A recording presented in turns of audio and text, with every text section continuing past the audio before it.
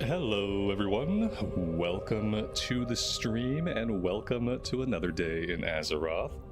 Thank you guys very much for joining me on this Saturday. Hope everybody is doing well.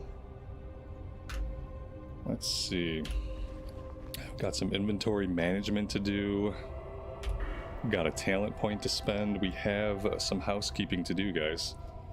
Scary Meggy, Tanita, Valerie, Kilo, Mr. Santa, Ember, Empathic Nightwalker, Dragon's Bane, Toma, Sick AU, Zatch, John Dark Souls, V Guitar Junkie, welcome to the stream, everybody. Valerie, thank you so much for the 10 months. That is a lot of support and I really appreciate it. What is new, guys? What is good?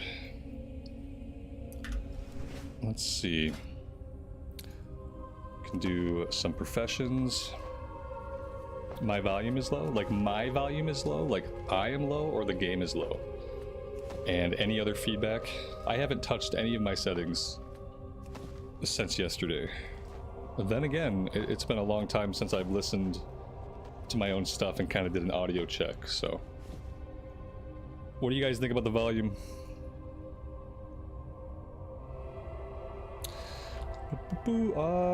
This is green. The description says Orc Hunter. No, it doesn't. Orc Hunter? When the hell did I play an Orc Hunter? Interesting. Let me change that. Orc Hunter, yeah, there it is. Let's say Tauren Shaman. Okay. That's probably not the only error, but should be good. Thank you for that. I appreciate it. I always try to keep it really professional, so rarely ever are there any mistakes made here. I'm gonna make these until they go gray. See if we can milk any skill ups. What graphics are these? They're WoW Classic graphics. The reason why it looks good to you is not because of the graphics, it's because I'm outputting at 1440 and I'm using a high bitrate. We have a 15,000 kilobit bitrate, whereas most stuff that you see is only like 8,000 kilobit bitrate at 1080. And that's the real reason why it looks good to you. It really doesn't have a lot to do with my graphics because, you know, it's WoW Classic, so a game made in 2004 doesn't have a lot of hardware requirements.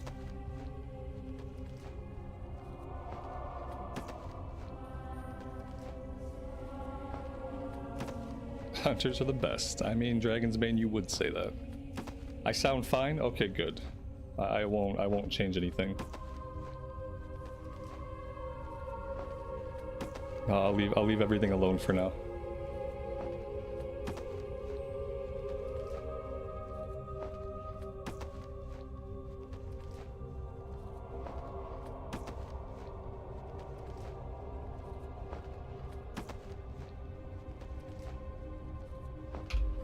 What are my PC specs? Mediocre.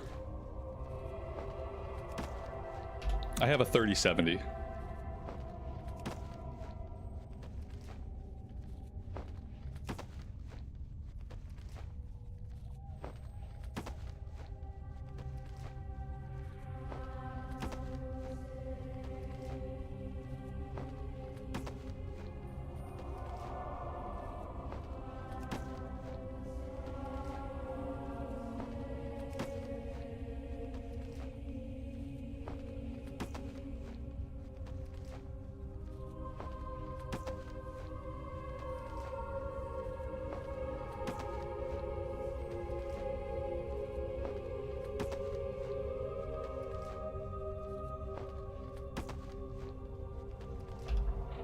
A 3070 is fine. I know it is. I know it is because for years and years and years I ran my channel with a 2060. Yeah, for years and years I played WoW Classic on this channel with a 2060 and a motherboard and processor that were 13 years old. So yeah, I know the 3070 is fine. Thanks though. I appreciate the approval.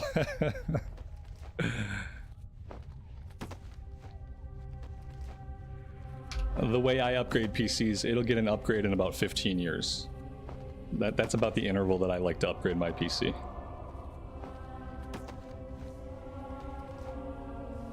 Keep in mind, outside of WoW, I'm not a big PC gamer. Outside of Warcraft in general, like Warcraft and then WoW, I've never been a big PC gamer. I was always a console gamer first. The reason I play PC games is because of Warcraft 3 and then World of Warcraft. And I had a good time in Age of Empires 2. I would say RTSs and World of Warcraft are the only reason that I play PC games today. Because I got really into Age of Empires 2, and obviously I got really into Warcraft 3. I loved StarCraft. Outside of that, I've always gamed on consoles, so I upgrade my PC about once every 15 years. That's about when I can afford it, so. Shane, good afternoon to you. Welcome to the stream. You're still running a 2070, yeah, and it's fine. The reason I upgraded my computer was not because of my 2060, it was because of the 15-year-old motherboard and processor. And the power supply had died, I had to replace the power supply. And so when the power supply died, I had a feeling that eventually some of the capacitors in the motherboard were going to go. So that was why I replaced my PC when I did, which was right before Wrath of the Lich King Classic came out, actually. So yeah, this rig's like 3 years old, like 2 or 3 years old now. Yeah, I built this right before Wrath came out. Wrath Classic. Monica, good evening to you and welcome.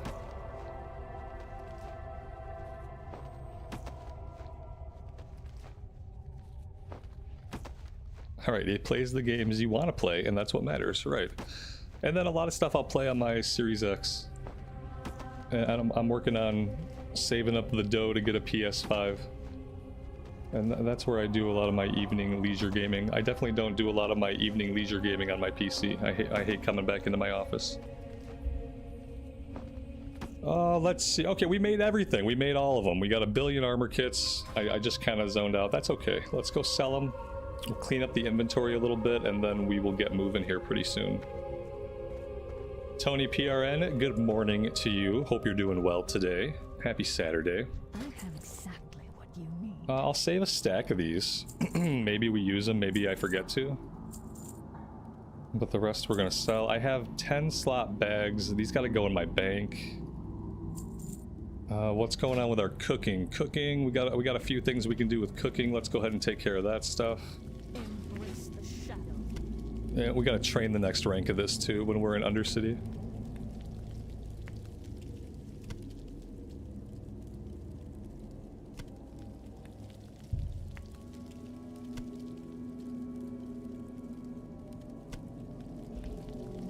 Wayne, good afternoon, buddy. Thanks for being here.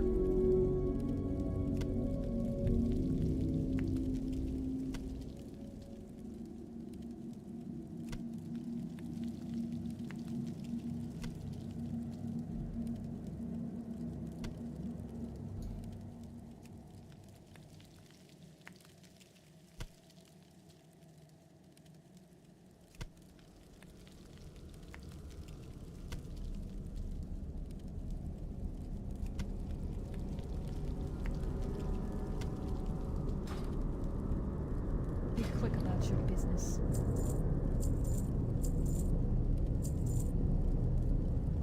Victory for Sylvanas.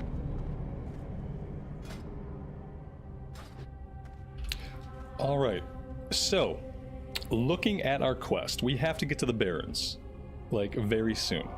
We are level 15. If we hit level 16, both of these quests are going to go gray. We really don't want them to go gray. Speaking of gray quest, we have a level 11 quest to turn in all the way up here. So this is what we're going to do. We're going to run down the road. We're going to turn this quest in. We're going to go over to Undercity. We're going to do our training. Then we're going to get on the Zeppelin and we are going to head back to the Barrens. So with that being established, let's get a move on.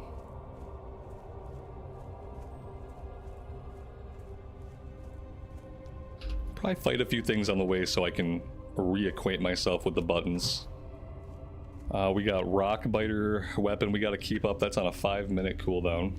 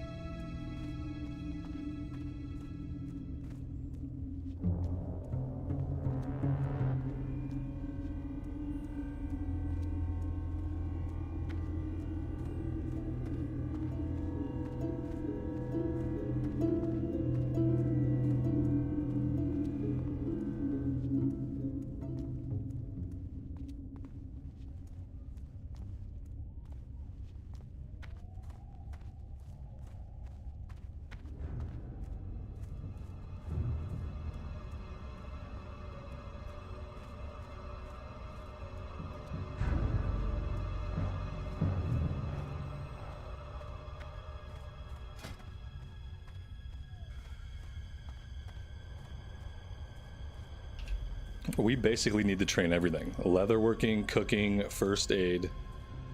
Fishing is still okay. Apparently we have not done a lot of fishing on this tune. Let's fight this level 13 guy. See how that goes.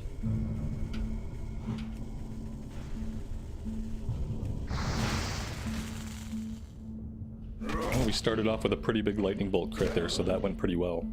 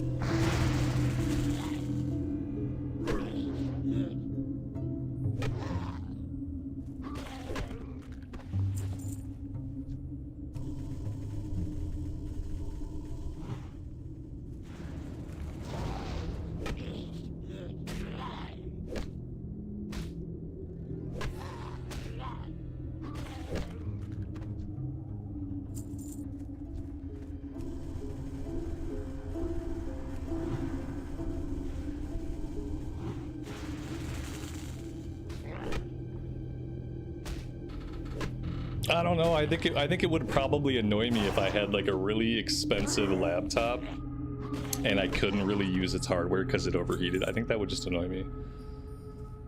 Yeah, I never bothered with laptops for gaming. It always seemed like the most inefficient way to go about things. Mainly just because of the cooling issue. But again, what do I know? Here we go. Let's turn this one in, and then we'll head to Undercity. Trust no one.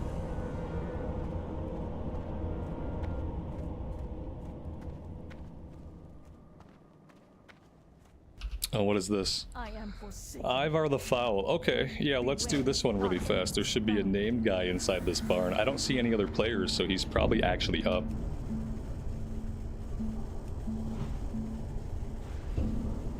When I traveled a lot for work, I contemplated getting one, but I just couldn't justify the cost because I was still using my old desktop PC. And I just, even though I was traveling a lot, I couldn't really play. And then I realized also, like, hotel Wi-Fi is always so bad, at least it was back when I was working, that what I realized is, like, I could have a really awesome gaming laptop and never be able to play WoW on it anyway.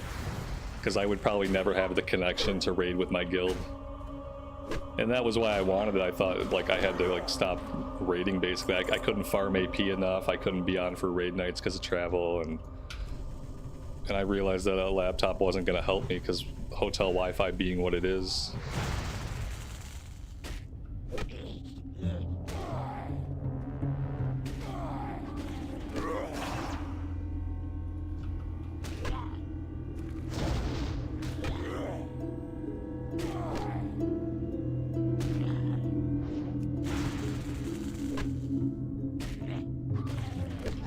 Mr. Blaster, good afternoon to you. Welcome to the stream.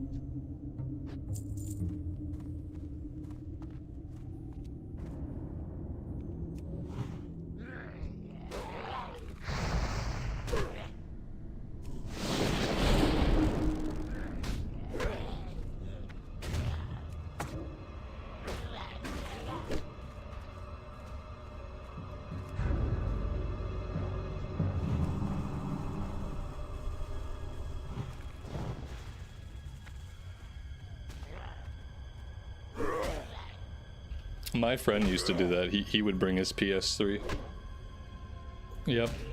He would bring it in his carry-on. He brought everything. He brought his PS3 and he brought his DS. The DS was for the plane ride. Dude literally could not be away from his games. To be fair, we would do like 2 week trips, so when we left we'd be away for a while. Okay, we got a named guy and an ad. Let's use our totem here. We'll let the name guy slap that for a minute. Okay, they're both slapping it. That's not what I intended. Yeah, I didn't want them to both be hitting it. It didn't last long. Typically, you only want one enemy slapping that thing.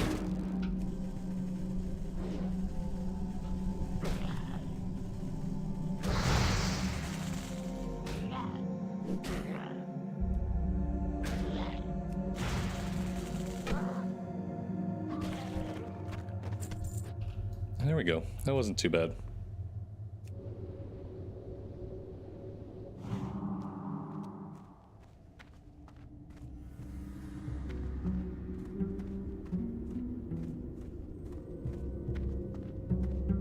What now? Our time will come.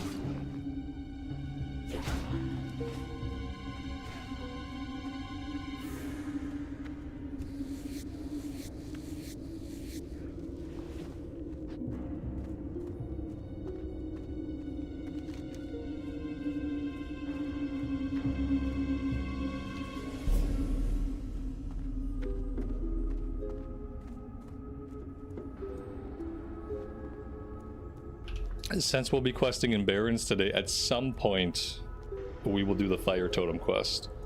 I think part of that we have to go back to Durotar. I think there's like an item in a cave that we need or something. It always takes me forever to get my totem quest done. I never do it when we get the quest. It's always much, much later.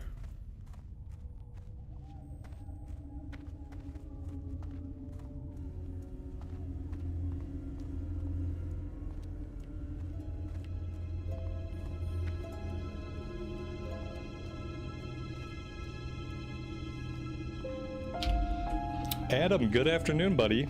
And no. No. I'm not an AI chatbot, man. You can't just pop into my stream and say, Robert, talk about this. If it's interesting and I care about it, I'll talk about it. I don't think that's interesting and I don't care. But mainly I'm not an AI chatbot, buddy. Thanks though. Thanks for being here.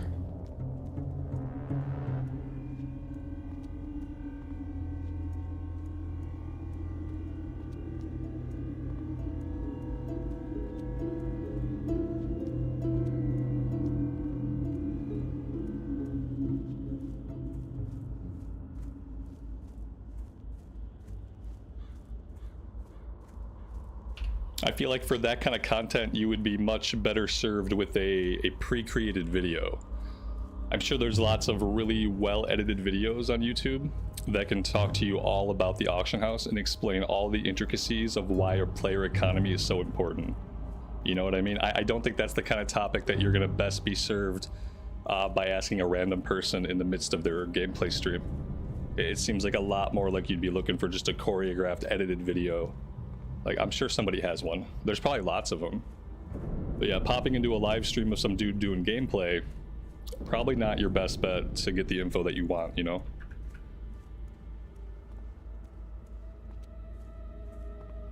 There you go, there's the flow chart. Dragon's Bane got you. Put items on the auction house. Question mark, question mark, question mark. Profit? I think that's it. I think Dragon's Bane nailed it.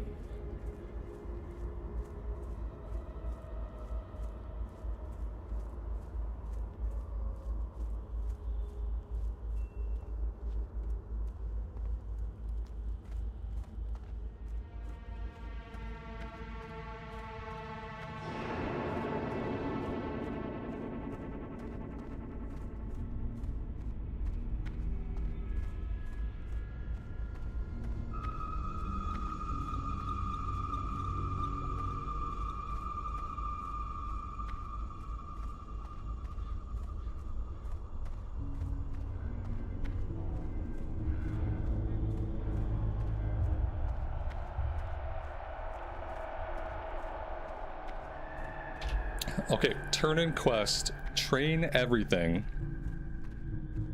Question mark, question mark, question mark, profit. I think that's it. That's the formula of today.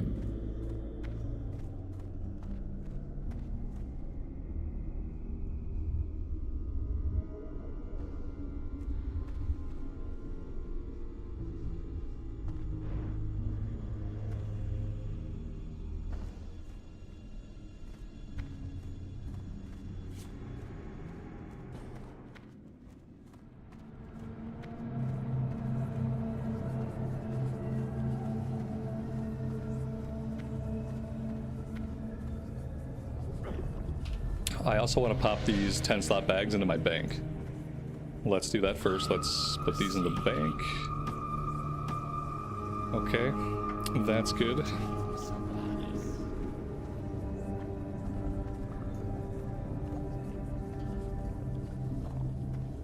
Don't forget to get the flight path. I'm like 100% sure that I already have it, but since it's been a while, I will double check. Yeah, because I think we've flown about here a little bit. Yeah, we already have it. Good reminder, though. You know, you can never be too sure with me.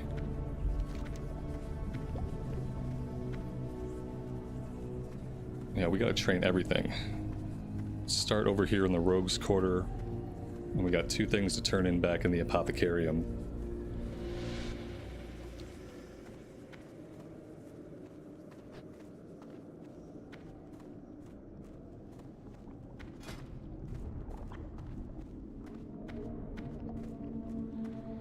Skinning is good. It's leatherworking we need to train. That better be good.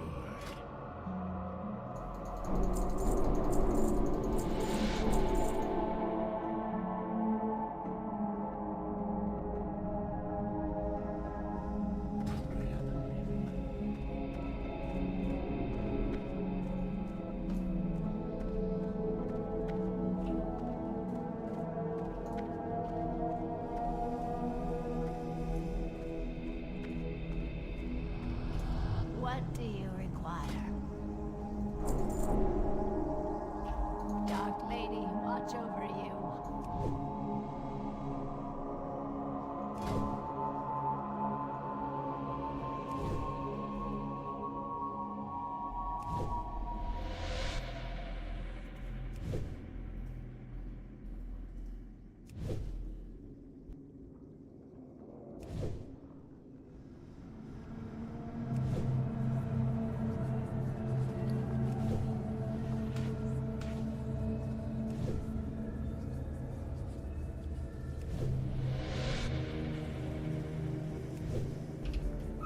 When you undercut him, don't undercut him by 1 copper.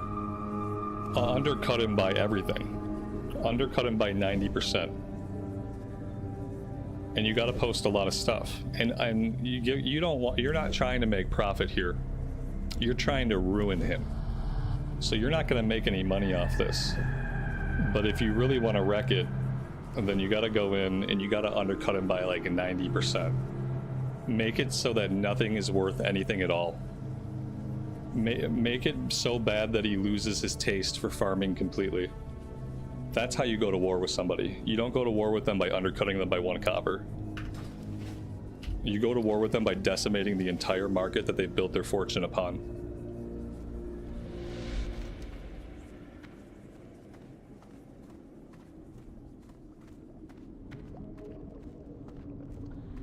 Yeah, exactly. Flood the market, worth nothing. Yeah, flood the market, keep flooding it.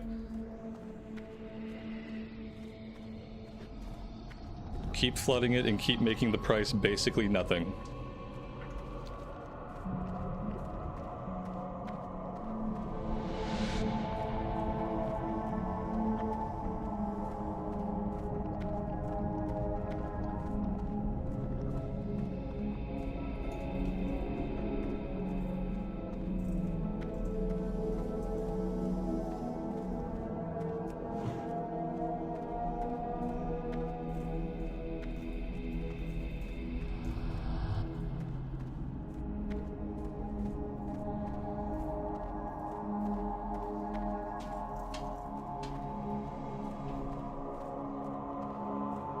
Esme, happy Saturday to you. Welcome to the stream. Hope you are doing well today.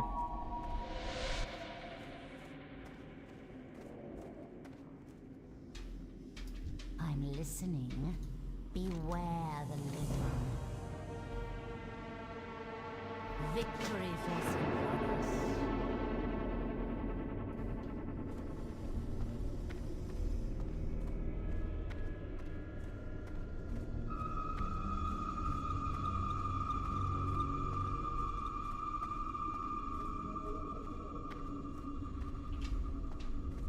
Esme, it's very hot and disgusting here in Michigan too. It's gonna be like 90 something degrees today. And with the humidity, the real feel will probably be like 95 to 100. That always annoys me when they say, like, they'll tell you what temperature it is outside, you know, so there's like the temperature, and then they'll say this is the real feel. The real feel is 5 degrees warmer.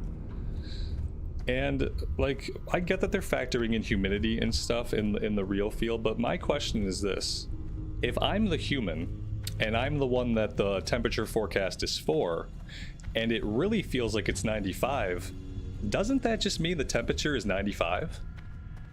The temperature is not 90 if what me, the human, feels is 95. I don't need to know that somewhere in the atmosphere a scientist has measured the temperature as 90 degrees. All I need to know is what it's gonna feel like on my skin when I step outside the door.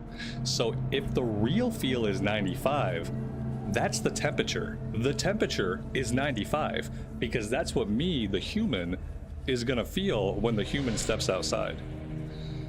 That's what annoys me about the humidity index and the real feel. I hate that stuff. Don't waste my time.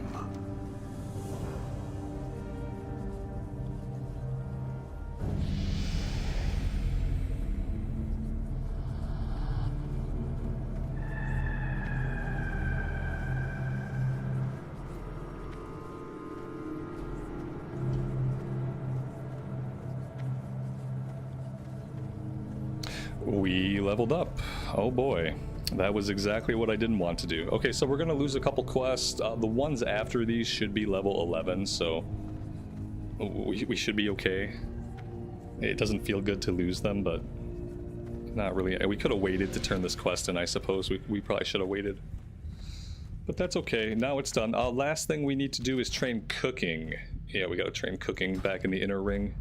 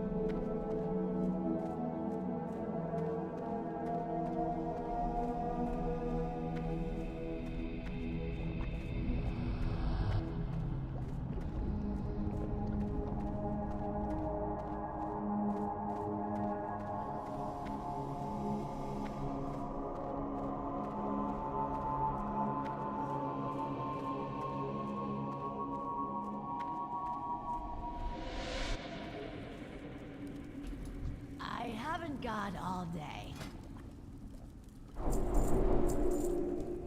All right, I think we're good.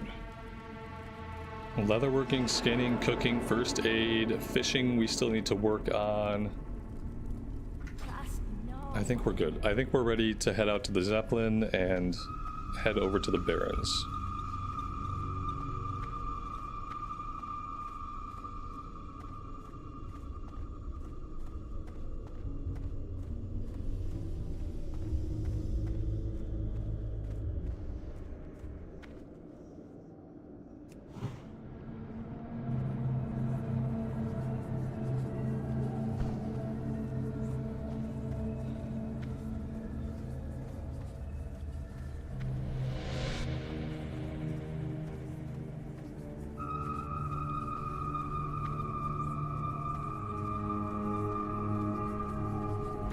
Do I think this could come to mobile? Not World of Warcraft Classic, no.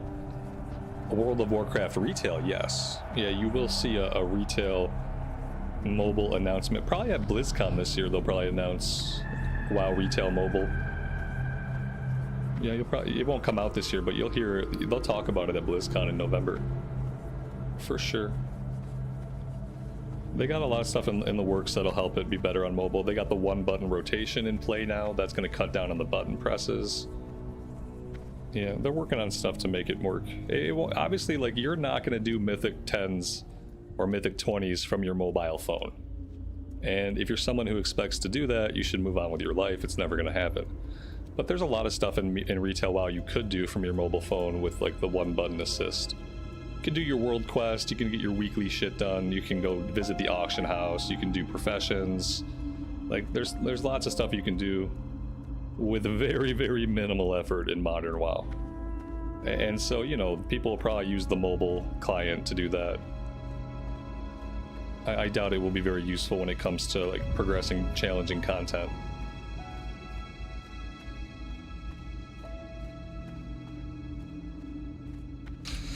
Oh man, oh, see, this is what sucks, is like, on the Alliance side, you miss a boat, you can go fish. On the Horde side, you miss the Zeppelin, well, there's not really a lot you can do to occupy your time. Let's go below and we will kill things and skin them.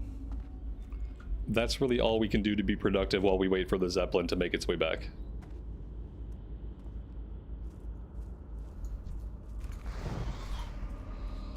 We'll just kill things, and we'll skin things, and we'll keep our eyes open for the Zep.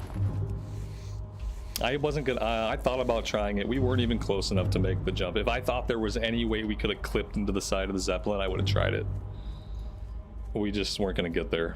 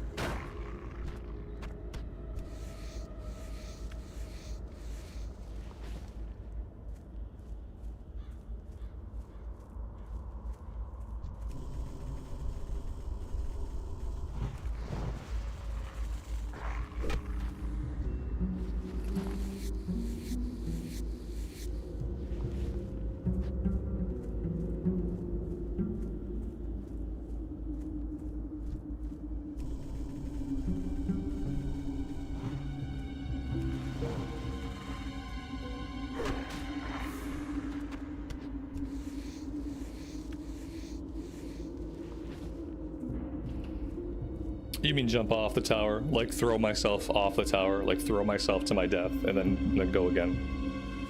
That's rude. So rude.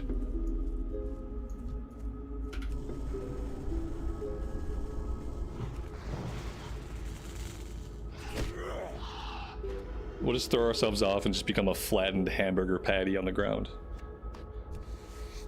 Pre-made patty.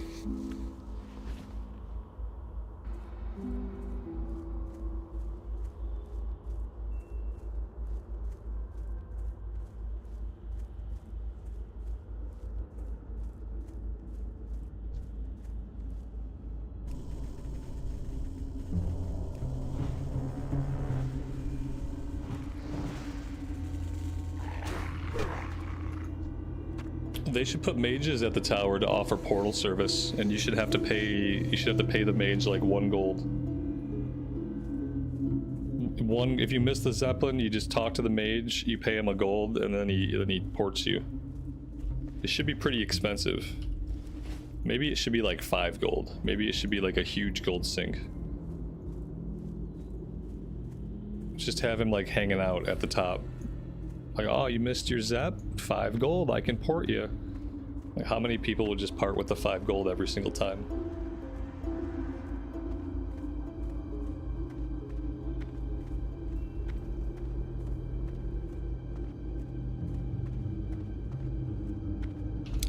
I don't think that was our Zeppelin. That was the Gromgol Zepp. Okay, so we're still waiting.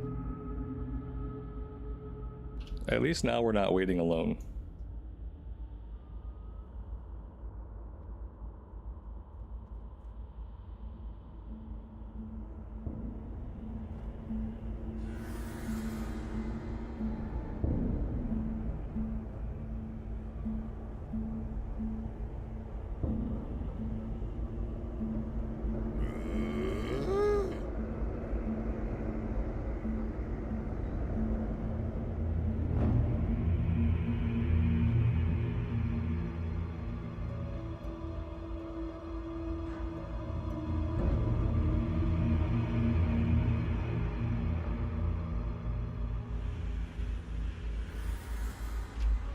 Oh, there we go.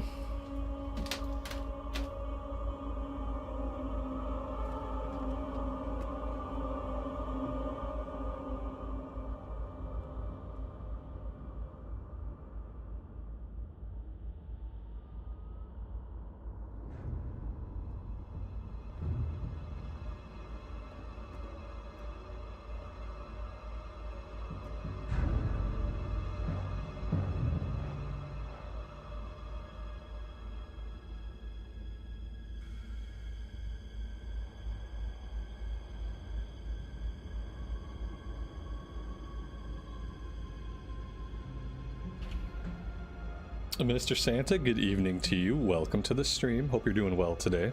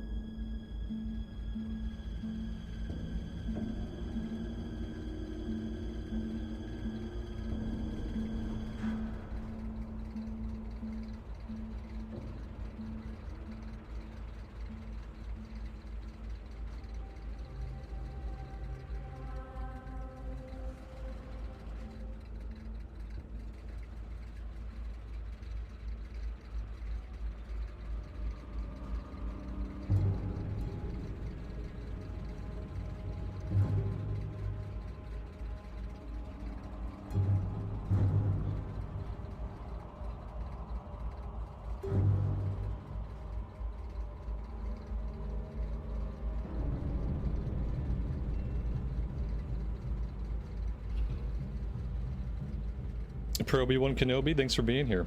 I appreciate you checking out the stream. Mr. Santa, your work is distracting you a lot today. I will send an email to your boss telling him that I don't really appreciate that, and that I would really like it if you could have some more time to focus on watching the stream.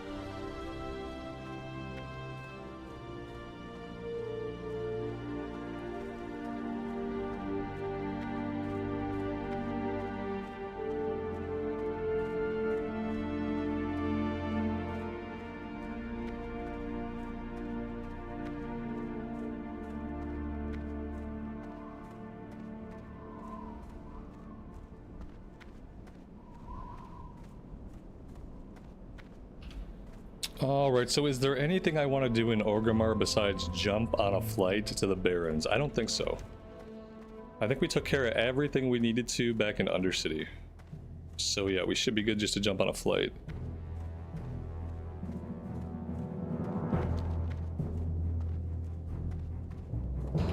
Ghost Wolf is level 20? I think so. Yeah, Ghost Wolf is level 20, so we got a little ways to go. Won't be too long. Oh, you know what? Speaking of abilities, we should probably think about going to train. That's something we couldn't do in Undercity. Yeah, we ding level 16. There's not going to be any class trainers in Crossroads. So yeah, while we're here, we do have to go back into the Valley of Wisdom and pick up level 16 stuff. Level 16 stuff, yeah, I mean, Lightning Shield and Rockbiter weapon could be DPS increases for us. Also, having the ability to cure poison could be really useful, so we definitely want to go train level 16, not hold off on it. At 18, we get a new rank of Flame Shock. Among other things.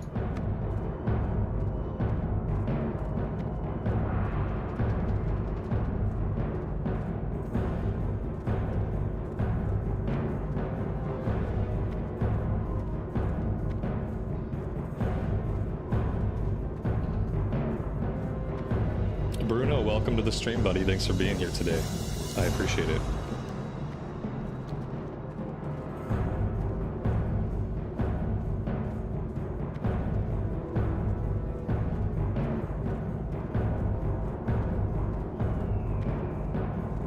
Galarak, good evening to you. Thanks for joining us today.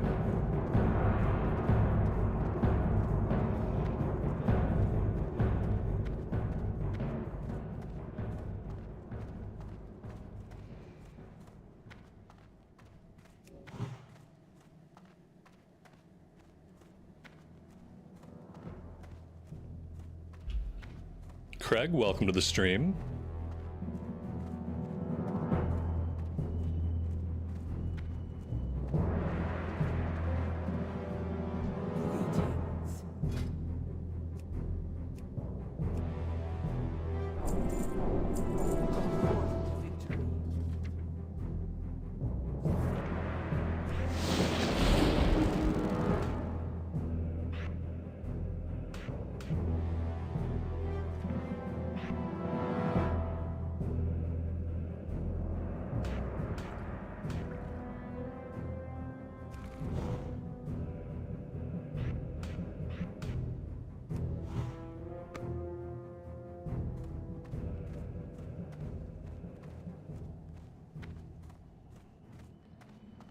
Spirits of Stone Talon. I'm gonna grab this.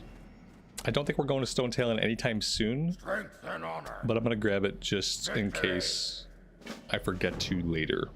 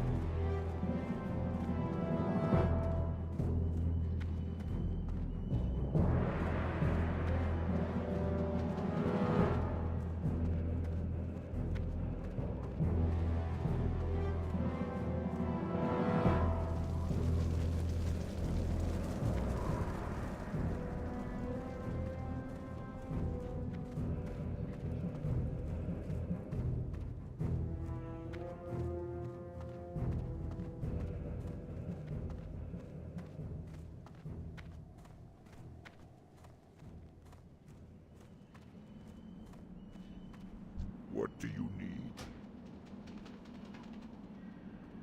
Strength. We also have a couple of quests that we got to get back to Thunderbluff at some point. 2 of our Ragefire Chasm quests that we did actually turn in. But they're level 15 and 16, so we're going to hold off on turning those in for a little while.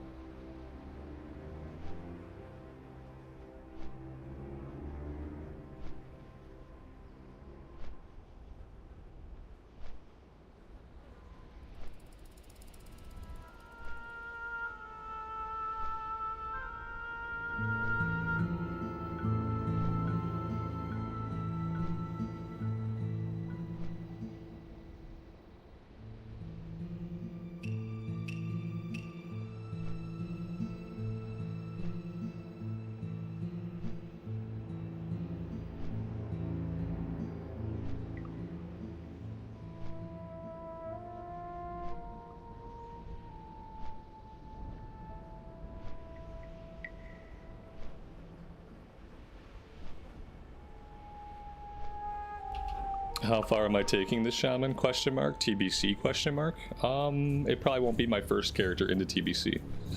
First characters that go into TBC will probably be Alliance, but yeah, eventually. I definitely want to cap them at 60 before TBC comes out.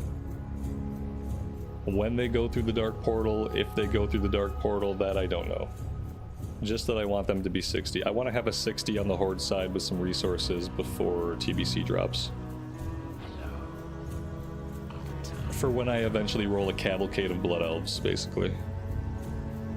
To support my Blood Elves. Oh my god, now he's doing like a roleplay. What's he doing? He's doing something. We can't click him. There we go.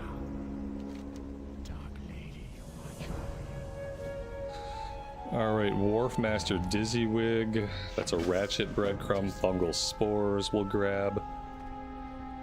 Kind of forgot that we haven't done anything here yet on this character. For some reason I thought we had done a few intro quests, but that must have been the mage that we were on. I'm just gonna grab everything. And we'll go from there.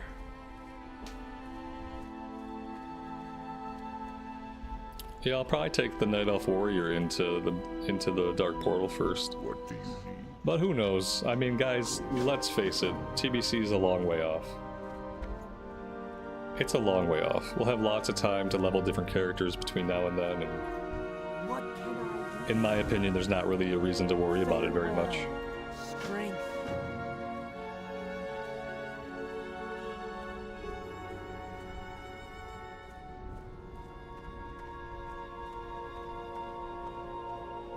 The winds guide you. Walk with the earth, Mother.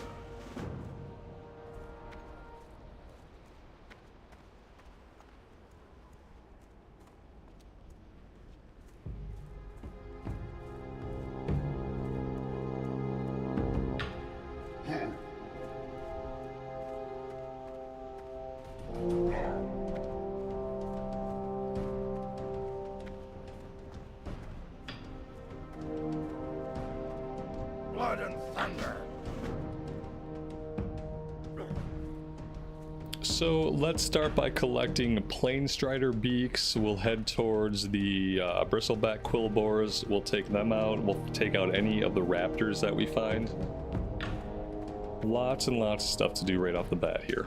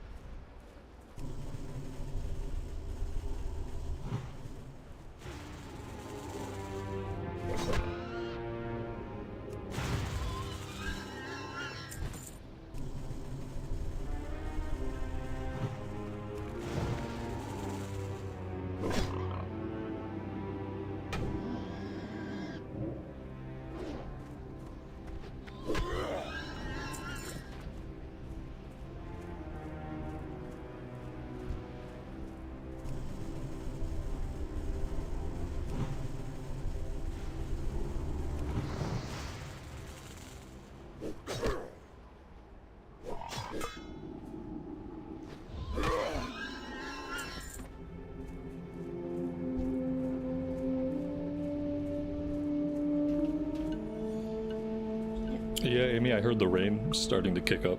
I'm not supposed to get any major precipitation, so probably nothing to worry about. Not our area, anyway.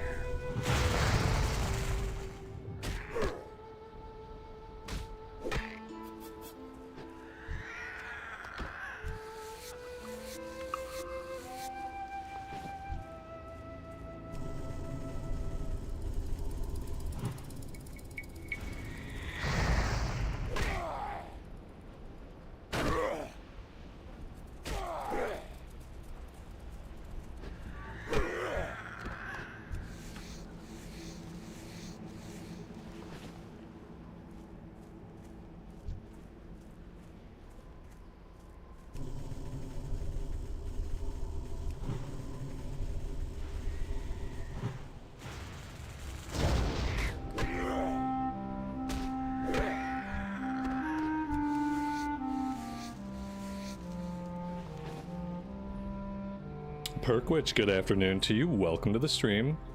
Yep, we are on the Shaman today. We'll be on the Shaman all day.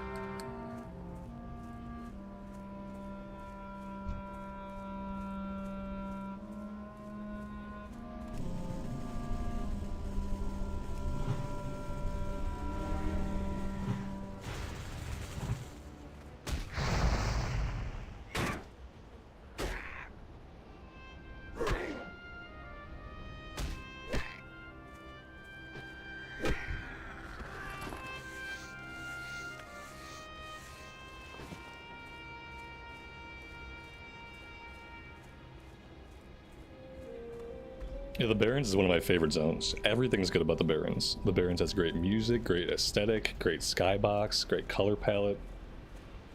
You get to spend a lot of time here over time. And yeah, I feel like it's one of the most immersive zones in the game.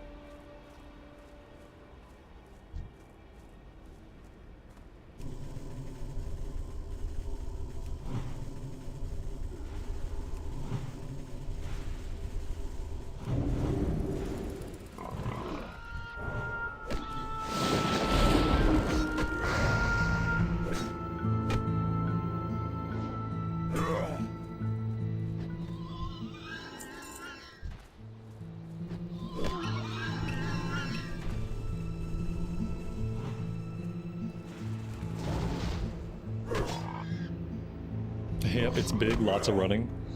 Lots of running, lots of time for imagination and immersion to happen.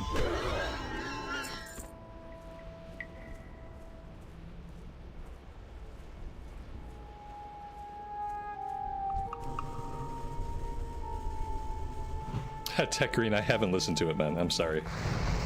I got wrapped up with the stream yesterday, and basically as soon as I leave my office for the day, I try not to come back into my office. Which often means I'm not around a computer for the rest of the day, and it just slipped my mind.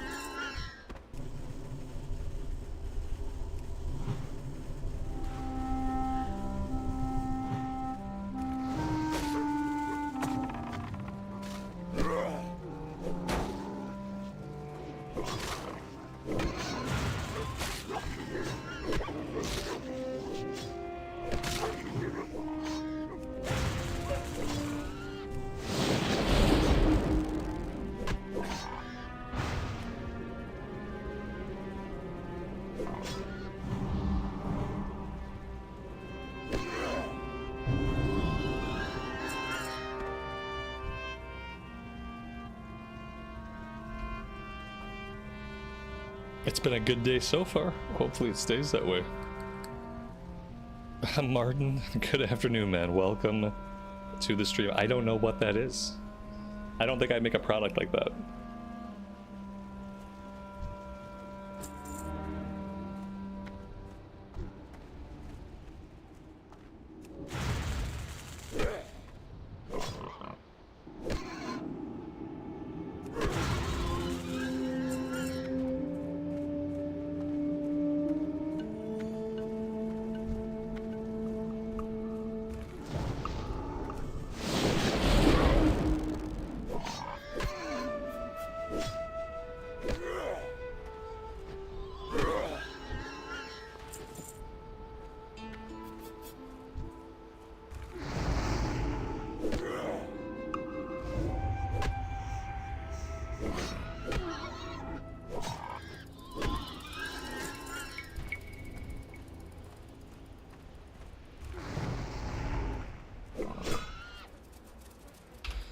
So now we're just looking for 2 more hunters. I think the hunters are typically like beyond the camps or on the outskirts of the camps. We could go to the east. We could probably find more of them that way. Well, that map is just a little bit cluttered. Just a wee bit.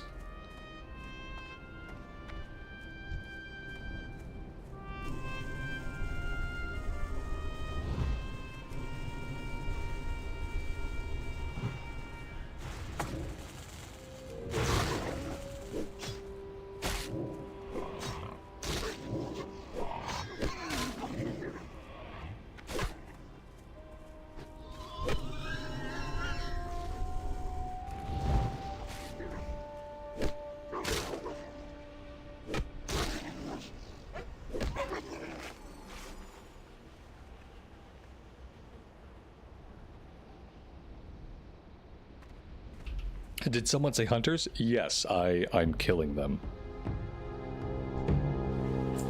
And I'm enjoying it too.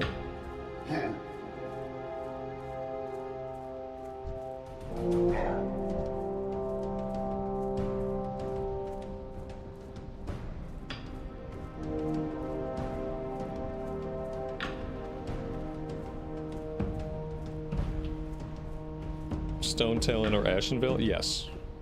Yeah, on the Horde side, you basically always do those zones. On the Alliance side, sometimes you don't. And on the Alliance side, I feel like there's just much less to do, especially in Stone Talon. They don't have a lot in Stone Talon, but the Horde side, we have a lot of stuff to do in Stone Talon. Yeah, you get to do a lot more Kalimdor questing on the Horde side. And I feel like the flow of the zones is much nicer on the Horde side. The zones are all not necessarily always closer together, but just easier to travel between. It's gonna be a smoother journey than Alliance side. Let's say that.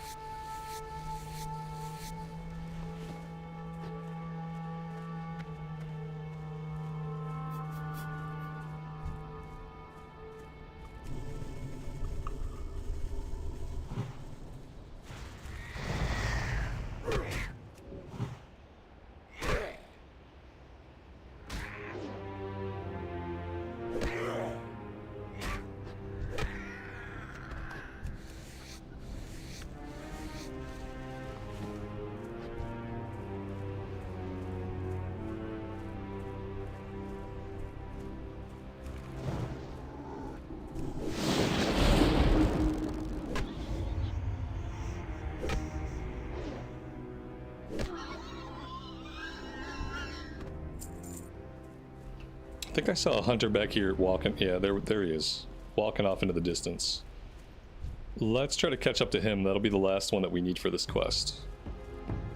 Then we can focus on getting our last Plane Strider beaks. Actually, scratch that. We already got our last Plane Strider beak. Apparently, we are 7 out of 7 on that one.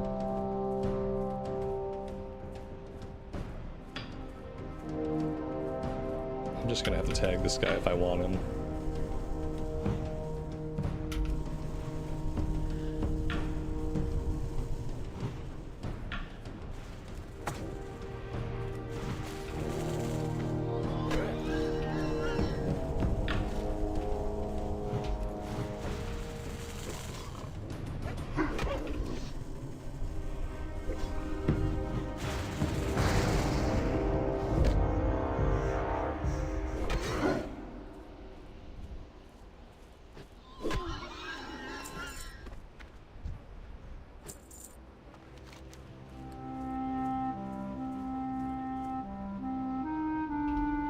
I'm not going to go after the supply crates until we're going after the named guy.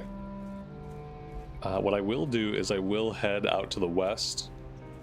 We still have a lot of inventory space, so let's head out to the west and we'll go after the fungal spores and we will investigate the forgotten pools. We're going to keep our eyes open for any raptors that we come across along the way. Yeah, raptors. You know what though? If I turn in this quest, I think we either get a quest for cats or a quest for zebra. Yeah, let's just go turn these in first.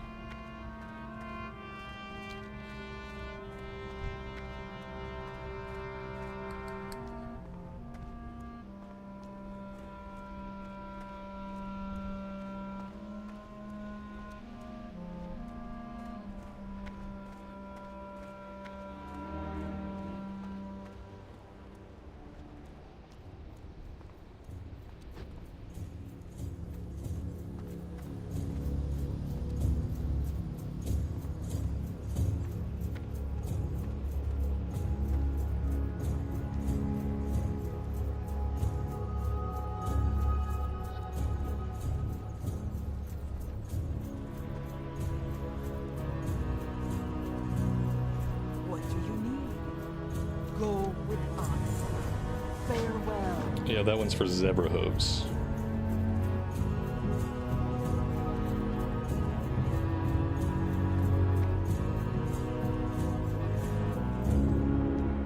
Strength and honor for the Horde. Down. Maybe we should make our way out to Ratchet first. This one's level 11. I'd like to get this done before it goes gray. Let's do it that way. Let's head to Ratchet. We'll fight some zebra along the way. We'll get this one turned in. I don't know how many quests in Ratchet we're going to pick up right now, but there might be one or two we want to put in our log to keep on the radar. Like the pirate kill quest, I think is a pretty low level quest. We want to keep an eye on that one.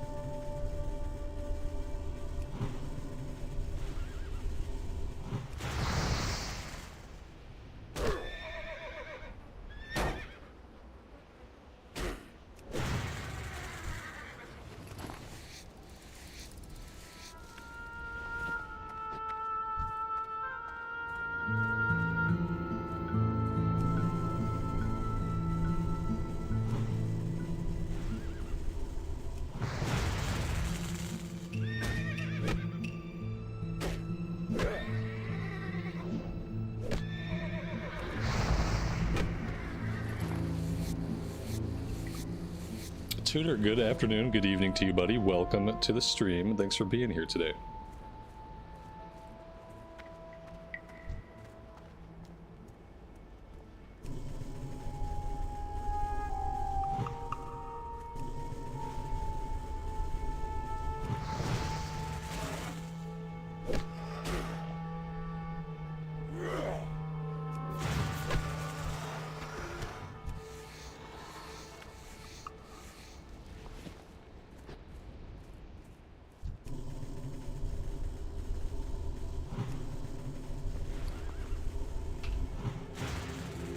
We do have water. I was kind of worried that we didn't have any water, but it turns out at some point past me bought a bunch of level 15 water. That was really awesome of past me. I'm gonna drag these out to the bar now so that I can actually drink.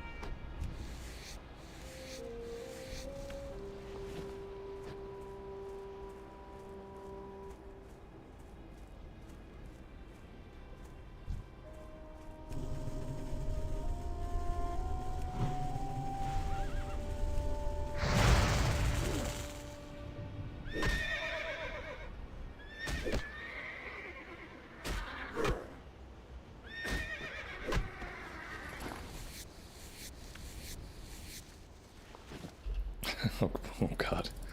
I'm not even gonna engage with this topic. You guys go ahead and hash it out, okay? I'm not gonna engage with it. My wife's yelled at me for, you know how like people say guys? Alright guys, like, and like when guys say guys, they mean everybody. But it's also really inaccurate because not everybody's a guy. But I feel like women do this sometimes too, when they're in the company of guys. They say guys, they mean everybody. I don't know why it is. I didn't make up language. But it's a problem. I think it is a problem. I try to avoid it. I still do it a bunch. I still say guys a bunch when I mean everybody. Sometimes I will purposely alter my language and I'll say everyone, everybody. But it's not easy. You know, after a lifetime of just, you know, saying guys and having it. Now when you say boys, when I say boys, I don't mean everybody.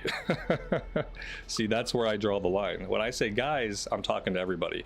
If I say boys, then usually I'm being like a little bit absurd when I say boys. Like I'm saying it almost ironically or only in certain situations. But yeah, but that's just me. I don't know. I don't know what the answer is. I said I was going to let you guys engage with it, so have at it.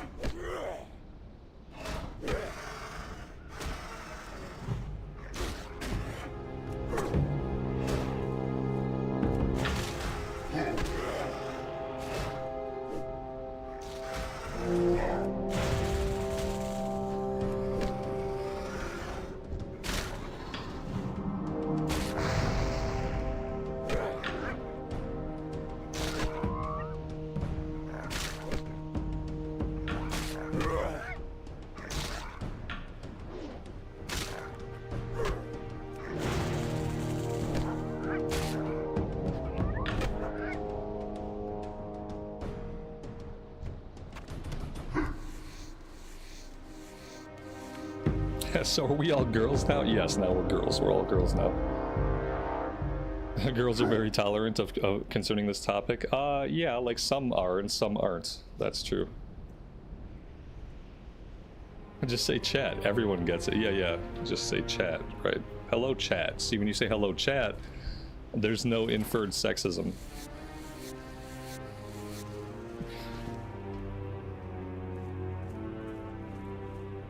And like when you're growing up, you just kind of learn that everybody on the internet, you might as well just think of them like a guy anyway. I don't know. Like I treat everybody like a person that's probably a dude on the internet until proven otherwise. Because when I was like growing up on the internet, it was like if you were playing online games, then everybody playing online games was probably a dude. And that's just how it was. And it wasn't really like that, but that was the perception that, you know, experience created, is that if you're playing online games, well, online games are mostly played by men. So therefore everybody online becomes a dude. And dude is just slang for person playing this online video game that I am also playing. So to some extent, everybody's a dude. To some extent. Which is also sexist, but not when you're thinking about the fact that it's just like, it's for me, it's slang for just a person on the internet playing a game that I'm playing.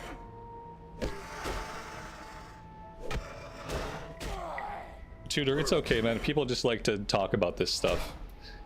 It's one of the few things we can talk about this a little bit because it's not politics, it's not religion. It's like societal. So this is one of the few things like we can talk about it a little bit. It's okay. Ember, you'd rather be a duck. I will keep that in mind. I'm a dude, he's a dude, she's a dude, because we're all dudes. Right, exactly. Yeah, I'm just one dude being another dude, playing a dude in a video game, hanging out with you dudes. So, there we go. Every pony? Everyone's a pony. On the internet, everyone is a pony. I'd be willing to believe that. I don't know what you guys are. You know, you guys get to see me and look at me, so you can make some assumptions about what I am by looking at me. The reality of it is, I don't know what any of you people are. And I don't care. You could be dudes, you could be chicks, you could be ponies, you could be super deformed elephants. I don't know what you are. Unless you blatantly self-identify, you're a dude. And I assume you're a dude unless you are clearly not a dude. Unless your name that you have in chat is a woman's name, or unless you have a picture that makes you look like you are a woman, then I assume you're a woman. So like otherwise, if you don't have anything identifying you explicitly, I assume you're a man. I guess that's how it works. You are what you are, right? And to me, you're chat. So like ultimately, it doesn't really matter. It doesn't matter what anybody is when we're just on the internet. To some extent, it doesn't matter. We are now we pink ponies, right? All ye ponies in chat, enjoy your time. You're amongst fellow ponies, I guess. Hello, I am chat. Exactly, you are chat.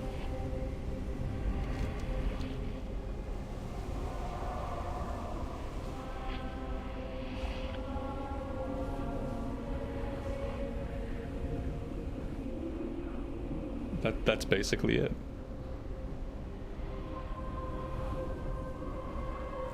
What have you done?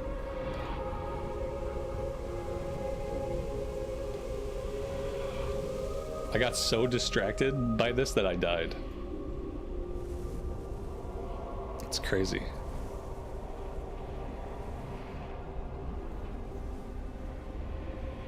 Eventually we'll all be cyborg robots. That's counterintuitive. You can't be a cyborg and a robot. It's two different things. You gotta look it up.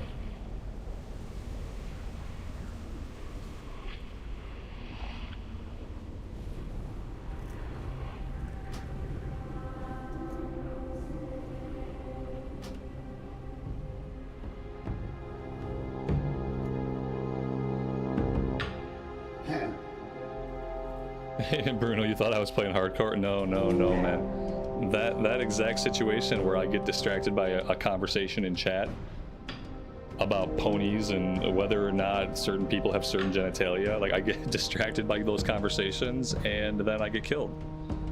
And I've learned that, so we don't really do a lot of hardcore anymore. Droids, they're called droids. Get it right. They're not cyborgs, they're not robots, they're droids.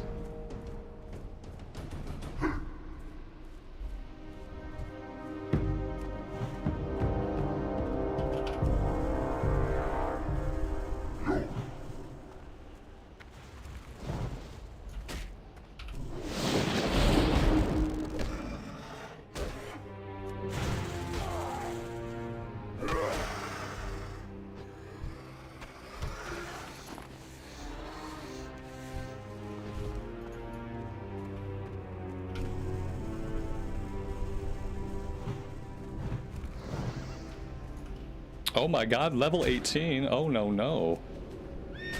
Why are you level 18?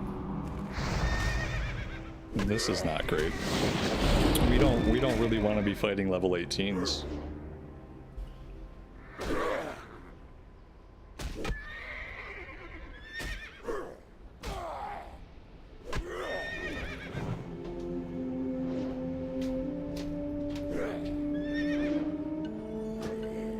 Jesus.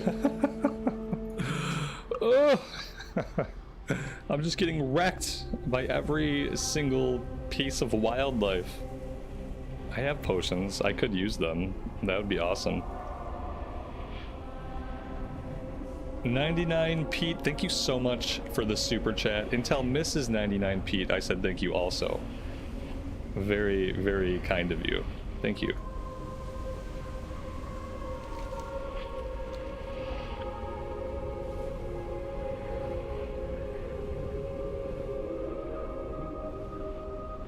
I'm gonna try to stop dying. I'm gonna try to stop dying.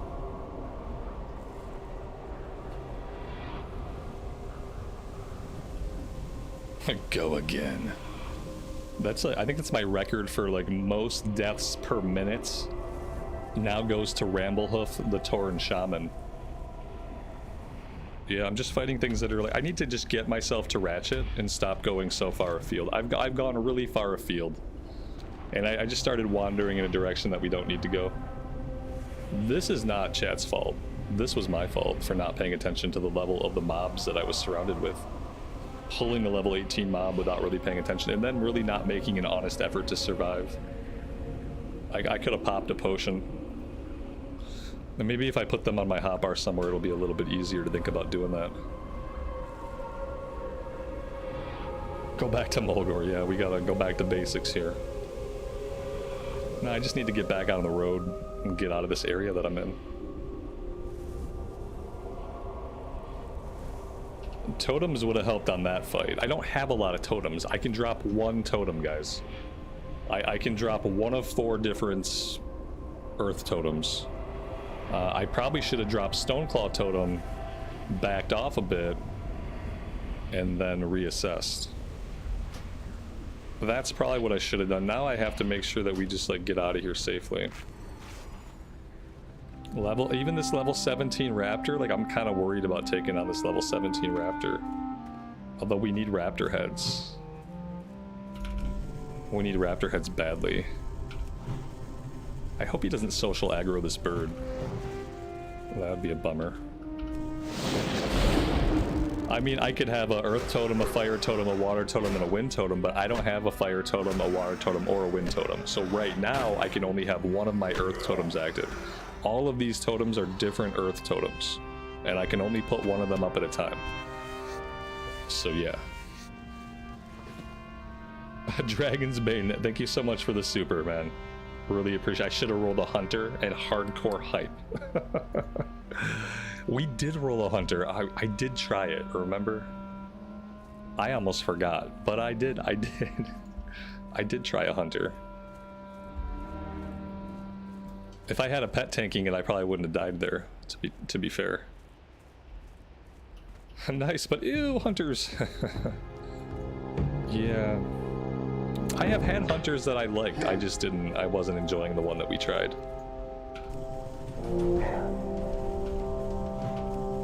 I think the highest I ever got a hunter in Classic was like level 30 something. I had an orc hunter that made it into 1,000 needles. And I think we were like level 32 or something. This was, I think, before TBC was out. And that was as high as I got one in Classic era. Well, we had the level 42, I guess, in Hardcore. Hardcore counts. We had the 42 Dwarf Hunter. I think in Hardcore, Hunter works for me because I know it's going to keep me alive. I just know it's powerful, and once you have the pet, you can stay alive. And I think that's why I was able to tolerate Hunter into the level 40s on Hardcore. Because it felt like it had a purpose in Hardcore that it doesn't really have for me in the regular game. South Sea Freebooters. I'm going to grab this quest. We're not going to do it right now. But I want it in my log so that I don't forget to come back and do it later.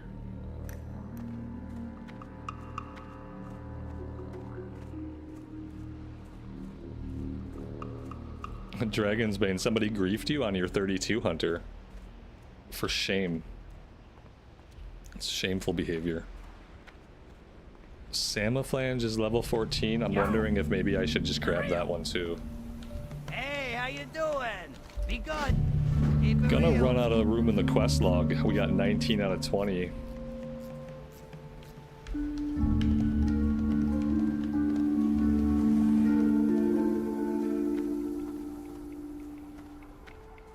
Oh man, the Barrens lighting. The Barrens lighting and the Barrens skybox. Absolutely gorgeous. Time is money, friend. Have a good one. Be good.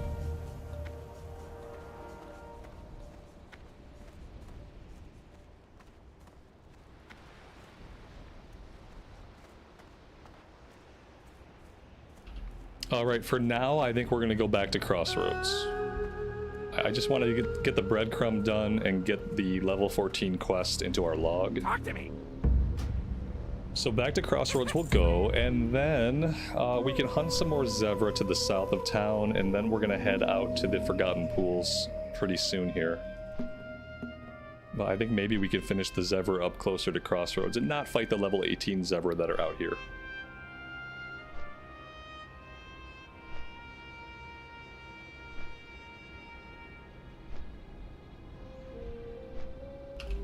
Do I have a favorite leveling zone? I have lots of zones that I really like. Eversong Woods is probably the best zone in the game. Yeah, Barrens is also really, really good. Elwyn Forest, obviously amazing. Original Westfall. Like, so many zones in Classic Era especially are really good. You can list the zones that I don't like on like one hand. I don't really like places like Searing Gorge, Blasted Lands, the places that look like the surface of the moon in one shade or another. Those are the only zones that I don't really care for. But everything else is really good.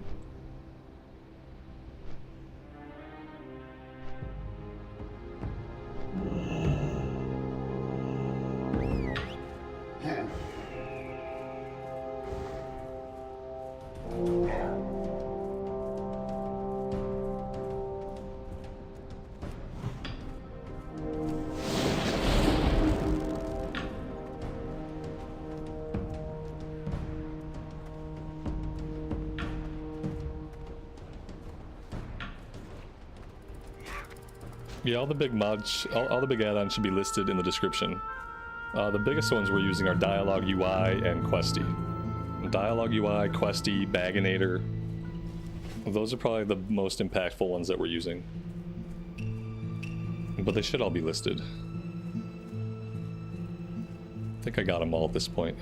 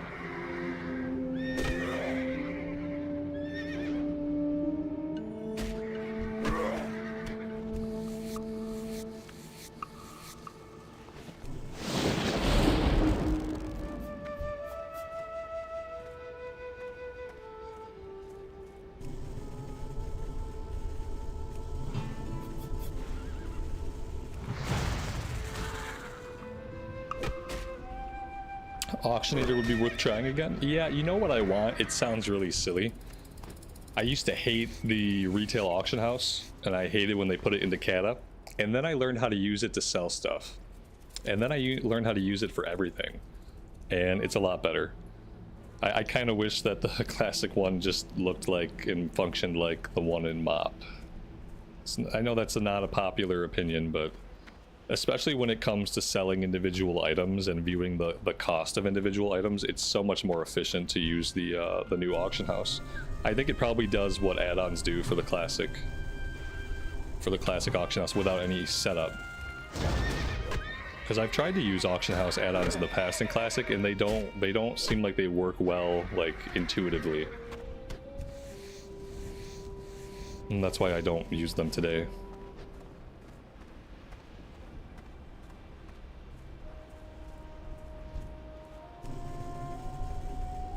Being able to check the prices of items out in the field is really powerful. That would be cool.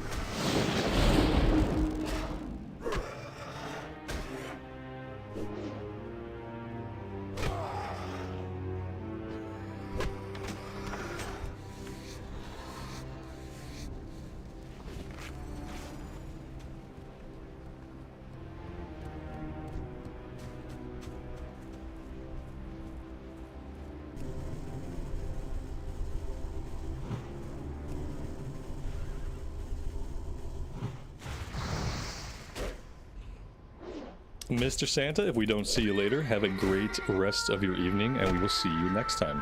Take care.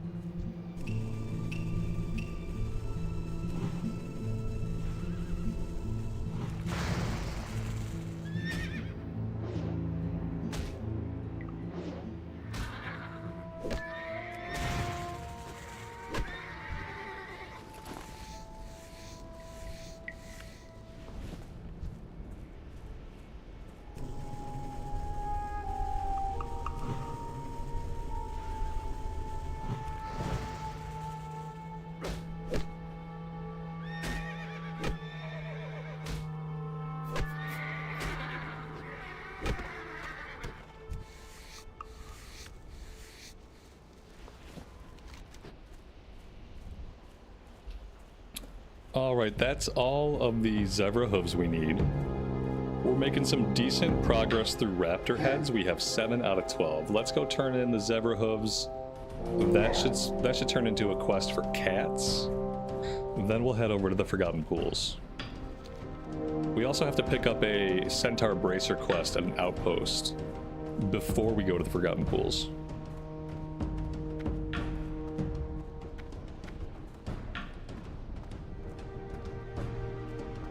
And we should probably empty our bags. Sure, they're getting quite full. I have just the thing.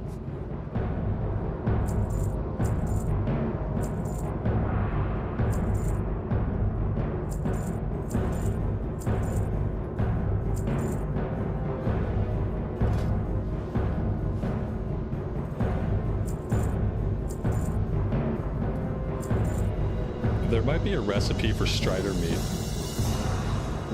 and we should probably try to check that out. Be careful. And the only question is who would have it. By general goods or trade goods.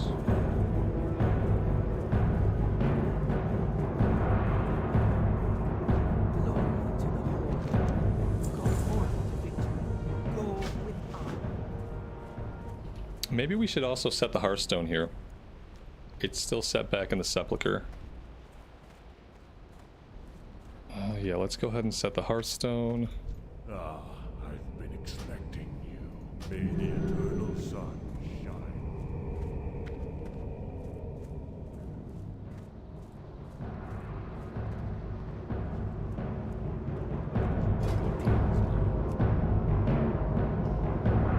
Here we go. Strider stew. We see.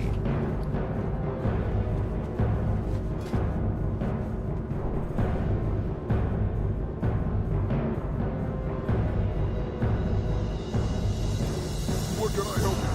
Strength.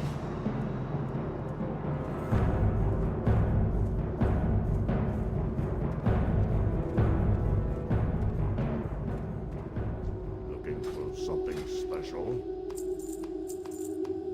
We'll be at your back.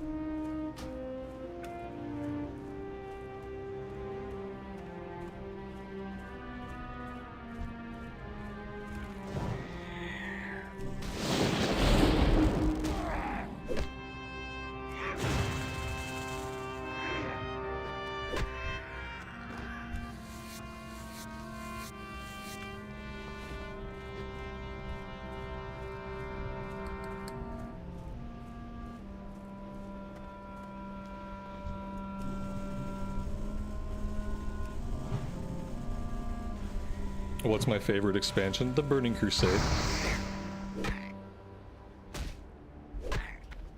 To me, the Burning Crusade is kind of the pinnacle of classic WoW. It's still completely classic, but it just adds a few more things. I really like having heroic dungeons, and I really like having the dungeon sets to go after in those heroic dungeons to get ready for raids. So yeah, I feel like TBC is kind of the best iteration of classic. And it has Blood Elves and Draenei. And Blood Elves and Draenei are freaking awesome.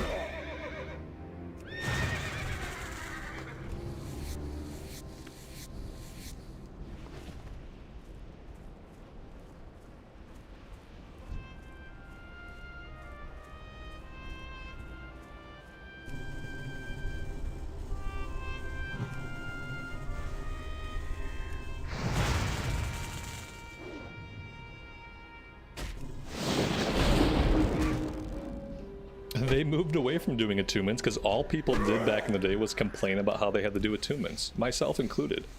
Especially when you would do an alt and you would have to do the attunements again. Like, they moved away from it because people just complained about it too much. Complaining can ruin things, and complaining often ruins things that for some people are immersive. And so that's basically what happened. That's kind of like the story of WoW. People complain about things because some things take time. and then Blizzard reacts to that, and then things take less time, and then game becomes less immersive, game becomes worse.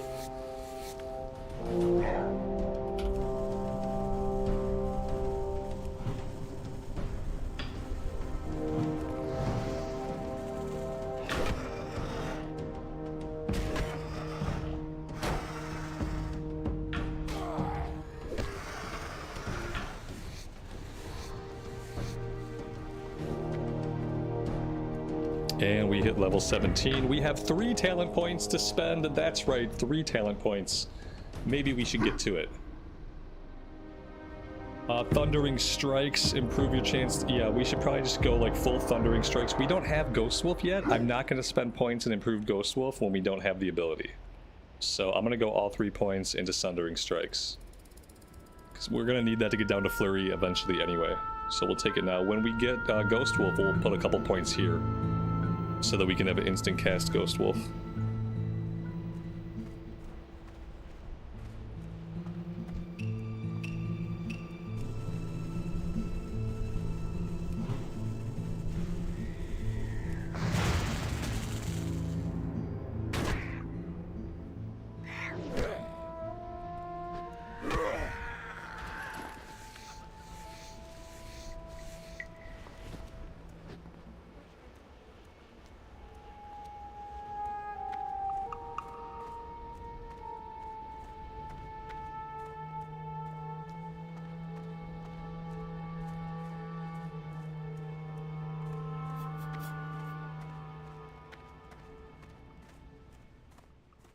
Thrallheart, go forth to victory. Sub-Sub.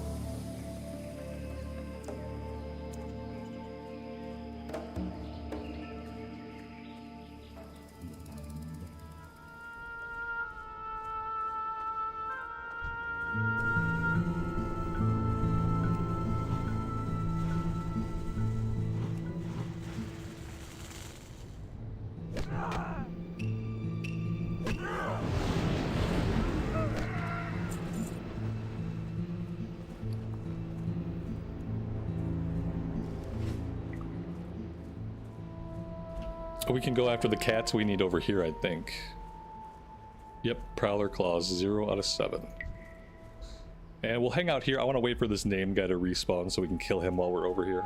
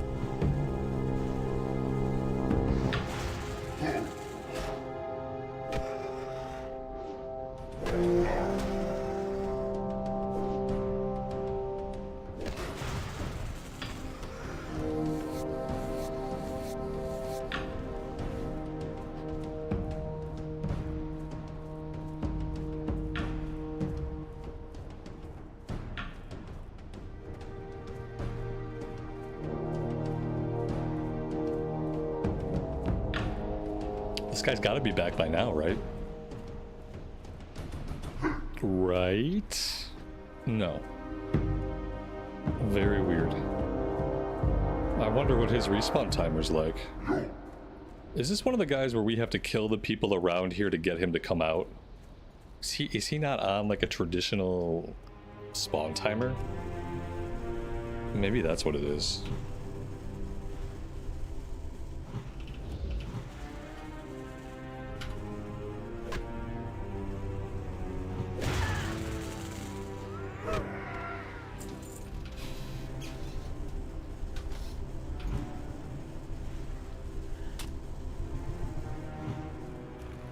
He's a normal spawn timer. He must be on like a 5-minute timer. Haven't seen a body, and I haven't seen him. Sure, if I just keep talking about it, he'll spawn any second, right? That's how it works.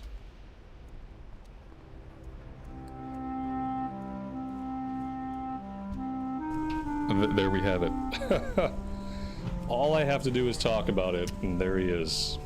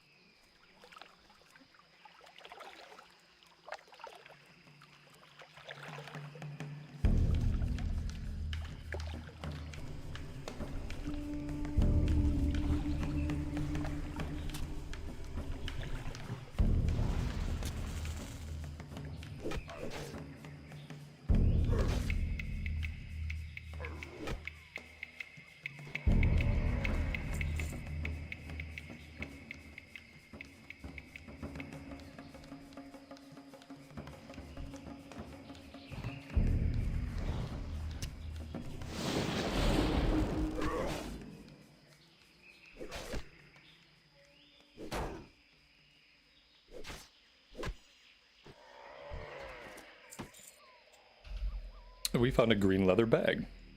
That's very cool. I don't need that, but it'll be nice for an alt someday.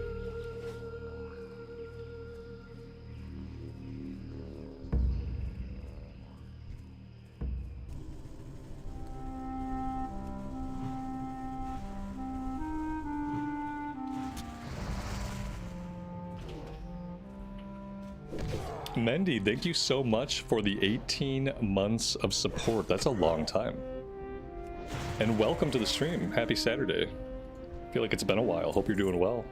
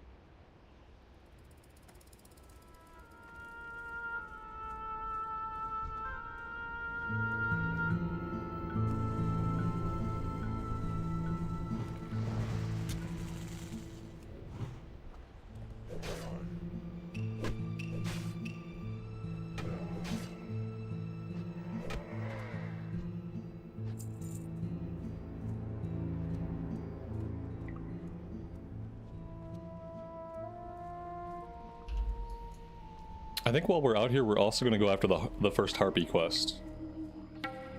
Since we're a bit of a higher level, I want to take advantage of that and do everything we can while we're out of town.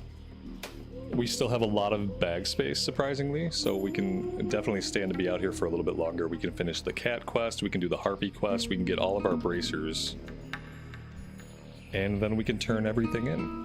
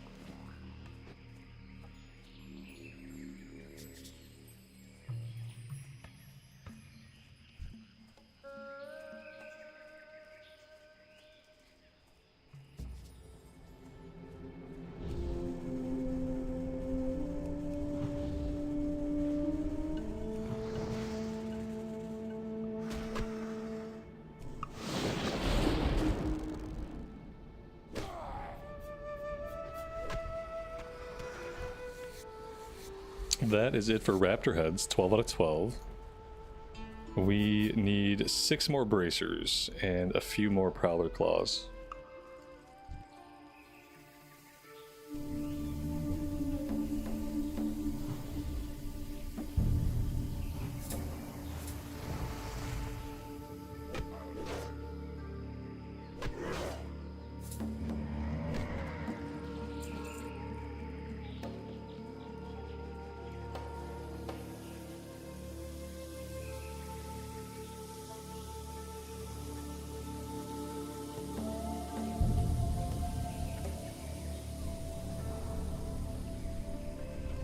Rob C, good afternoon to you and welcome to the stream.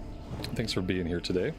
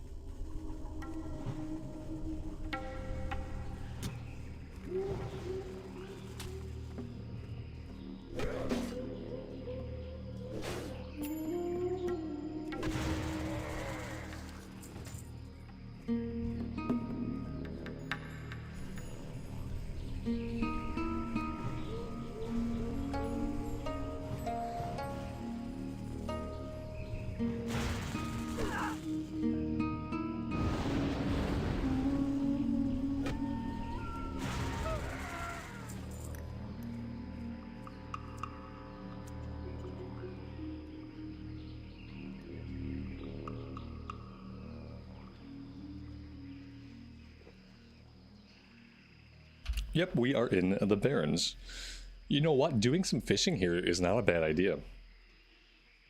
Do I want to finish up the bracers first? Now let's just do a little fishing.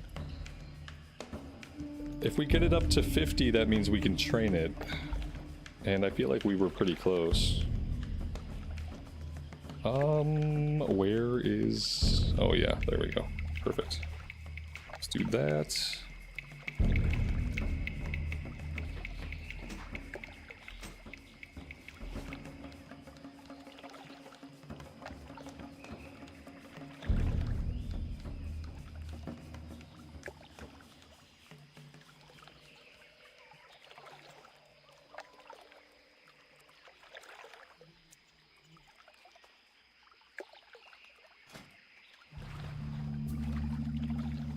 My fish got away. I've had such bad luck with fishing. I want to fish so bad.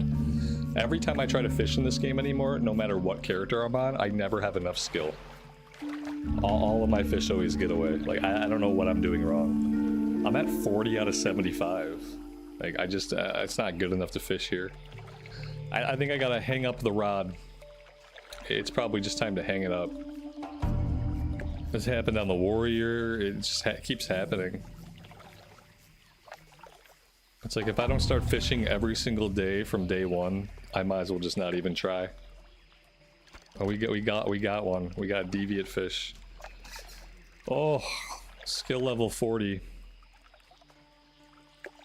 They probably want us to be like 50 or 60 to actually be fishing here. Yeah, see, it's just gonna, the fish are just gonna keep getting away, guys. Don't know if that's gonna get skilled up or when that's gonna get skilled up. I tried though. I tried. I just didn't try enough soon enough in the playthrough. Did I finish my Dream Scythe Warrior leveling? No, I moved all of my gameplay over to EU for scheduling reasons. So I had to re-roll over on the EU side. That's part of what I'm doing here, obviously. Yeah. Everything I do now is on EU servers. I finally got everything moved over. Mop is moved over, Anniversary's moved over, Retail's moved over. It was one of those things, like, I knew that that's what I should be doing, and I put it off for a long time.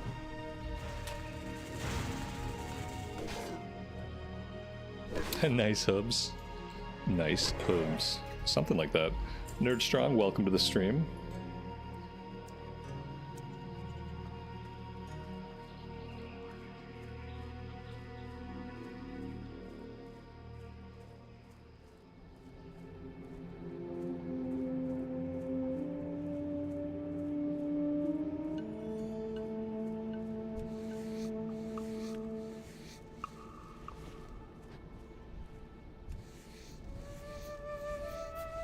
Pretty soon the Night Elf Warrior that I have over on the EU side is going to be caught up to that Human Warrior. I think the Human Warrior was level 51?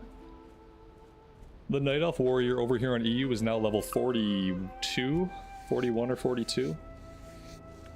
So they'll probably be caught up in a few weeks.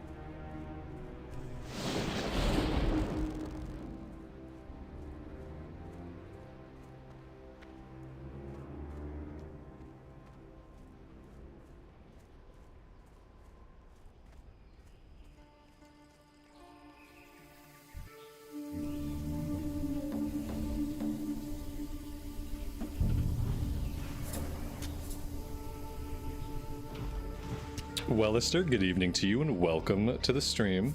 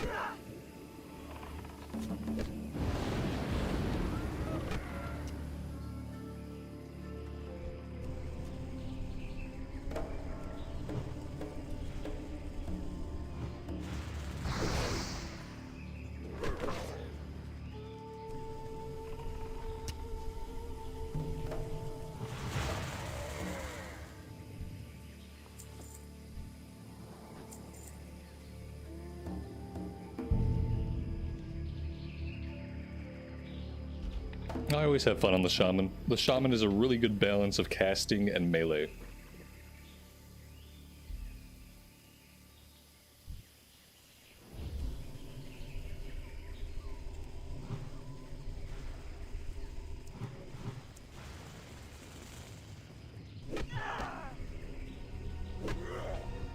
It's too hot to do anything. Oh, I know. Yeah, it's like 90 something degrees where I'm at too. It's 90 degrees and it feels like 100 degrees. And that was hours ago that I was outside. God knows what it feels like now. It's probably really bad. That's all the centaur bracers that we need. Now we can go kill some harpies. Yeah, it's really hot here. It's last 2 days have been really hot. It's gonna cool down next week, I think. At least the forecast says it's gonna cool down drastically next week. We just have to survive the next like 4 or 5 days. Also keep in mind I haven't had like a functioning household air conditioning system for about 3-4 weeks. It's been since we've had real HVAC, like central air. We have a couple of window units in the bedrooms, so we're able to sleep pretty good, but the rest of the time it's just pretty hot. We got all the windows blacked out and stuff, so we managed to keep it like it stays about 80 degrees, 82 degrees. Inside the house is about as hot as it gets, which is pretty hot, but not compared to outside. So yeah, we're hoping that in a week or so this actually cools off considerably.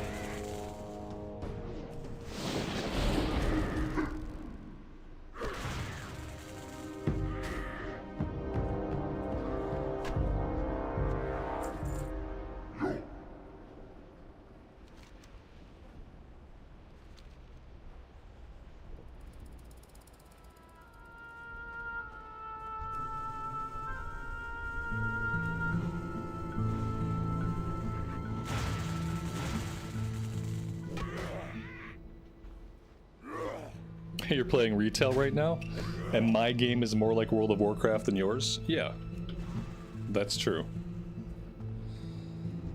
My game is much more like World of Warcraft than yours. You're playing a different game.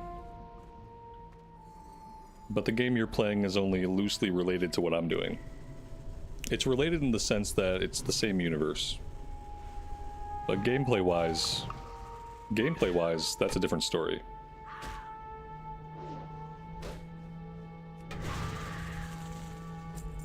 Everything about retail, from the motivations to play, to the rewards, to the structure, is completely different. I'm playing an open world RPG, you're playing a lobby simulator with a loot treadmill baked in.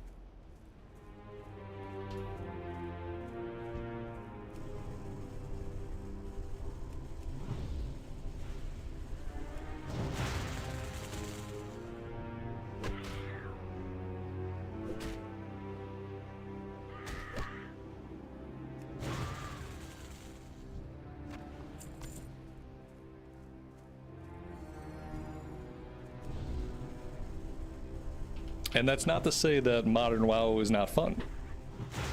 There are fun things to do in Modern WoW.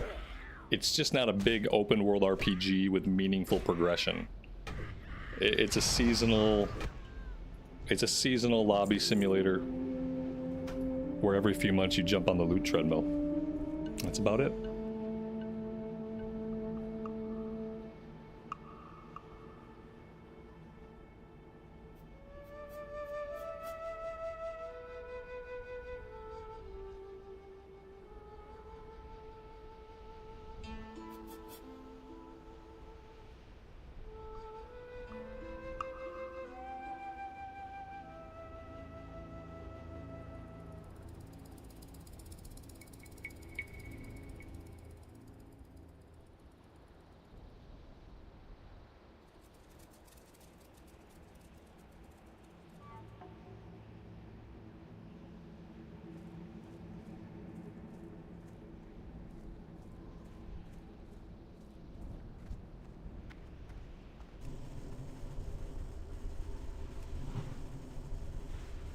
Yeah, I mean, not only does the world feel more alive in Classic, but the world is actually relevant. The world is not really relevant in retail, outside of the treadmill activities they have you do. Like, outside of just getting through the questing, which is just something you gotta get through, and outside of doing your weekly, daily running around, the world is, basically the world's a contrivance. In retail, the world is a contrivance to convey you through content. In vanilla, the world is an actual world, and you can feel that while you level through it because everything you do matters.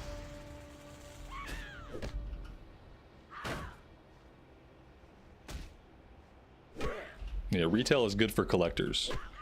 If you just like to collect stuff in a video game, then retail is fun. If you want a big open world experience where you feel like all of your inputs matter and there's actually a journey to be had, then retail offers nothing.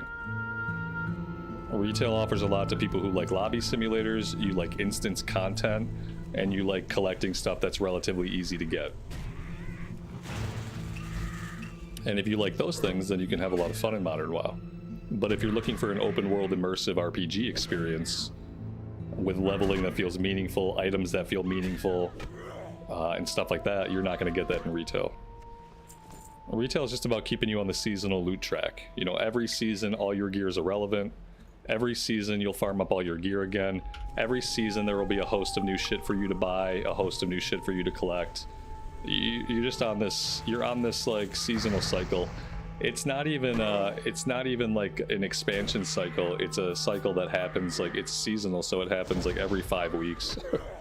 Every 5 weeks all of your progress essentially is wiped, and you go again. And you just keep doing that, and that's basically it.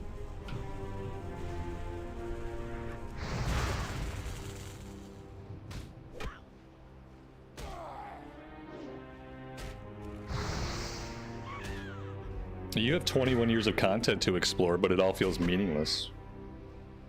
That's the problem. It's like, yeah, technically there's 21 years of content to explore, but the way you explore it and the way you quest through it, like if you actually try to quest through that content, like you actually try to do the time walking campaigns, it just feels like garbage while you're doing it.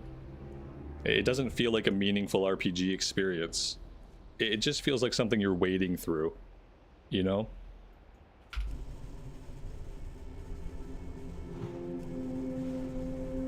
It was what the player base asked for. No, it was what Blizzard interpreted people needed.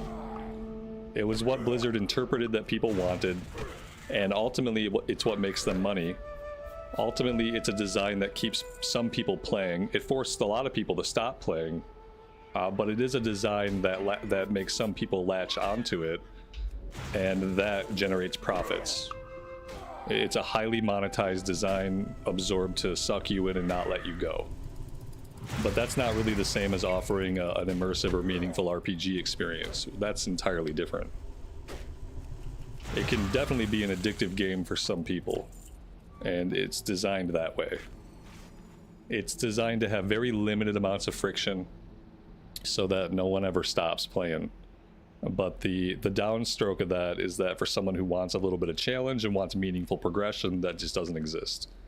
There is no meaningful progression. People don't want to level anymore, even in Classic. You're not a Classic player. Like, I'm sitting here and I'm a player that, like, all I really love to do in Classic is to level up. So for you to say that people don't like to do that is crazy. You might mean that you don't like to do it, and you might mean that the people that you know don't like to do it. And there are definitely people out there that don't care about leveling. But to say people don't like leveling is absurd. It's absolutely absurd. And I think shit like the popularity of Classic WoW and the popularity of things like old school RuneScape completely disproves what you say. People who play retail WoW don't like to level. That's why they play retail WoW. They're modern WoW players because they're not looking for an immersive RPG experience. They're looking for a lobby simulator where they can do instance content, where they can get their endorphins from their immediate gratification gear. Like, that's what they're looking for. But to make a statement like people don't like leveling anymore, that's a little bit too broad stroke, and it's a little bit naive, and it's wrong.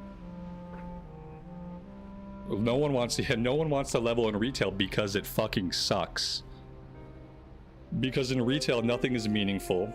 Everything is a soul-sucking slog that has, like, there's no rewards that matter. There's no progression that matters while you level. Nobody wants to level in retail because leveling in retail is garbage. The people that want to level, they're going to level in Classic. They're going to go to games like OSRS and stuff like that. But yeah, people do love to level. It's a big part of people's experience in Classic era. Enough said. Enough said.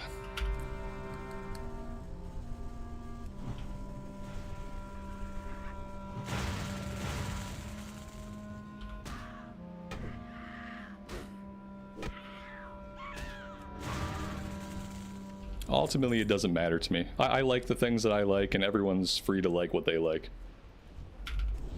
If you want to play retail, play retail. I'm going to keep playing Classic, because that's the kind of content that I enjoy.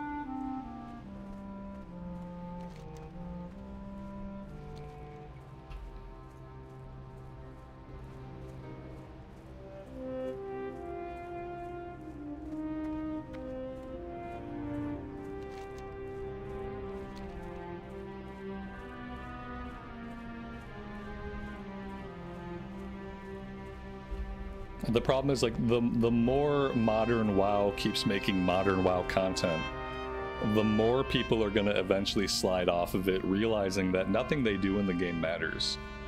I just find it really hard to care about progression in a game where my progress is going to be reset every 5 to 7 weeks. It just doesn't seem purposeful.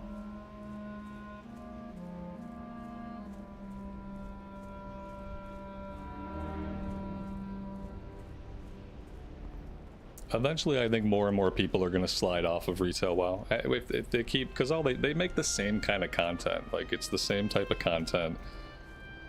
They try to add more and more and more of it, which is fine for some people, but it's not like they're offering any kind of different experience. And people are going to get tired of it.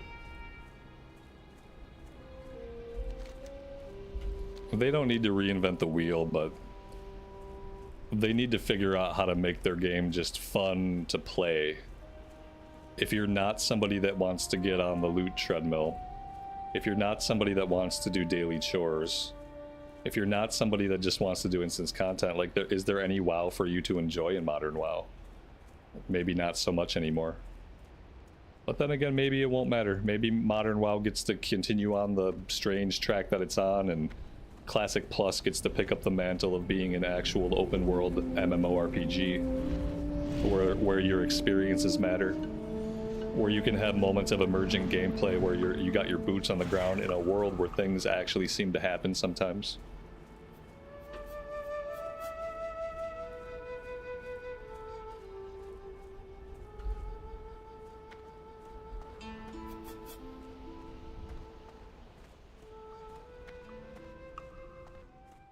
Loktar, go with honor.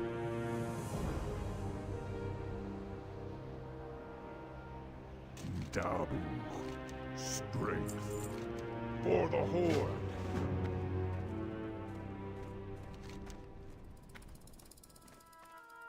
Well, we managed to basically clear our map, which is really nice. I probably should have came up here and done Samaflange while we were up that way. In fact, I think I'm gonna go do that. I think I gotta do Samaflange, and I have to do our Call of Fire quest. Let's see if we can go get this stuff done. I got my Hearthstone set in Crossroads, so when we're done with all this stuff, we can just hearth back to town and turn everything in.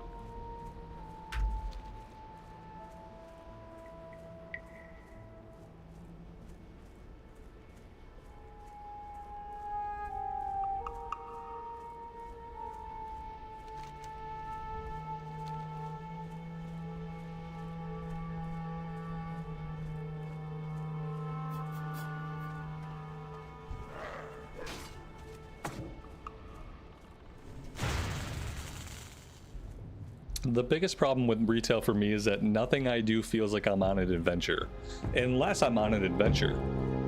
For instance, we did the Draenei Heritage Armor questing, and when you do slices of content like that, it feels pretty good.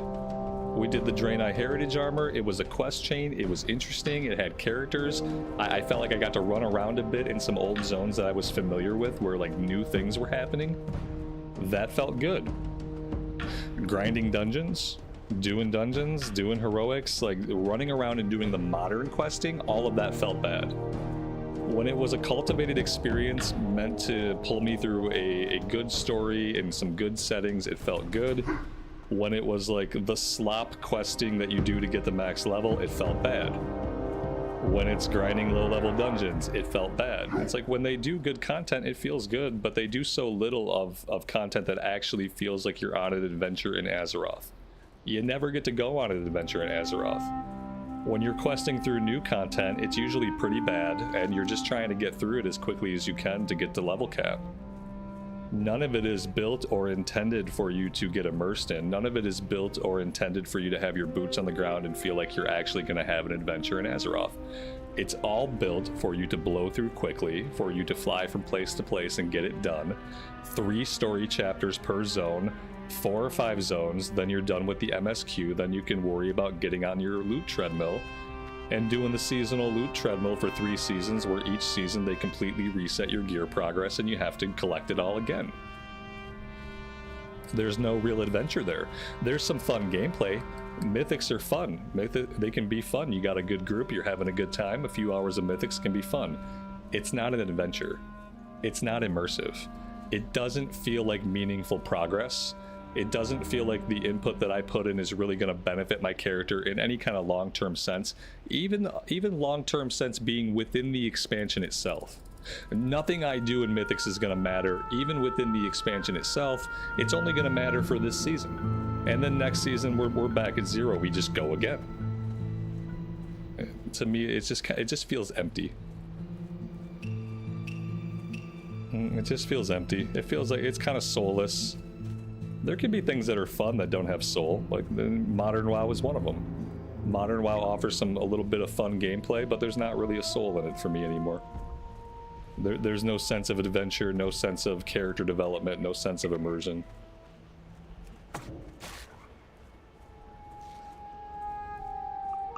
It's a treadmill. It's a treadmill. Once you see it as a treadmill, it will always be a treadmill. And that doesn't mean that at moments the gameplay can't be fun, but you're never going to see it as anything more than a treadmill once you see it that way.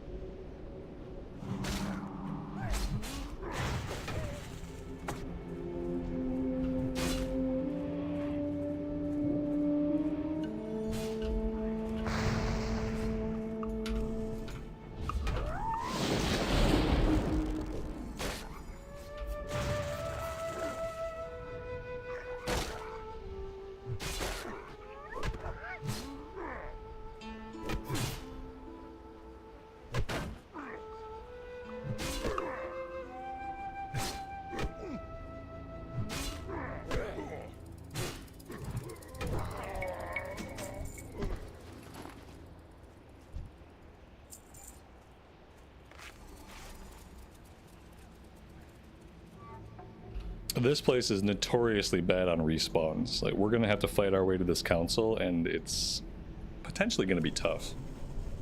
Oh, unless we have a hunter helping us out. In that case, it'll be really easy. Let's sneak in here and do this quest. We're gonna have to run around the outside of this and click a few dials.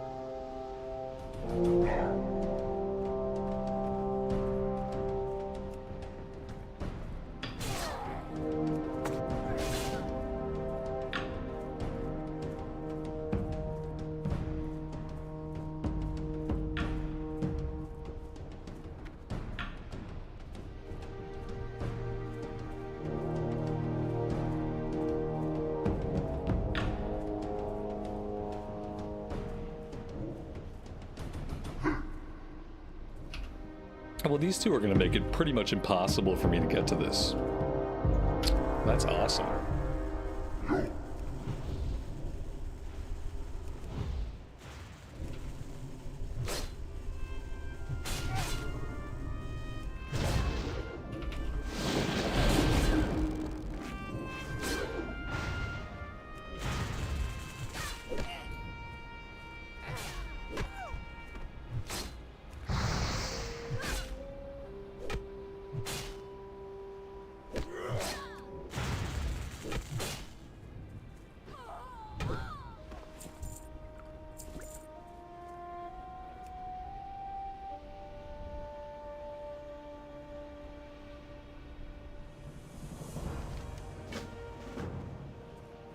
Now we have to go kill a named guy for a key or for some kind of component.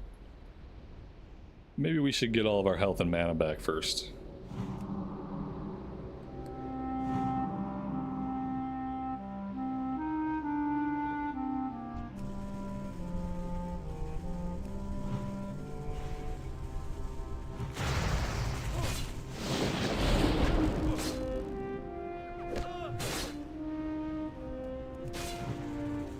Oh my god, this place sucks so bad.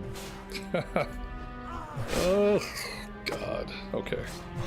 Maybe we can do this. No, we got so many respawns. Part of me says we're not gonna do this. Sometimes I don't do this quest. Part of me says this is going to be one of those characters that I don't get this one done.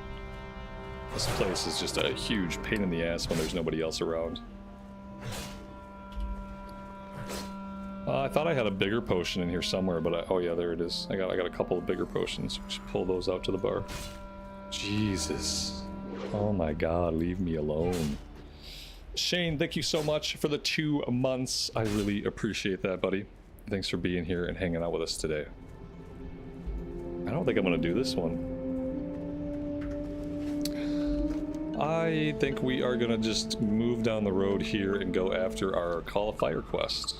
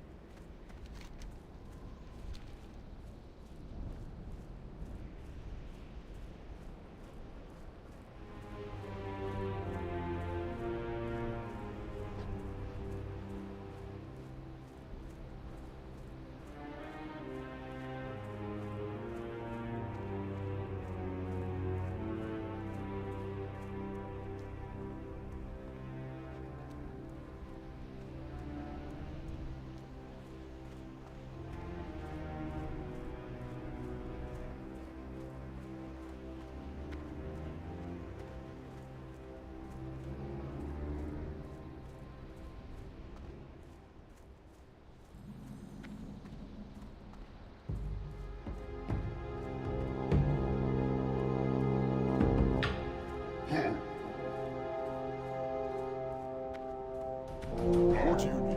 Be safe. And here is Shen's empty keg. We'll take it. Alright, so I think now, yeah, now we're heading back over to Duratar. We have a breadcrumb we never turned in here on the road. We'll do that too.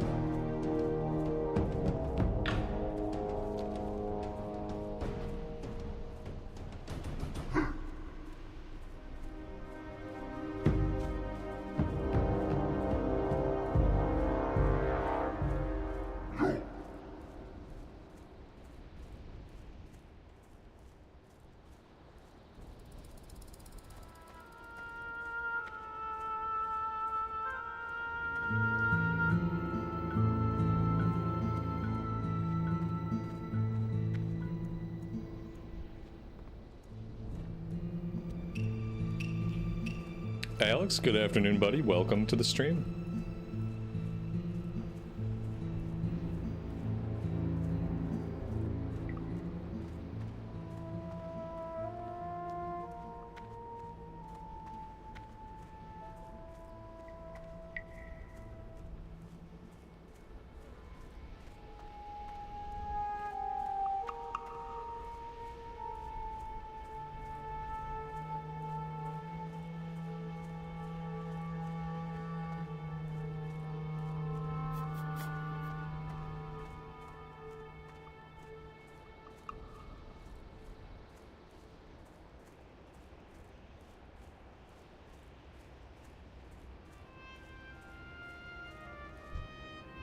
Samsung. Down.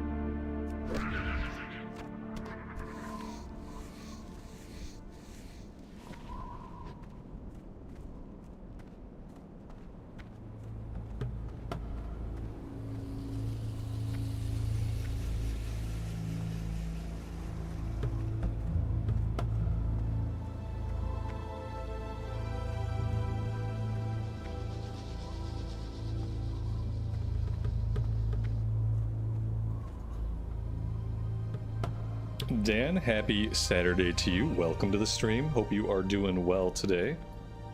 Thanks for joining us.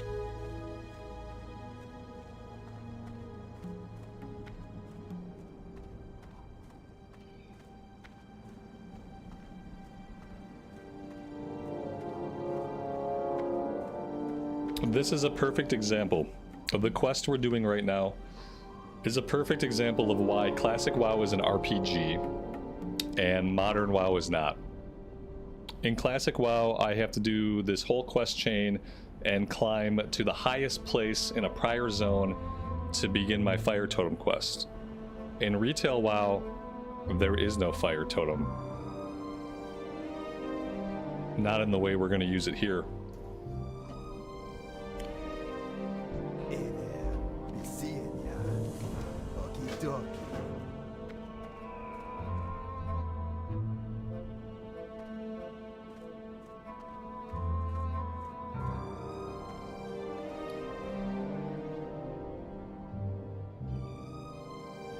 So now we have to get a couple of different items.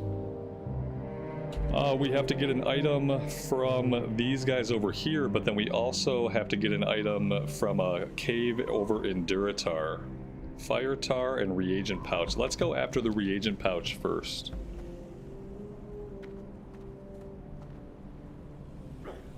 Uphill both ways in the snow. Yeah, but it's not just about it being hard. It's just about like seeing corners of the world.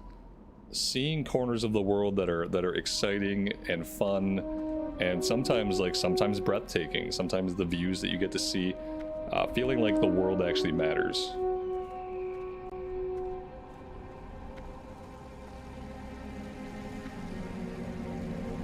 Yeah, climbing the hills in the Barrens, right? Going up the big mountains in the Barrens, seeing off into the distance, figuring out that there's actually stuff up there.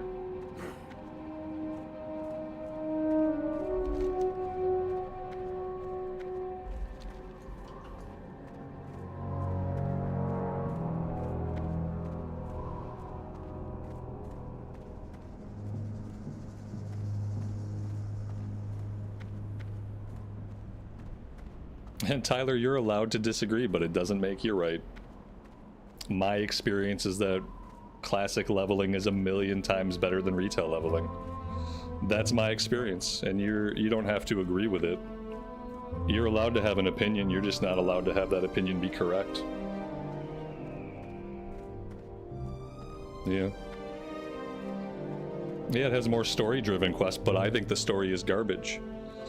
So if I think the story is garbage and the characters are hollow and the dialogue is bad, why do I want more story-driven quests? If you're a person that likes the story and likes the characters and likes all that stuff, then you're going to enjoy that a lot.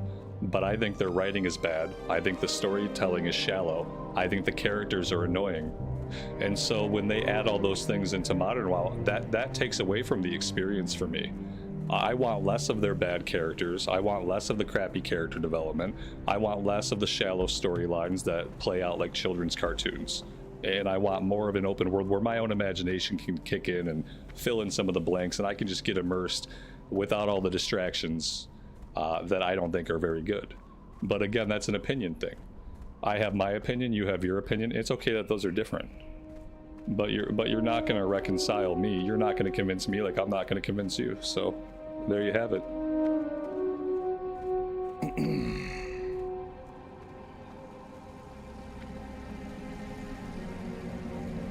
Yeah, it's a different power fantasy.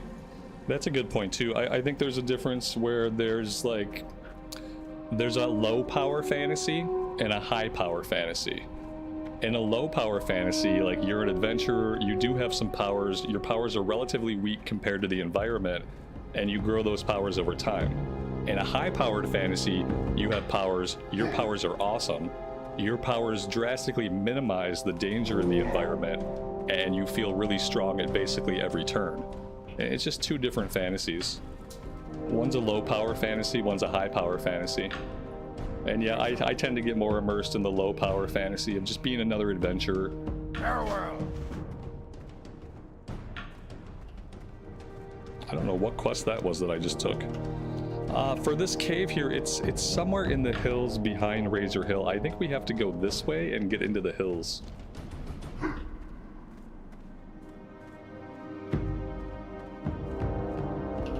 Tyler, you're genuinely missing my point.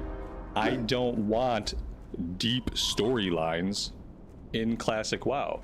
I don't need deep, and you say deep storyline, I would call it garbage storytelling. So notice immediately how that's different. So I don't want deep storytelling in my game. I want it to feel more like a sandbox. I want it to feel more like a living world. I want it to feel like there's local stories happening, but I don't really want to have to worry about a big existential threat, because I don't find that very immersive. If I want a good story, I'll go read a Sanderson book. If I want a really good fantasy story. But what I like in WoW is that it's a world, it feels like a living world in vanilla, and there's small local things happening that sometimes add up to a big picture if you put the pieces together yourself, but you don't have to. You can kind of take it piecemeal, one questing hub at a time, and every zone has a different story, and every zone has different things that are going on. One time back in the day, I asked my friend, I'm like, well, who are the main characters of World of Warcraft? And he said, honestly, in World of Warcraft, the zones are the main characters. The zones are the main characters. The zones have things going on. The zones have unique stories. And in vanilla WoW, the zones are the main characters. And I find that much more appealing and much more immersive than being forced to sit through a Disney Pixar story when I boot up modern WoW.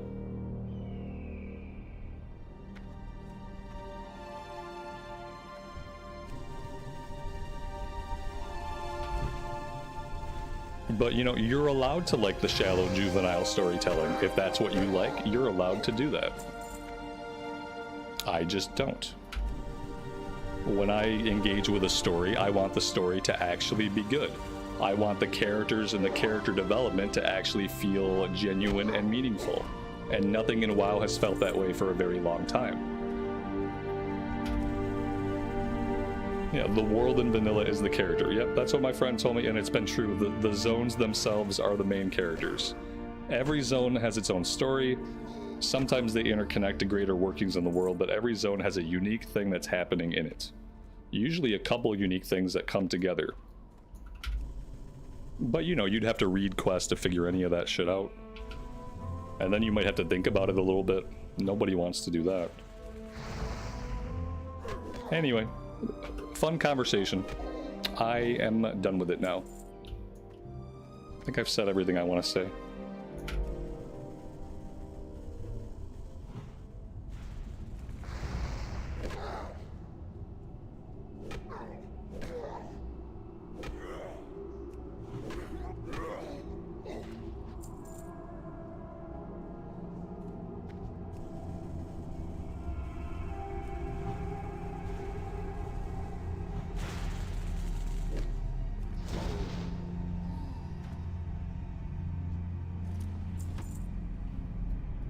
Ultra gaming. I know it's weird that in a stream where all we do every day is play World of Warcraft, I know it's probably weird to come in and like we're ranting about retail and classic, like that's weird, but you know, then again, here we are in a WoW stream every day, so kind of to be expected, I think. We enjoy ranting from time to time about the game that we play every day. It happens. It's not a rant, it's a ramble. Thank you, Amy. Appreciate that. Inventory full. Oh dear God, what have I done? Well, I got all the way out here and we got a full inventory. This reagent pouch, I'm assuming the reagent pouch is just gonna drop randomly off of maybe any of these guys. I hope. What am I gonna do about my inventory? They're giving me bags. It's like a slap in the face. Like, oh, here's some bags. I can't use those bags. Oh, too bad. Too bad. Let's drop some of the food. We can get rid of the milk. What else is like relatively low value? 8 coppers. 18 coppers. Okay, that should be good to get us through the cave.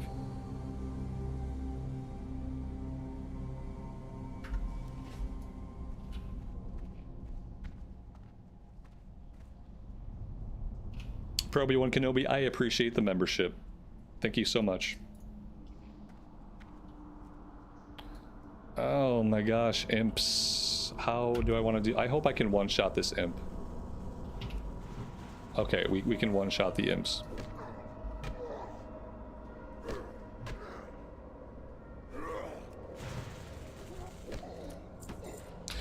Whew, look at that. That was really lucky. That was really lucky. Okay, I think at this point I'm gonna hearth back to Crossroads. Yeah, let's hearth back to Crossroads.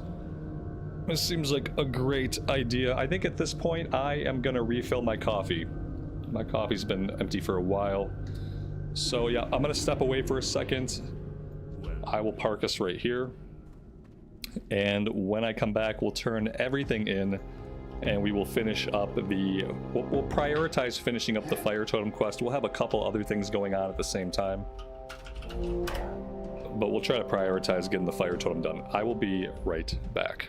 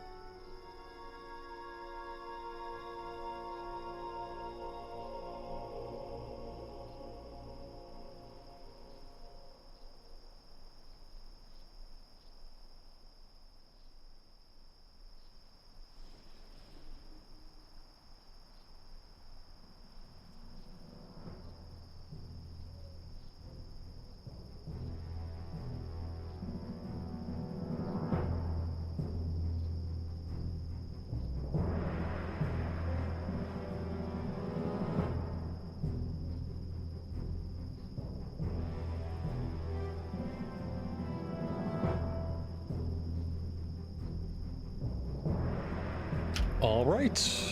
Sorry about that, guys. I decided to eat. I was hungry. I had some sushi. I had some peanut butter bread, which is peanut butter and bread. And yeah, now we're back. All right. Let's turn everything in. Grab any follow-ups.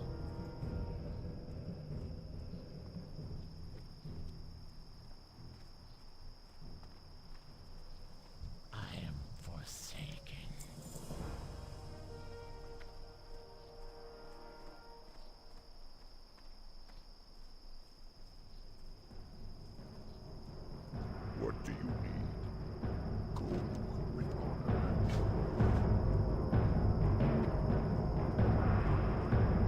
honor. We gotta empty the bags. Yeah, absolutely.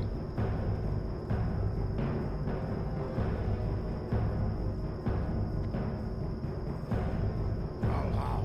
Strength. Kabu.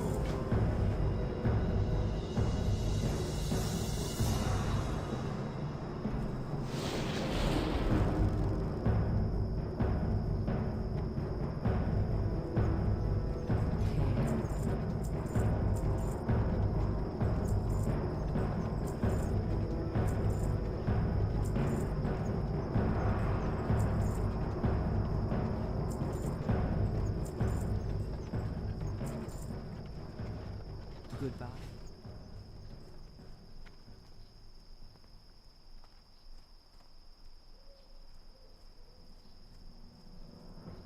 Loktar, strength.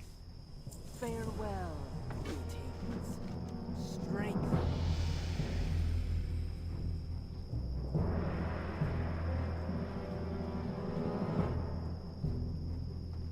It was the best kind of sushi because it was sushi that I didn't know about until I opened the fridge and discovered that my wife had got me sushi.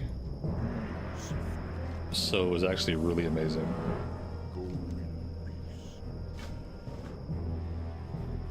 What you looking for? Do we want to do any professions while we're here? Do we want to do any professions? We can make our light leather, and then we can kind of go from there. Parkow, good evening to you. Welcome to the stream. Appreciate you being here.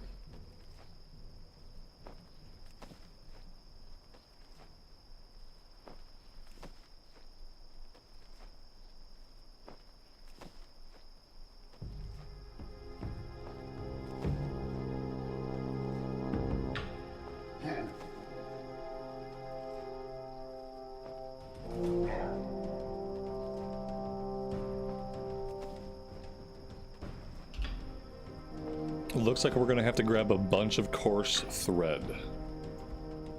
Throw home.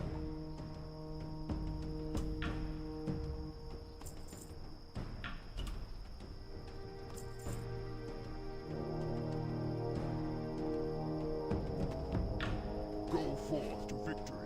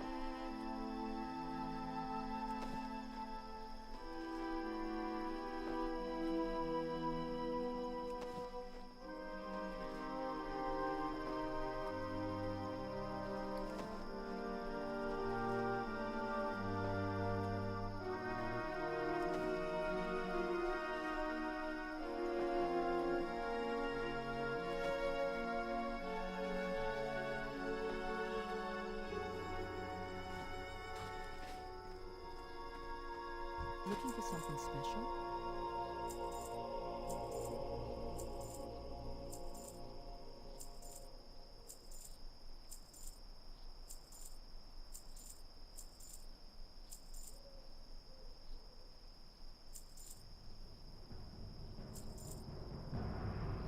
May the eternal sun shine upon you.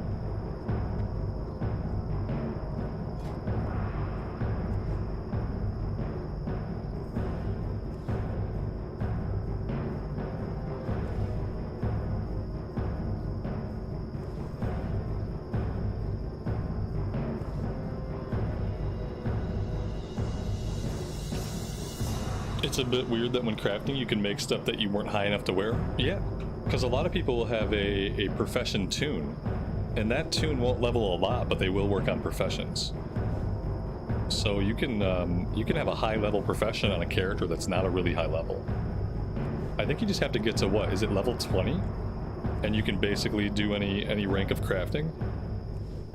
Yeah, I don't think you have to be at a super high level to do like decently high crafting.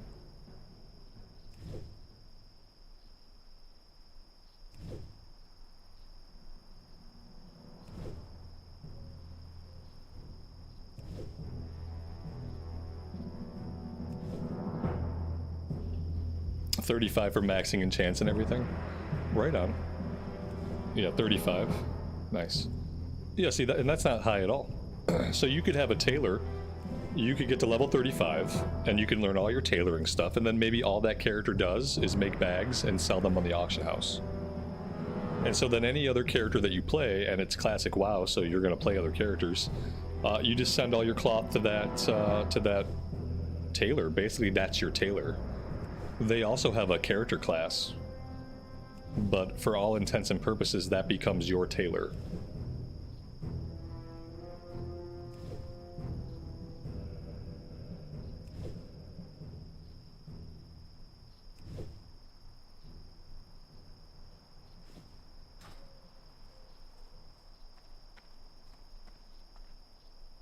Greetings.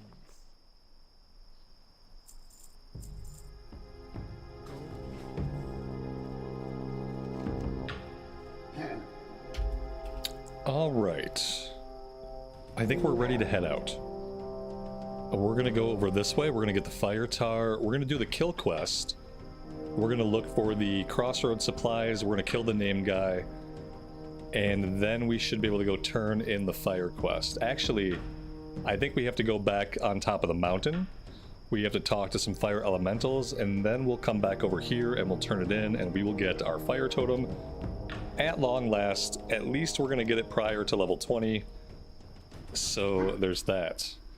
The other thing we have going on, though, is that I think we're kind of like, oh yeah, see, we're out leveling some stuff, which is not great. We've out leveled the recipe for death. And we don't want that. Nothing we can really do about it now. Luckily, the next level is level 14 for everything else. We have to finish up these level 14 quests. Samoflange I'm going to drop. We're not going to need to do that one. We need to do all of our level 14 stuff here, and then we have to get back over to Silverpine. So we're going to take care of our Shaman quest and these 3 greens. Then we got to get back over to Silverpine to take care of all the green stuff back that way. Otherwise, stuff is going to start going gray. And that would be bad. Can I learn wool? Yes, at 80 we can learn wool. We just got to find a first aid trainer.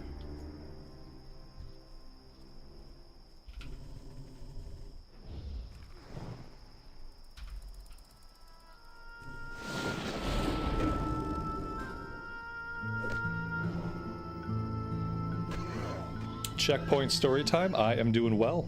Thanks for being here with us today. Hope you're doing good. We got the fire tar on the first one that we killed.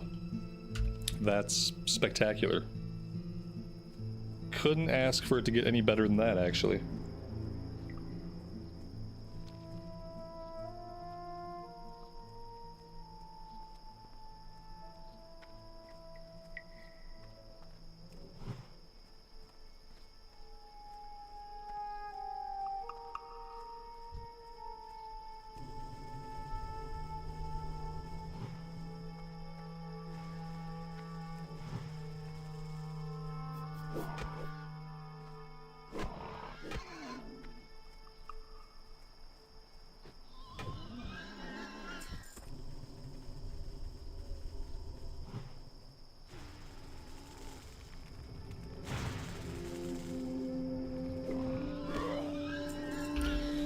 Checkpoint story time. I hope that I'm second monitor content all the time for most people.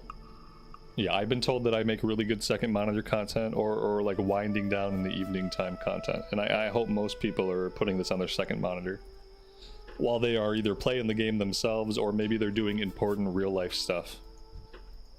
So that works perfectly fine with me.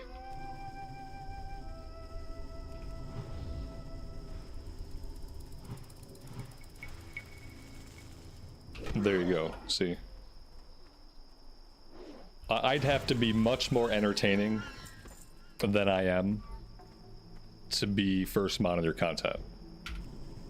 You know? I'm like background content or second monitor content. And that suits me perfectly.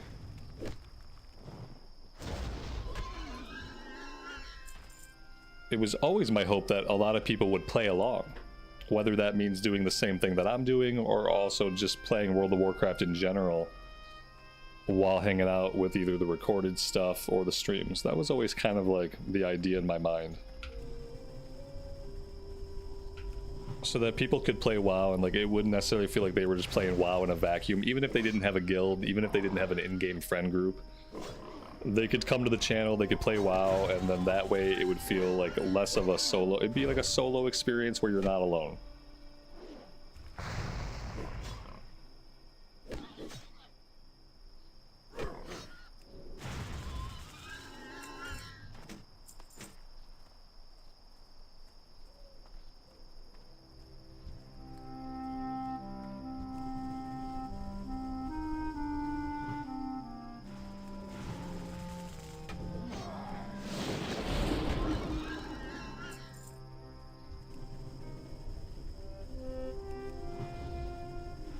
And we're gonna have to go around the corner and into the other area if we want to go after the named guy.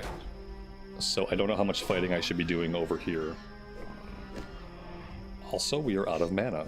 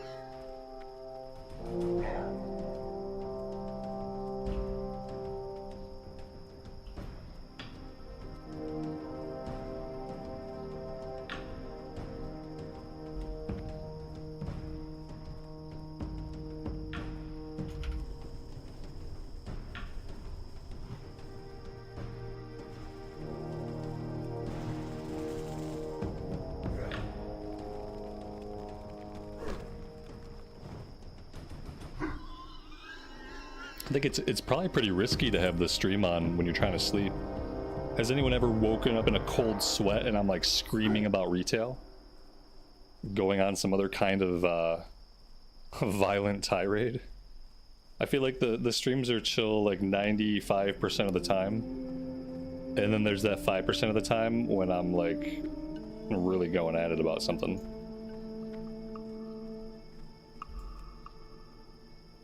It's kind of a gamble. There's the Crossroads supply crates. Now we need Kreenig. I don't see Kreenig. Yeah, the recorded series are a little bit safer. But the recorded series are becoming a, like an extinct species.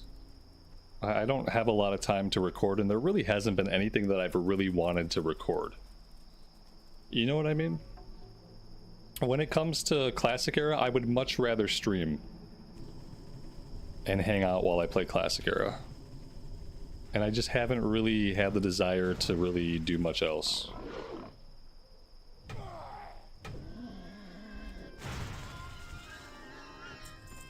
I feel like I need a different game to record. That's kind of what I feel like.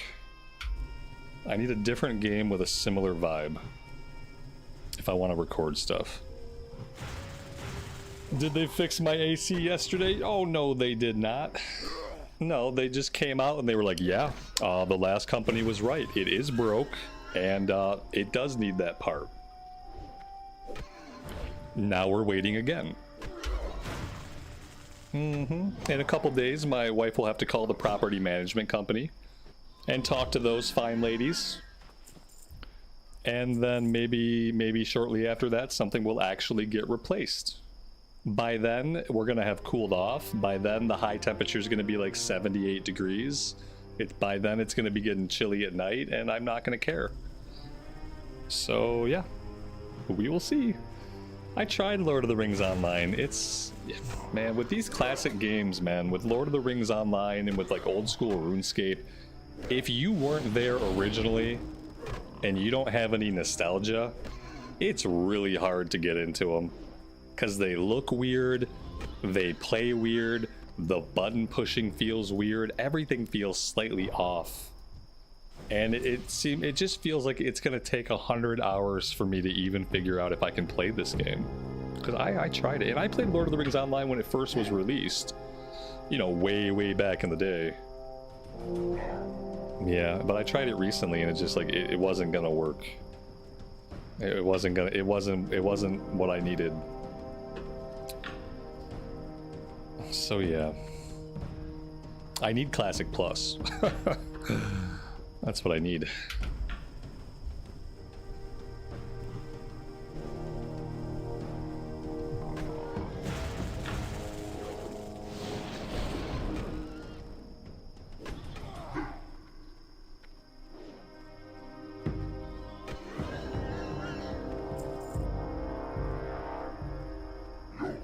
Yeah, the button pushing in WoW just feels perfect.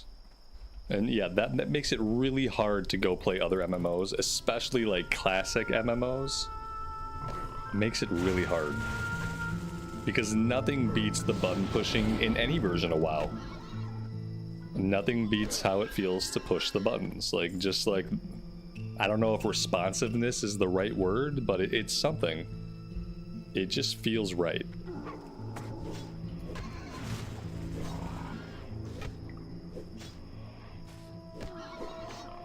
Conan Exiles? Yeah, that's like a builder crafter game, right? I mean, I played Valheim, and I've had some fun times in Valheim. I've done a couple of series that have, you know, gone on for a little while until I had to figure out how to sail, and I can't sail.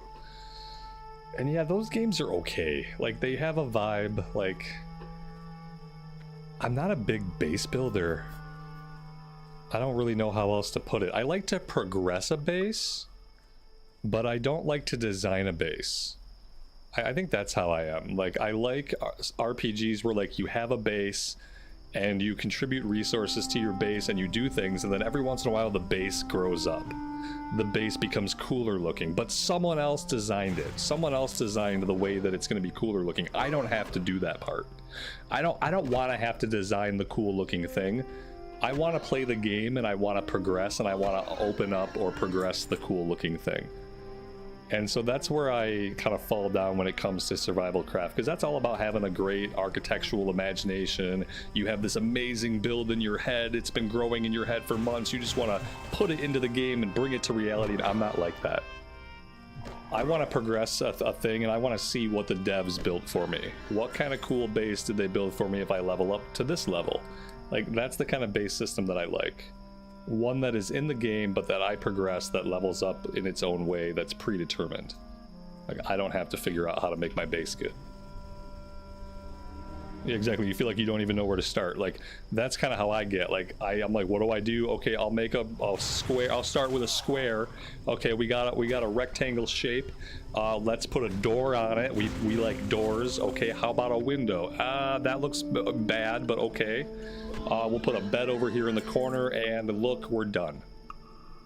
Like, I just don't have any inspiration to make anything like grand. And so that's why I don't get into games like that more. I like the surviving part. I like the crafting part when it comes to like crafting my gear, crafting my weapons, crafting food, potions. I like that.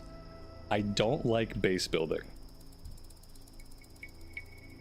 I don't like base building. So if I could find a game that was like RPG with some survival crafts, like exploration, combat, crafting your own weapons and armor, but not having to build a base, I would have more fun with that. I don't really want to have to build a base. WildStar had the settler profession. I remember WildStar. WildStar was fun, man. WildStar had some cool classes. The medic was a really amazing class. It had like a blade dancer. It had the gun mage. It had a freaking gun mage. How did the game fail? I had a lot of fun with WildStar. It was sad when we all went back to World of Warcraft. And then WildStar died. Because I thought WildStar looked pretty cool. I thought the class design was cool. I thought the world was pretty nice. But then eventually we were just like, let's go back to WoW. And so we did. And apparently so did everybody else. Yeah, Medic was an amazing class, wasn't it? It's so unique for a healer. Like, man, that was in my heyday of like, I was always a healer. And I was healing on a Holy Pally in WoW. So yeah, I was like, I'll go healer. Like, look at this amazing, unique class they built for me. Combat in WildStar was fun and felt good. WildStar was an unfortunate case because nowadays a game like WildStar could have an audience, and if the audience was a certain size, the developer would keep the game around. Back when WildStar came out, an MMORPG either had to be a WoW killer or it was a failure. That was it. There was only two statuses for an MMO. You were either WoW or better than WoW, or you were a complete failure and you didn't get to exist. If WildStar had come out today, I think it would have found an audience. I think those people would have kept playing the game, and I think enough people would be playing the game that the game would have continued to exist. But back then, since it didn't kill WoW, the devs had determined a failure, and then, you know, the game got shut down eventually. It was the dark age of MMOs. Same thing happened with Warhammer Online. Warhammer Online was a fun game. It brought a lot of unique things to it that Warcraft didn't have. It had a great setting, great classes, good races, and I had a lot of fun with it. It didn't kill WoW, and so it didn't really get to keep living. And we all had to go back to WoW. It's so weird, like so many good games that came out that probably could have had a player base that would have been sustainable for a long time, that just, they didn't let the games hang around because they didn't kill WoW. And it just took basically that concept is what has killed MMORPGs. It's why MMORPG is a genre, it's like not a real genre. Because of that time period when if it didn't kill WoW, it didn't even get to exist. And so since new MMOs didn't exist, we never pulled in a lot of new MMO players. There were never any new MMO releases coming out that were going to stay around long enough for new people to get interested in. And so the whole genre just started to really stagnate, and we're still, like, in my opinion, the genre barely exists today.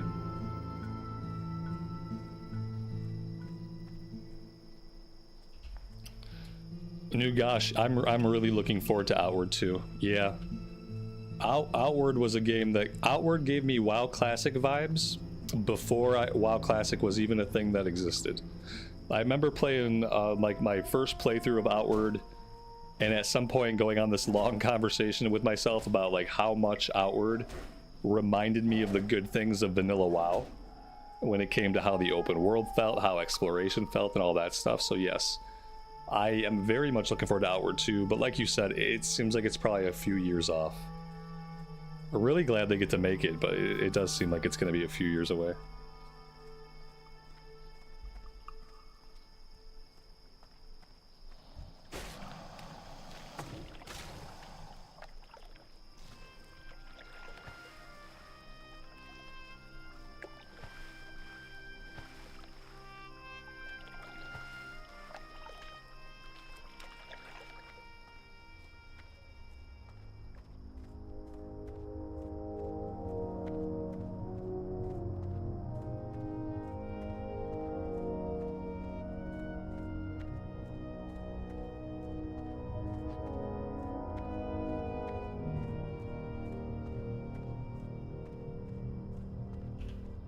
Have I heard of an upcoming RPG called Ash and Steel? No, I have not. It does not ring any bells.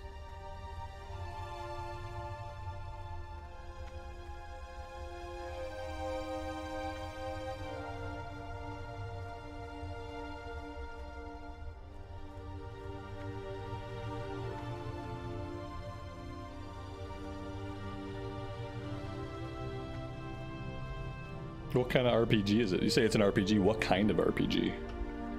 Turn-based, open world, action.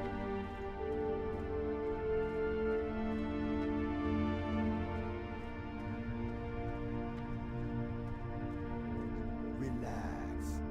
See ya later. Later. Be seeing ya. Later.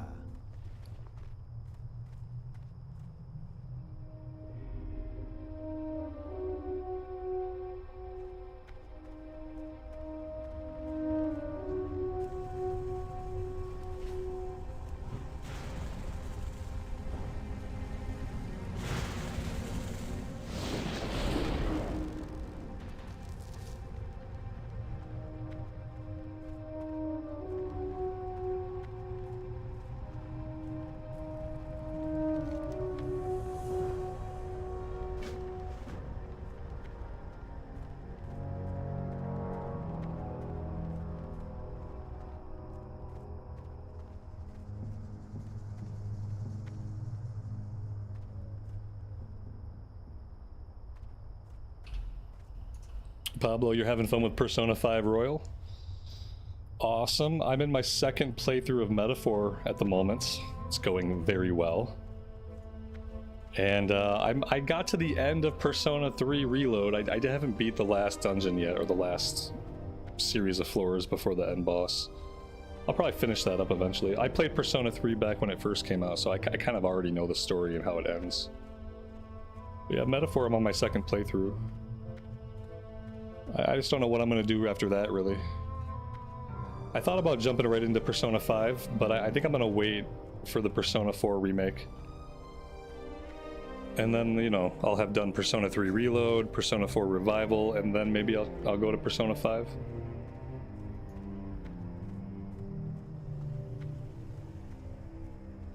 Or maybe by then they'll have like a Metaphor Royale out, and I'll do a third playthrough of Metaphor, because they're gonna have to do some kind of like full edition of Metaphor eventually. They need to add more voice acting to Metaphor. It's one of like the only bad things about it is like compared to Persona games, the game simply does not have enough voice acting in the right places. And they just need to add some other, maybe a couple more characters and outfits. They need outfits. The characters need different like seasonal outfits like they would have in Persona. But yeah, I don't really know what my next move is. I was thinking about either doing Final Fantasy 16 or Tales of Arise. Those are my current choices for my next turn-based JRPG. Either FF16 or Tales of Arise.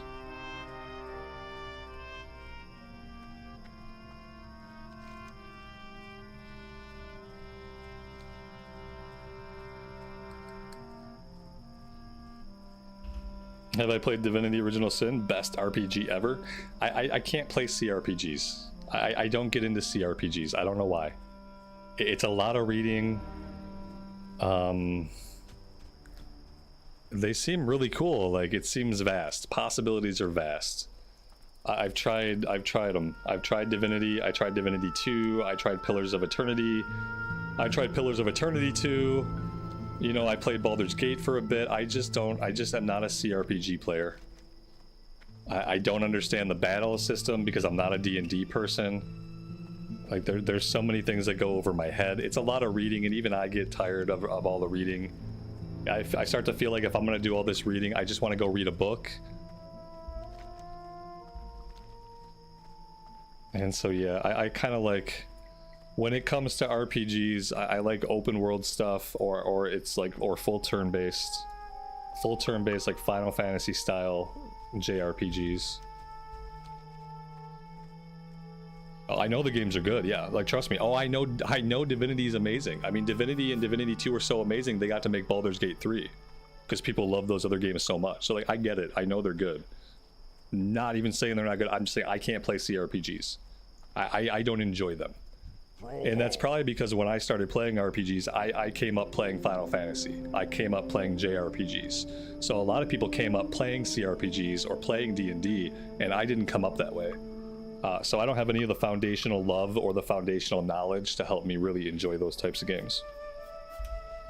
That's why I've gone back to playing turn-based JRPGs for like my free time, my downtime, because I'm like innately, I'm in tune with them.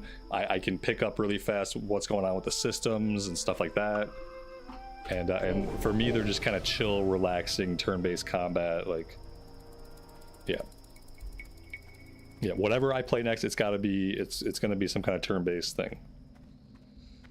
All right, I think that's it. I think we got our fire totem, didn't we?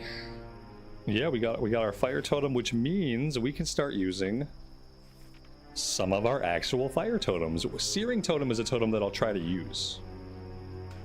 I will try to use that. Just it's extra DPS, so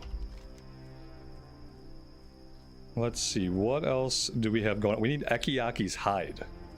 We're really close to Ekiyaki. Let's go kill him really quick. Marlena, Tales of Arise is pretty fun. I was watching like bits and pieces of Co-Carnage play it. It seems like it was pretty okay. My only worry about FF16 is that FF16 seems like it's going to be very, very dark. It's going to be very dark in terms of tone, in terms of visuals, in terms of story. And I don't know if that is what I am in the mood for. And I feel like with a true JRPG, like an anime-inspired JRPG, like there's going to be dark parts of the story, but there's also going to be like lighthearted parts. And that's kind of why I'm leaning towards Tales of Arise. Also, it's been like 30 years since I played a Tales game. It's been a long time. I remember watching my friend play Tales of Vesperia, I think back on the PS2, and that one seemed really good, but at this point, that's an older game.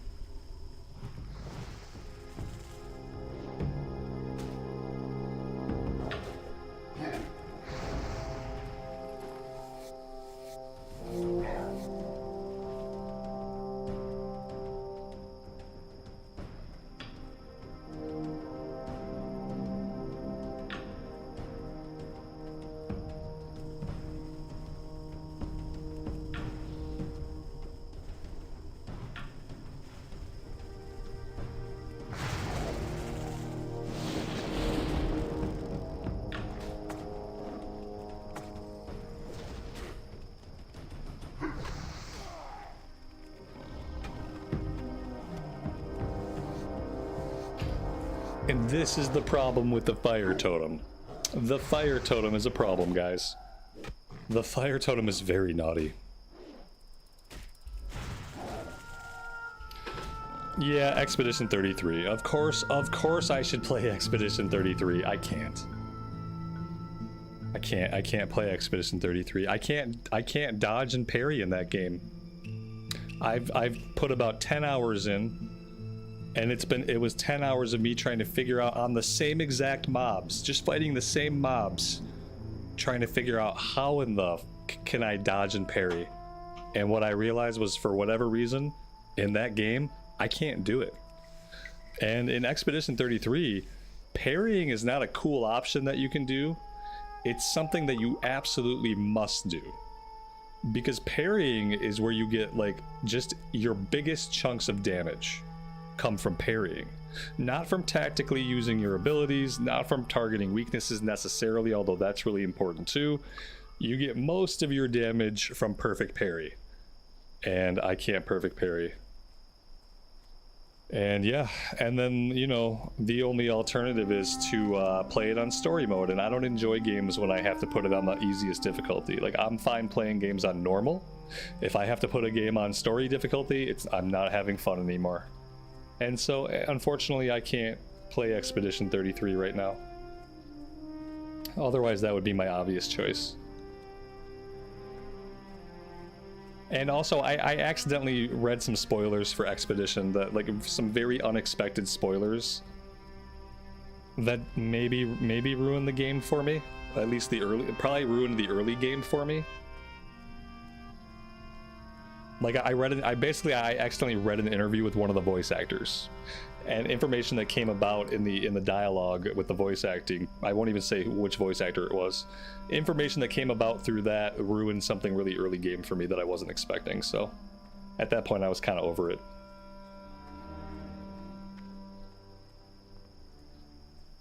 The water totem is the real problem quest. The water totem is really easy. A water totem, like you talk to somebody by Ratchet, and then you go somewhere in Silverpine.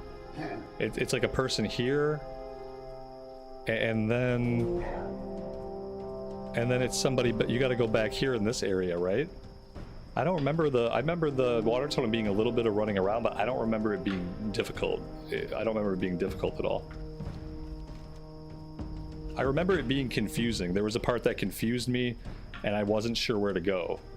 But then when I figured out where to go, it was pretty easy. It's a long quest chain. I must have blacked out for most of it. All I remember is the Tauren girl near Ratchet and the totem thing over on Silverpine's coast. I don't remember any of the in-between. It's just running. See, running is not hard. Running is not a problem for me. If it's just running, that's not a problem. Sometimes the problem is like me figuring out where we have to run. If where we have to run is obvious, that's not a big deal. We can run all day.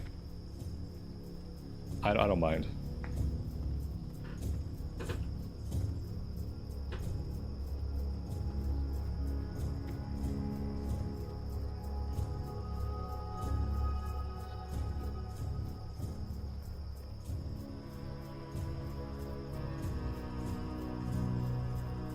What can I do? Go forth to victory. Go with honor.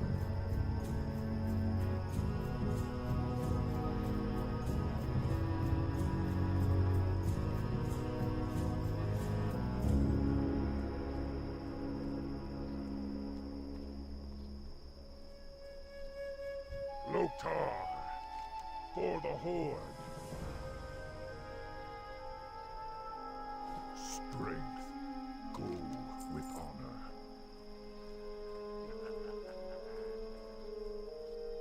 Alright, so the last thing we're going to do in the Barrens before we head back to Silverpine, we have to do the South Sea Freebooters.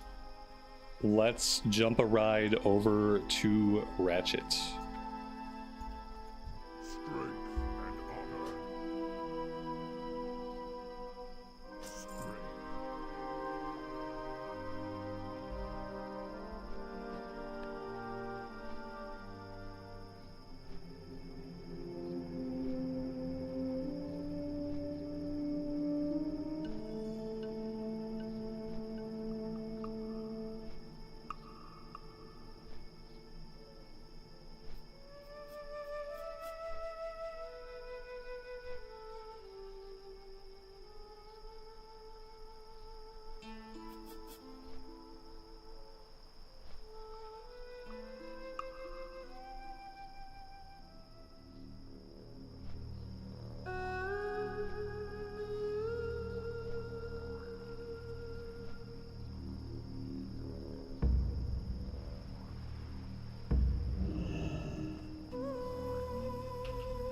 We also need the wanted poster for Baron Longshore. There we go. It's not a low-level quest, but we're probably going to come across him while we're back there anyway. So if we're going to come across him anyway, we might as well have the quest.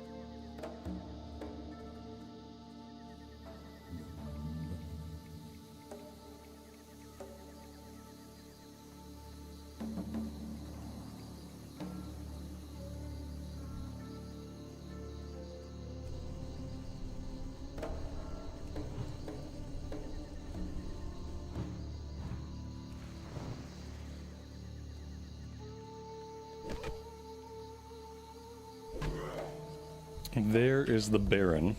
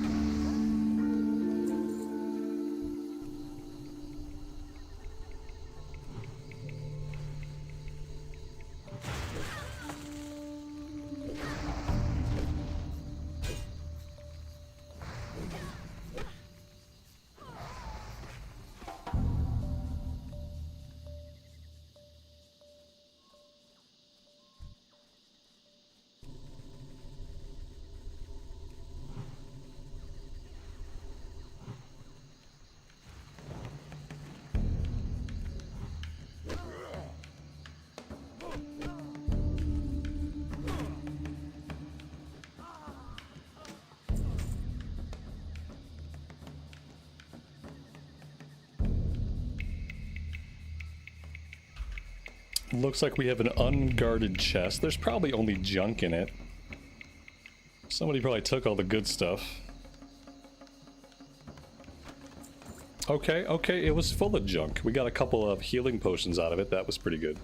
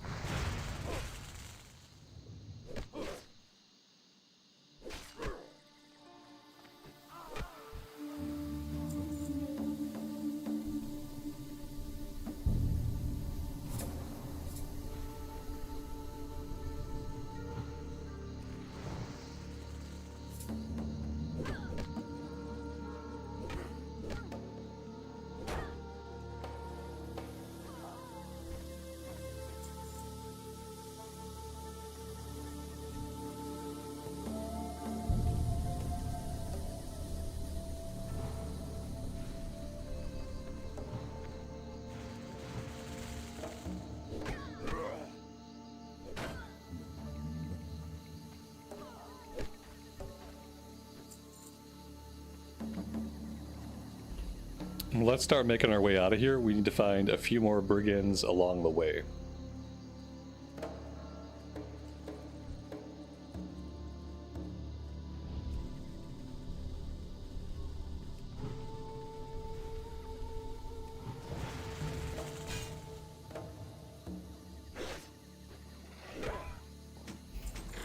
Is it only part 2 of the shaman journey? It feels like more. There was one day we did one dedicated episode for episode 1, and then there was a day I think we were playing we were either playing retail for the first part of the day, or we were playing mop for the first part of the day.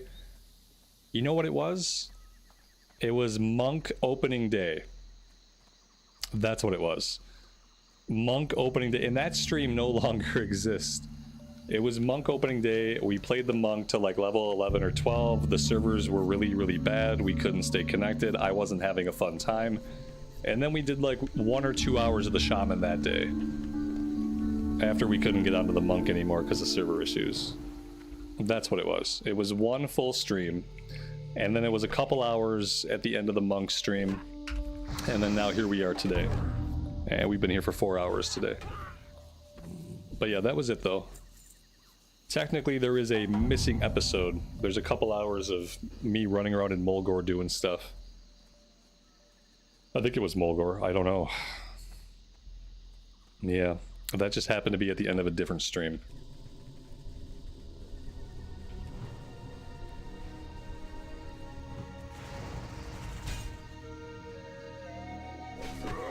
Dragon's Bane. The mop server just crashed. Oh my god. I was talking about how day 1 we couldn't stay connected to mop, and now the mop servers have just crashed. I did it. I'm the problem. It's me. It's true. What are the odds of that? I just start talking about how, like, oh yeah, day 1 the mop servers were crappy, they couldn't stay up, and then they disconnect for you guys. Yeah, everybody go touch grass. Keep the stream going, let the stream run, but go ahead and go outside for a minute. Unless you live somewhere where going outside is going to cause you to melt, and then don't do that. Stay inside. Stay safe. Well done, yeah. I mean, good riddance. Maybe they'll never come back up. Maybe we won't have to play mop. Maybe they'll just melt.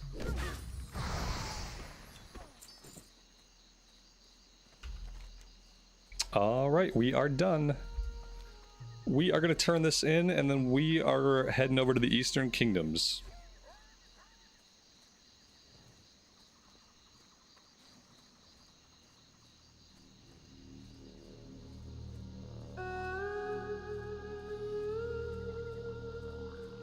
You already touched grass, now what do? Roll around in it until you're really itchy. That'll give you something to worry about.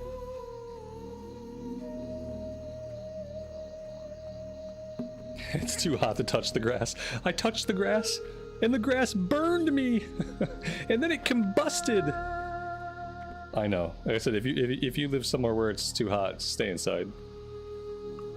We wouldn't want you around any of that combustible grass.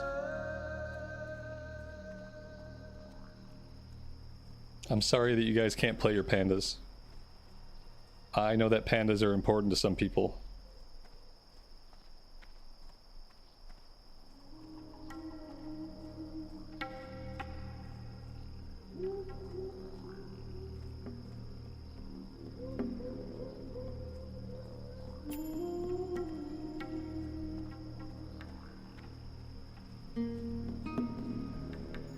I've been coming to Ratchet for 20 years, and I never realized before that this is an anchor. That there's a giant rusted anchor just sitting here in the middle of town. I've never... it almost feels like I've never looked at this before in my life. It's so weird. Okay, moving on. Oh wait, did we get everything, or were we missing something? No, we got everything. Questie is just not accurately tracking my turn-in because Questie is being bad.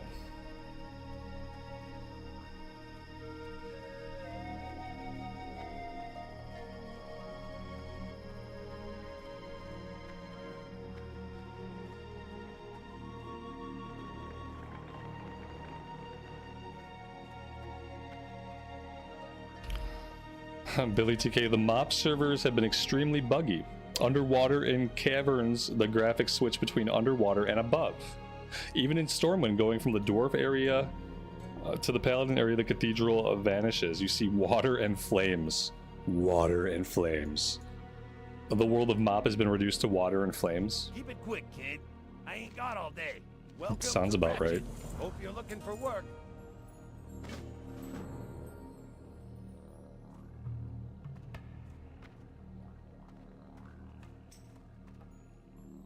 David, it's an add-on called Dialogue UI.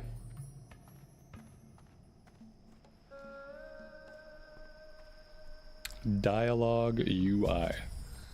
All right, let's jump on a flight. We are going to go to Orgrimmar, and we are going to go over to the Eastern Kingdoms. Right back. Boop. Ah, there was a quest turn in. What did I miss? Oh, that's level 14. Okay, missing shipment, level 14. Okay, we'll come back and do that one. Level 14, 15, 16, 17, 18, 19, 20. We got to come back by level 20 to wrap up some stuff here in the Barrens.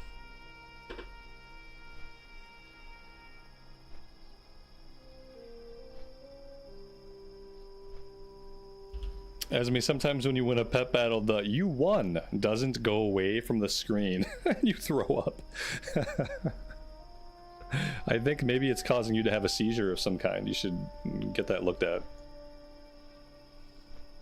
Oh, the mop is so buggy. It's so crazy. The underwater and water thing, that happened to me in Cataclysm. That would happen sometimes during the beginning of Cata. When they launched Cata Classic, I remember being in caves that would like shift between like looking like they're underwater and looking like they're not underwater. So that's a bug that's been around for a while. It's good to see that some things never change.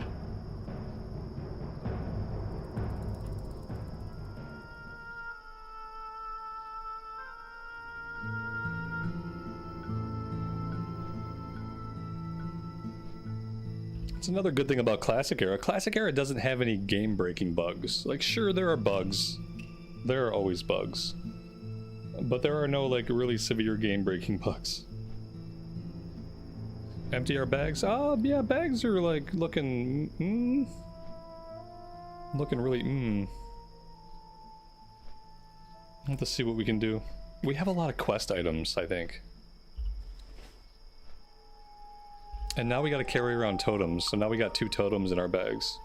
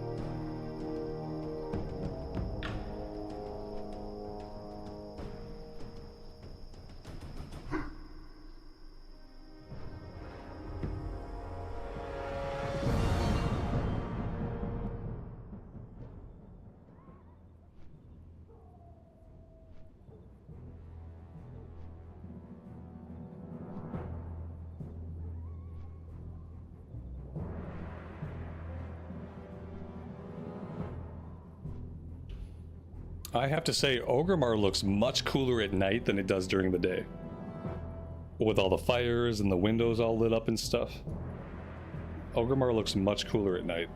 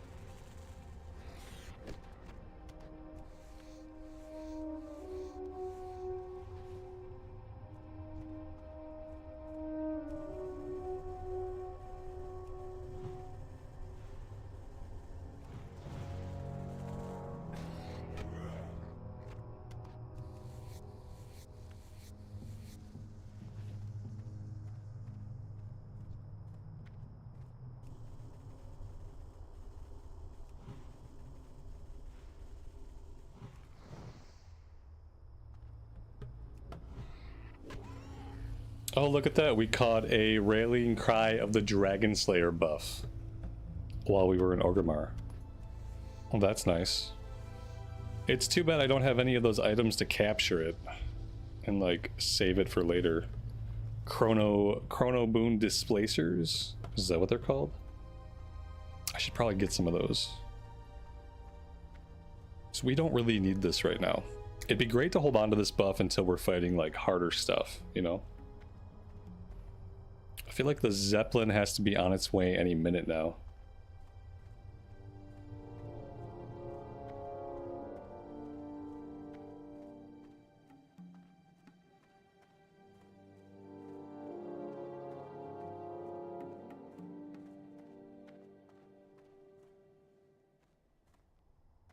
Here we go.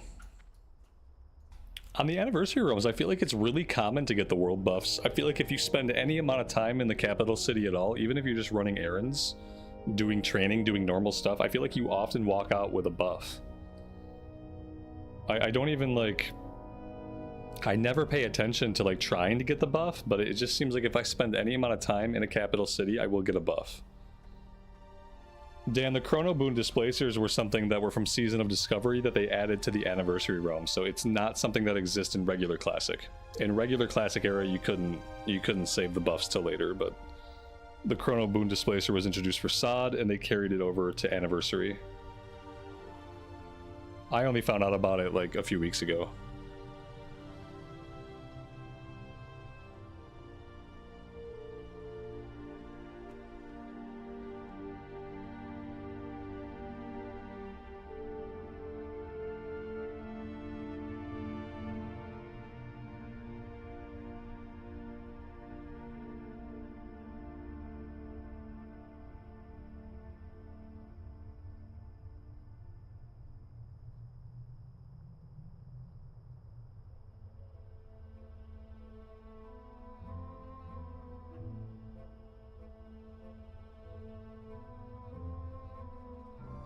Did I train level 18? You know I didn't. I kind of forgot that we even dinged level 18, to be honest. And I totally didn't train. We get a couple of new ranks of some stuff, like Flame Shock gets a new rank, I believe. Luckily, we're going to be fighting low level enemies for a while. So it's not going to come into play immediately. But the next time we come back to do the next round of Barrens questing, we're definitely going to have to train. Leatherworking should be good. I feel like we did a bunch of leatherworking a little bit ago, and I used most of my mats. I think I used all of my mats. I've got 10 pieces of light leather left. No coarse thread.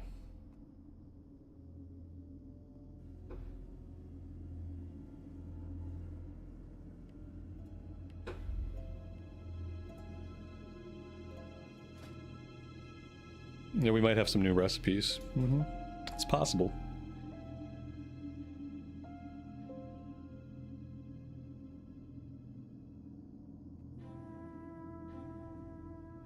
I want to get all this green questing done. Once we've got all the green quests done, we'll go back to Orgrimmar, and then we'll do our training, we'll look at professions, but I want to take care of all this stuff first. Everything in Silvermoon that's green to us right now, I want to get it all done, and then I want to skedaddle, because pretty soon we're gonna have to start going into Stone Talon. We're gonna have a couple of level 17 quests for Stone Talon. There might be some lower level stuff to get us like into Ashenvale that we can do. Yeah, we're gonna have other stuff to do, so I want to focus on finishing up what we can do in Silverpine and then getting back over to Kalimdor.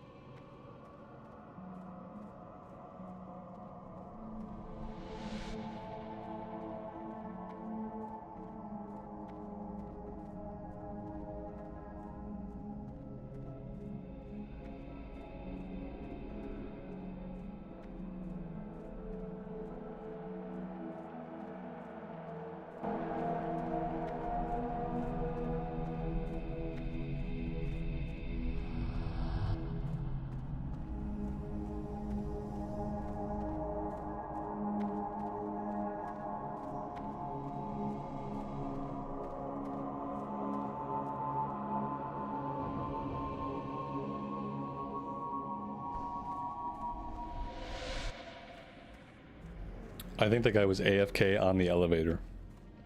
It's a fun place to be AFK.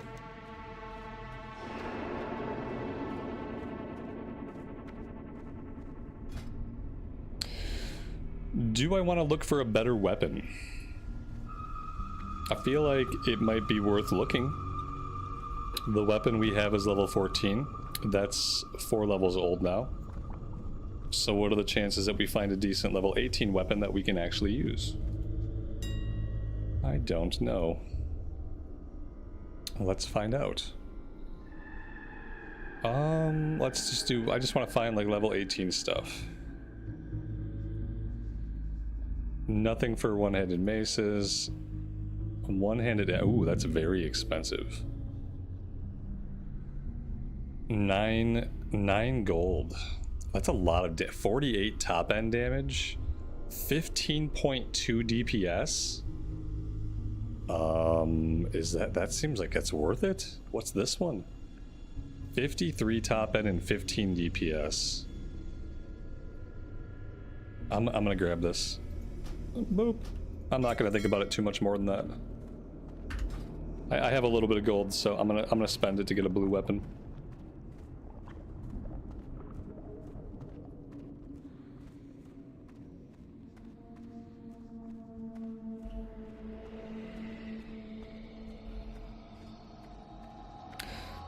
Let's jump on the bat and we'll grab the mailbox at Sepulchre.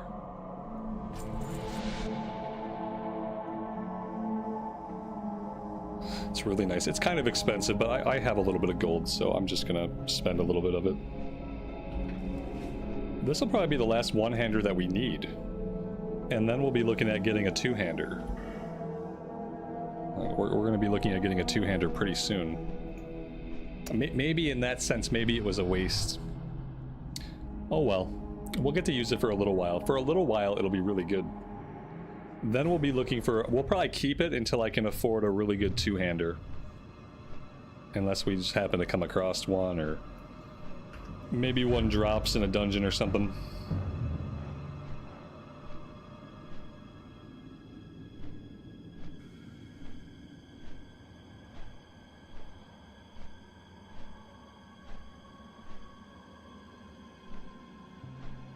It's really dark here in Silverpine. Really dark. Like Duskwood level dark.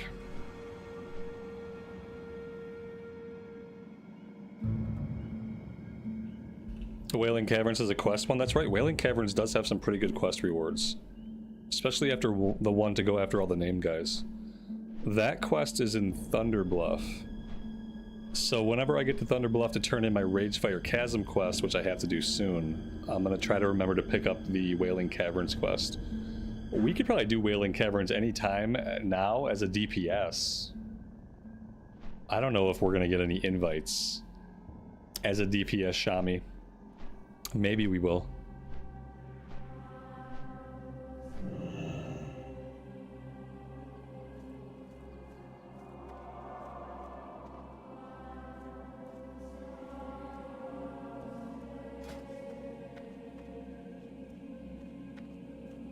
Got a little bit of work to do to skill up our axes. We're at 58 out of 90. Shouldn't take us that long. Very nice.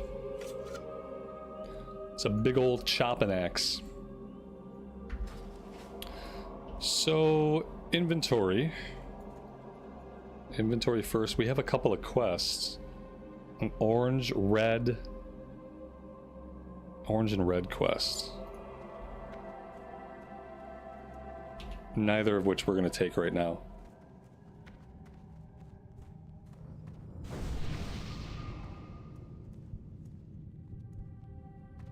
Quick about your business.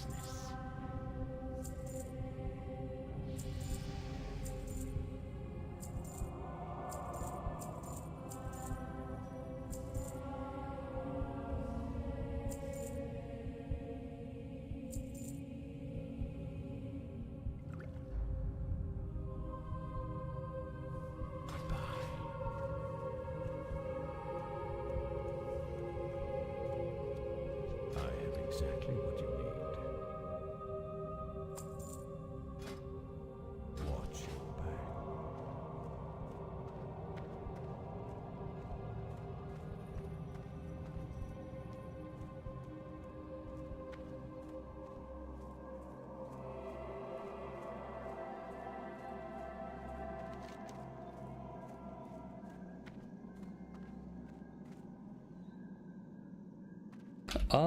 Let's see. Let's go.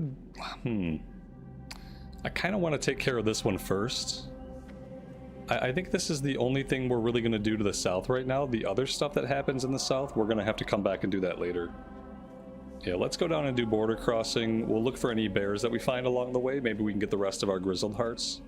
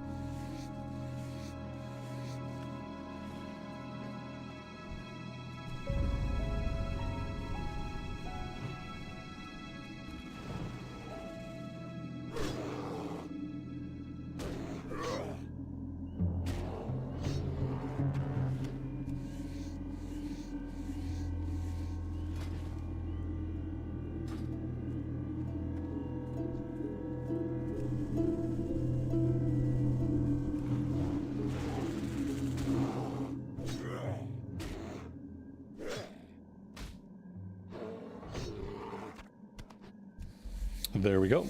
That is 6 out of 6 for the hearts, and we're pretty close to the crate. Probably have to kill a few mages that stand between it and us.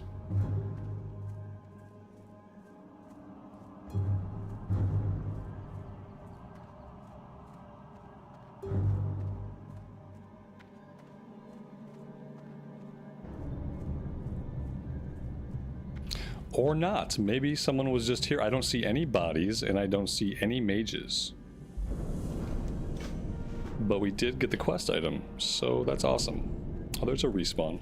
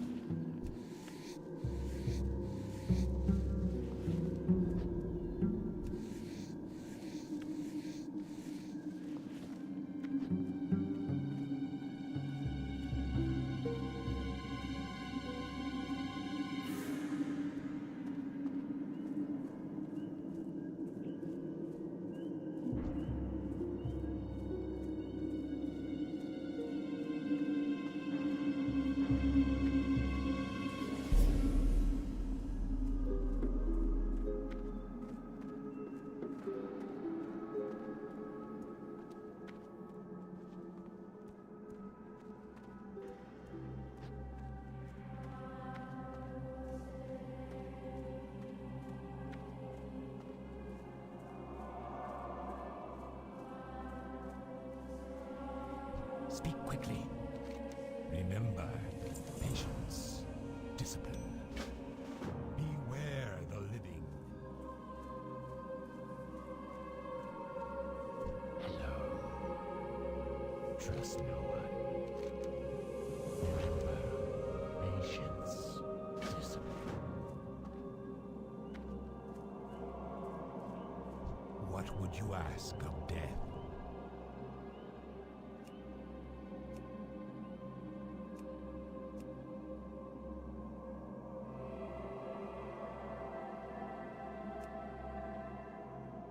Our time will come.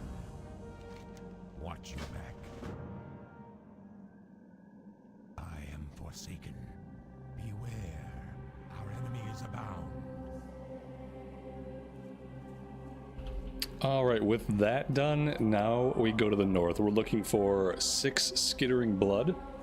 We have to get Glutton Shackles and Dark Soul Shackles off the Worgen, and then we're looking for Night Lash. And we're going to investigate the dead fields.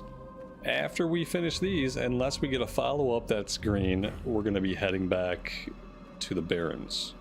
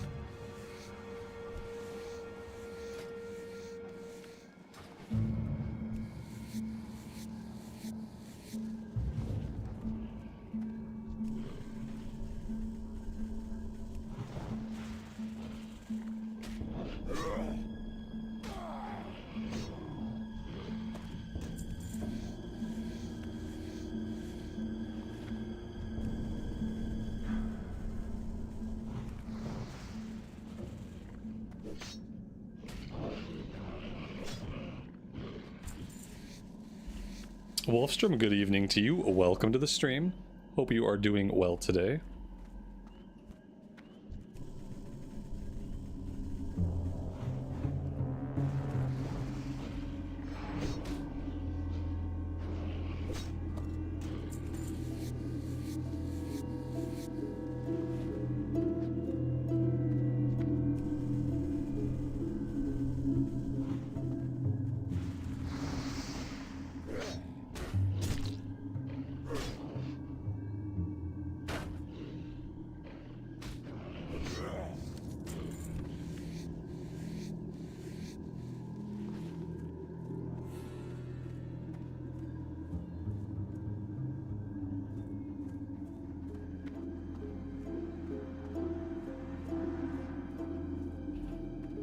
We have to keep our eyes open for Son of Erigel. Son of Erigel is an elite. He's like a level 20 something elite, and he patrols all through this area and through other areas. There's actually more than one Son of Erigel, and they have different spawn points and they walk different routes, but one of them walks somewhere through this way.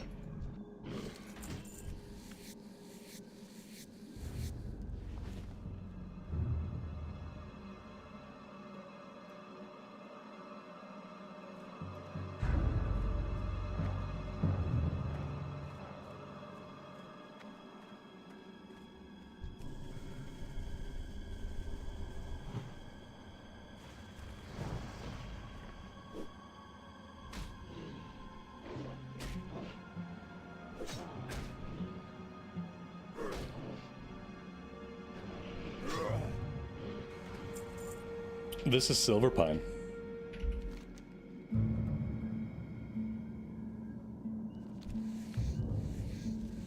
OG Silverpine, which looks a lot different than Cata Silverpine.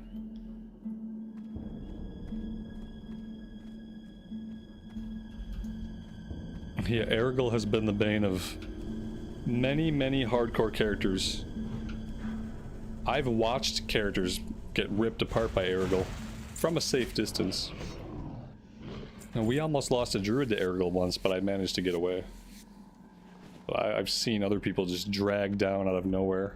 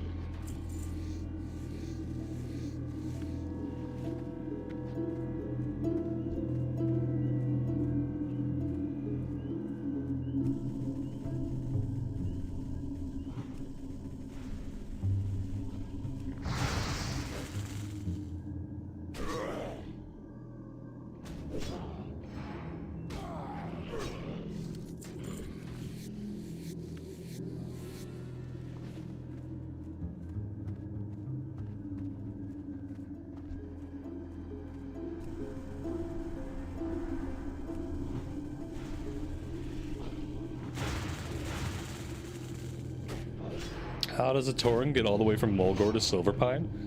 Well, first you walk through the Barrens, then you keep walking, and then you walk through Durotar, and then you don't stop walking, and then you get to the Zeppelin Tower, and then you walk up the Zeppelin Tower, and then you ride the Zeppelin. Then you keep walking, and then you walk through Tirisfal Glades, and then you arrive in Silverpine.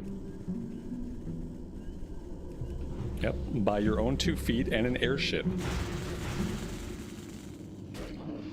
Alliance gets around on boats, and the Horde side get around on airships.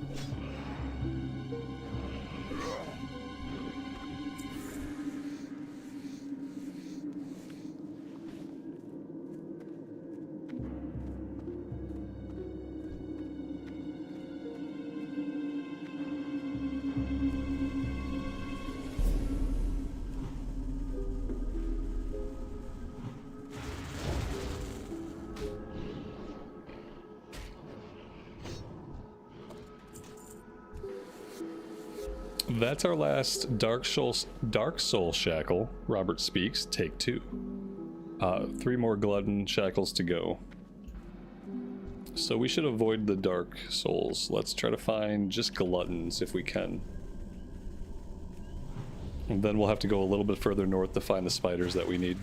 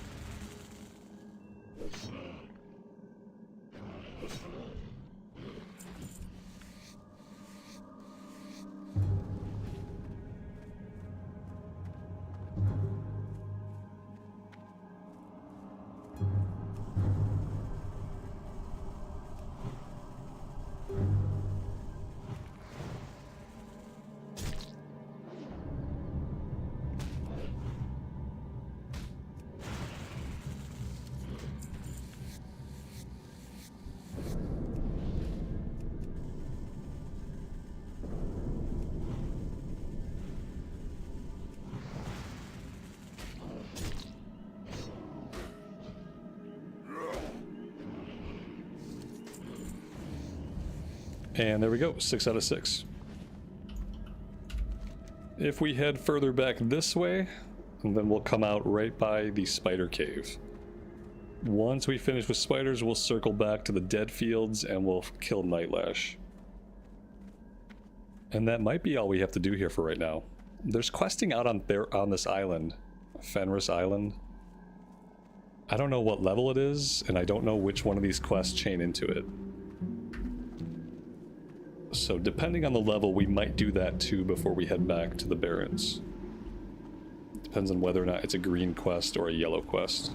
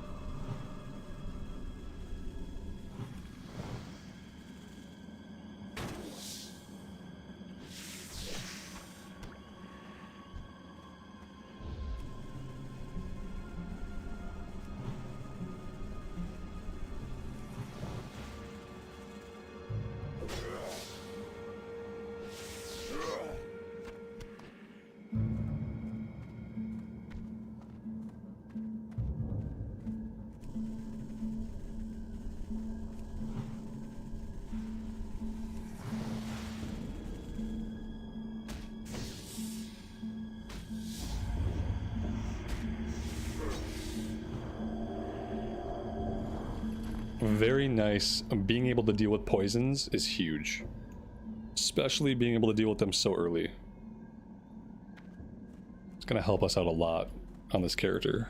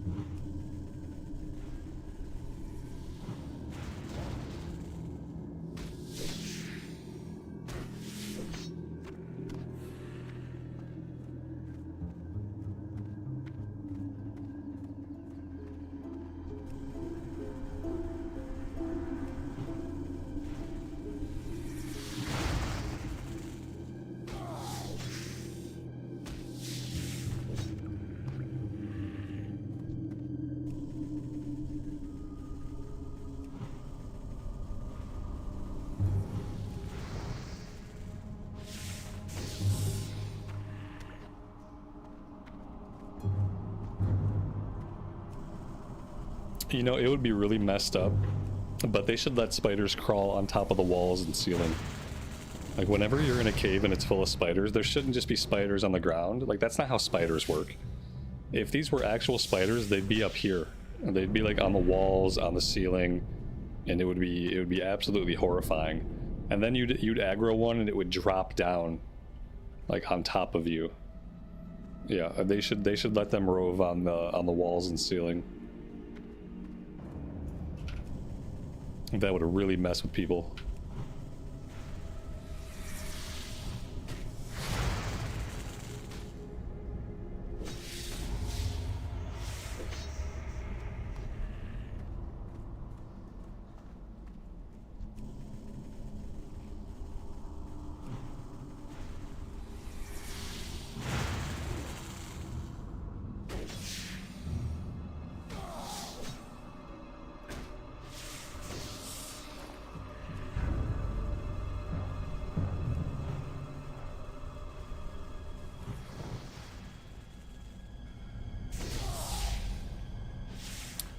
Tony, thank you so much for the super chat. You've contributed a lot to that goal, and I really appreciate it. Thank you so much, man. Thanks for being here and hanging out with us.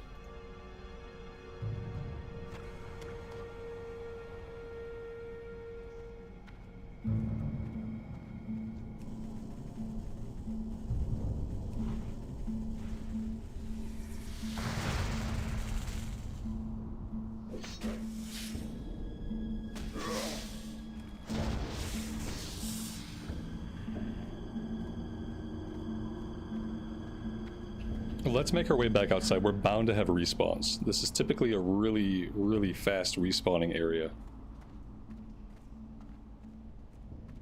He says, but there are no respawns. Oh my gosh.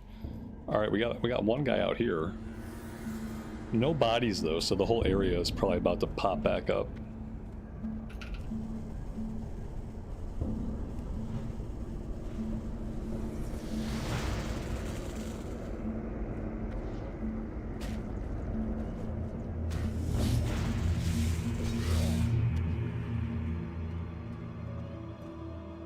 There we go. Now they're coming back. Now the trick is to not get surrounded as they spawn in.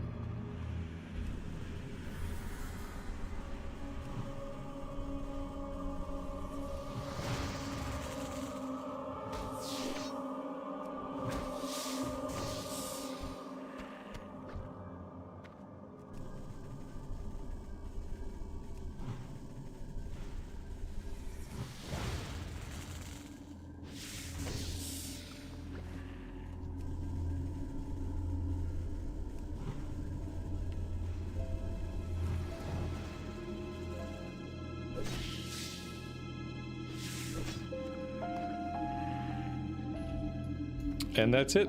6 out of 6. Let's get out of here. This is another area. Like, again, we got to be careful. There's an Aragal that roams right here, so this is the spot where I watched him kill a player. So I know he can be back here somewhere. If we're lucky, we'll see him from a long way off. If we're not lucky, he'll creep up right behind us.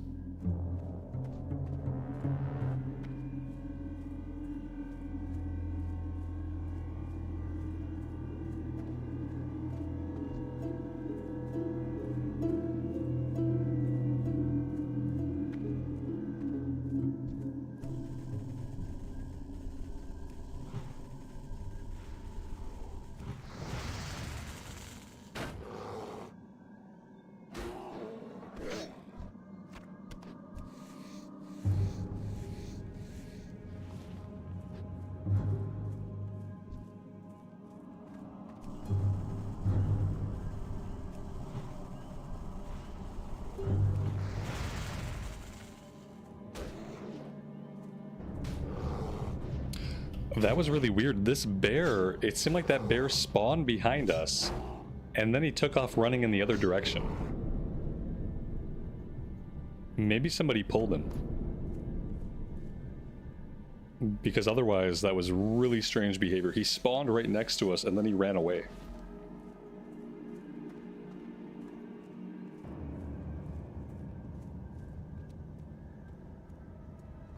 Okay, so for this place, we just have to kill the... Oh, well, we don't have to do anything. I was gonna say we have to kill Knowles until she comes out. But she's already out, so now we just gotta tag her. That's very lucky. Typically, you gotta fight these guys for a while, and then she spawns. And usually I do this one in a group, because it takes a lot of killing these guys to get her to come out sometimes. There we go, look at that. It doesn't get much smoother than that, actually.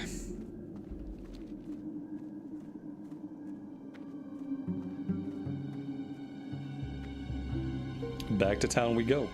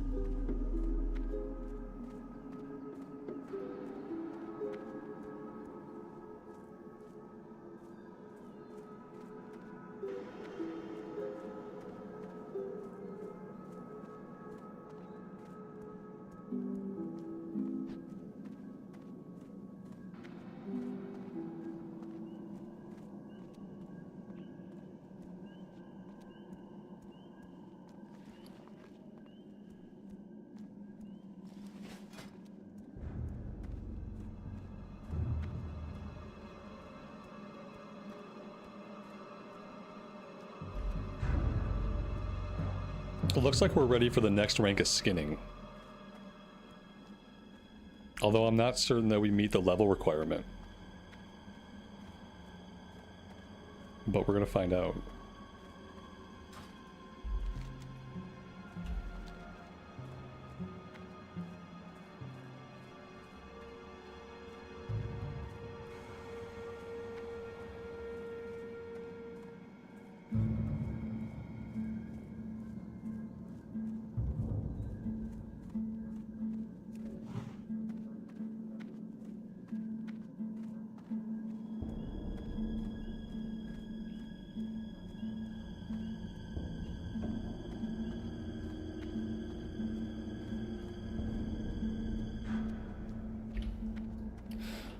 Talon, they're taking the mop servers offline in the US for actual maintenance in the middle of the day on a Saturday. Mop NA server is now going down for an hour between 2 and 3 Blizzard time. That's not very common, is it, that they'll take the servers down in the middle of a Saturday like that to do maintenance? Whatever broke must have been really bad. Yeah, something went pop? Exactly. Whatever broke, it must have broke bad. For them to schedule an hour maintenance in the middle of a day on a Saturday? It's California. They don't have people working on Saturday. Like, they probably don't have anybody, like, in office, like, at the buttons. They probably got people that are on call. But I doubt they have many people that are on staff on Saturday. Oh boy. So the servers are not working. How are the EU mop servers? Did the EU mop servers ever come back up? Because people were saying that both NA and EU were down. It wasn't originally just a NA problem.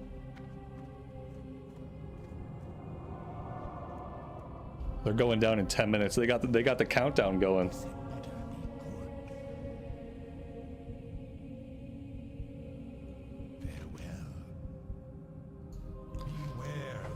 Yeah, but I thought California had certain laws about weekend hours. Do they not have special laws about, like, weekend hours? I thought weekends and any time after 8 p.m. was, like, supposed to be time and a half or something crazy in California.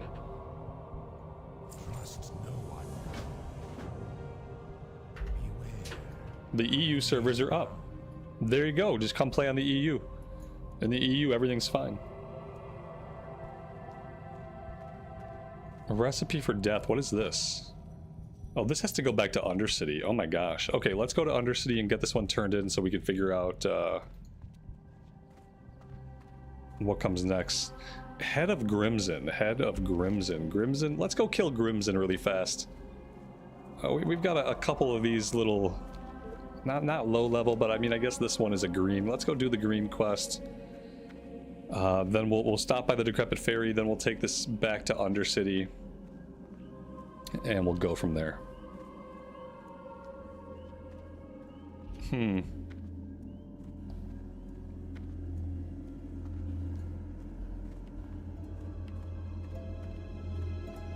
Back in my call center days, we had a call center that was based out of I think it was out of San Francisco somewhere, and like these people were not allowed to work past a certain time of day, because if they worked past a certain time of day, it counted as overtime, even if they weren't at 40 hours. Yeah, they were basically a useless call center for us, but they were there to handle the calls that like came in really late. Well, it came in at what would have been really late for Eastern time, but I mean, and this was like a decade ago, so maybe shit has changed. But yeah, we literally couldn't work them past a certain time of day, because even if that was the only day they worked, any hours that they worked past a certain time, they had to get paid time and a half. And I always figured it was a California thing, because California likes to do stupid stuff like that. Paying people more money. How dare they?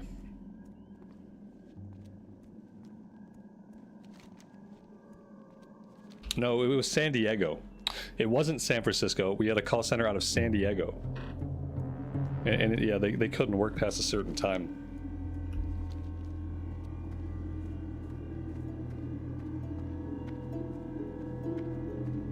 Maybe it's different now. I don't know. Either way, I hope they have someone on staff at Blizz to press the buttons and get the Get the servers back online for you Panda fans. All of you Panda fans out there.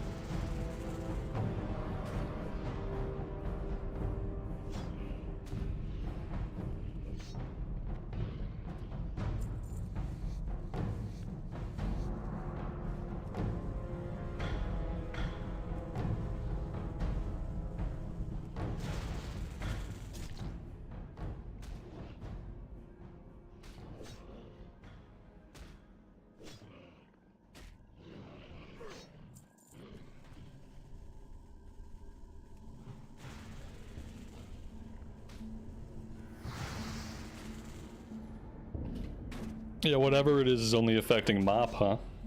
I mean, Mop is so broken. There were so many things that were just completely bugged out. They gotta stop releasing stuff so messed up. Like, I mean, these bugs exist. They need to have some people that are actually playing the game. If they had people that were playing their own game, they would encounter a lot of the bugs. They could fix them beforehand. They wouldn't have to do hot fixes that then broke other stuff, because I feel like that's what it is. They're probably trying to fix bugs by hot fixing stuff, but it seems like they're just breaking bigger things. Whereas if you fix the bugs before you ship, then you don't have to hot fix, then you don't have to break other things, then your game can be relatively stable weeks after it's come out. They really need to figure it out. It's kind of embarrassing for them. It just starts to be embarrassing when you can't even re-release a game without it being completely broken. It's one thing to release a brand new game. Sometimes you release a brand new game and you just unexpected stuff happens. Like, you're re-releasing a game. You're re-releasing a game that you put through beta again. Even though it's a re-release, you had it in beta. It went through a beta phase. And I guess this is what happens when you rely on players to report all the bugs and do all that stuff with your game, is that it doesn't happen. If you want people to dive into the game and like find all the bugs, sometimes you actually have to pay testers. Sometimes you actually have to pay employees to play the game and find the bugs and then fix the bugs. It's a crazy concept.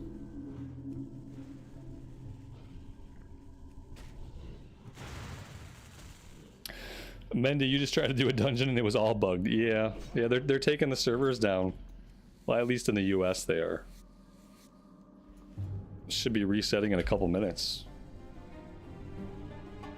It's sad.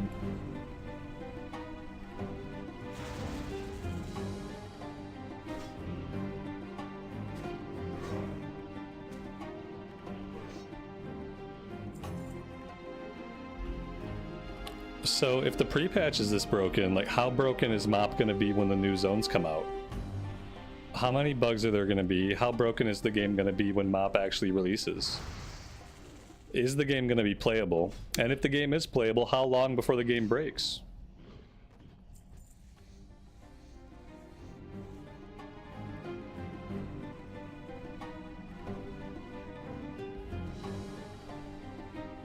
And how many people are going to tolerate it? How many people are going to tolerate it when their day 1 experience is ruined, when their day 2 experience is ruined, when their day 6 experience gets ruined? Like, how long do people put up with it? I guess they just keep putting up with it. Yeah, rip Mop servers. Maybe they should just leave them down. Just leave them down and see what people do.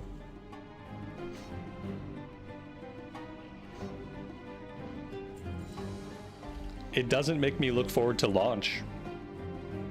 It's been how long since pre-patch and they haven't fixed all of these issues? Doesn't leave me very optimistic for launch.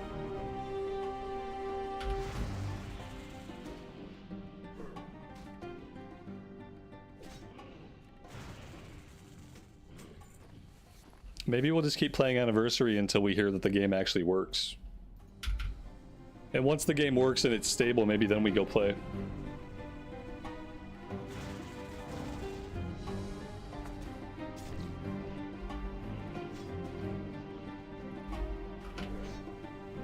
Yeah, and the problem is, like, they might fix the current issues, but when they push all the new content live, there's going to be an entire host of new issues. You know, there's going to be a whole host of new issues. And so, yeah, they might get this stuff fixed in the next 10 days. All the broken textures in the dungeons and stuff like that, like, they might get all that stuff fixed. But then what's going to come broken with the expansion? Probably more stuff's just going to be broke. Because that stuff wasn't properly tested either. The pre-patch stuff was not properly tested, and the expansion stuff was not properly tested, so it's going to be broke.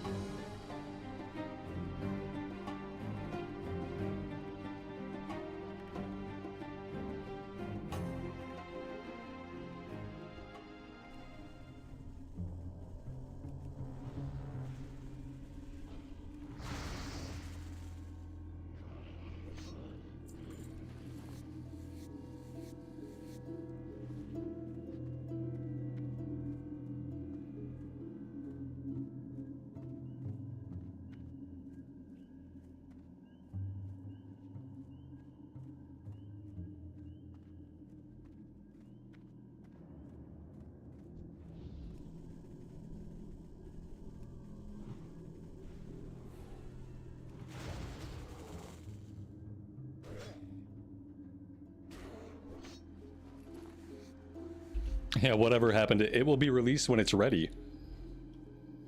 But why does it never feel like it was ready? Why is it that no matter when anything comes out, it never feels like it's done?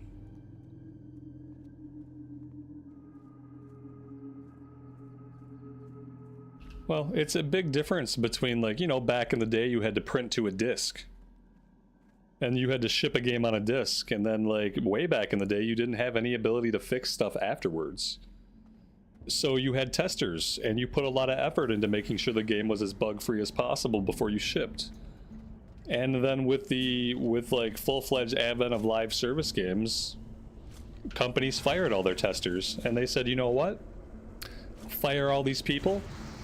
We'll line our own pockets. We'll have huge bonuses. We don't have to split it with these low-income workers. Get rid of all the low-income workers. We'll ship a game that's completely full of bugs and broken. And then we'll just patch updates as the players find the bugs. That's the joy of live service from a developer's point of view, is you don't have to pay for testing at all. You just get more money in your pocket, you ship a broken game, and you just rely on players to tell you how it's broken, and then you just patch in fixes. And then you say, you're sorry, oh, it'll get better, I'm so sorry, I can't believe we let this happen. And, you know, people, if you know, once people start eating shit, they get used to eating shit. And they'll eat shit whenever you feed it to them after that. So it goes.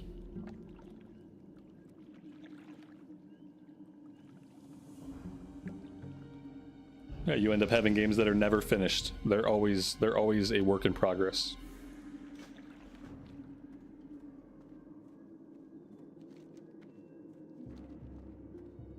And then once that becomes the industry norm, there's no going back. There's no going back to games that release and they work properly. Not now that it's the industry norm to just test it in production. Consumers just accept it. We just accept that when games come out, they're going to be shit. They're going to be buggy. They're going to be broken. And if we're really lucky, the company will fix the bugs and make it better. But we've just become numb to the idea that a game is going to release in a terrible state. And we just have to deal with it. And we do.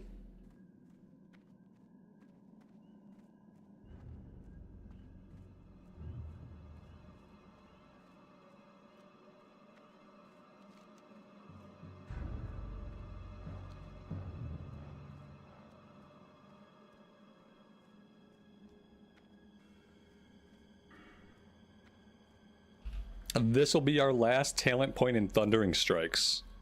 And then I think we're going into two-handed axes and two-handed maces next. Both of which I think we'll have to train. Between Thunderbluff and Orgrimmar, we'll have to train two-handed axes and two-handed maces. Pretty sure they won't just give them to us. It releases in a terrible state at full price. Yes. And full price now is like $79.99, $89.99 USD. Like, it's full price now is an insane amount of money even.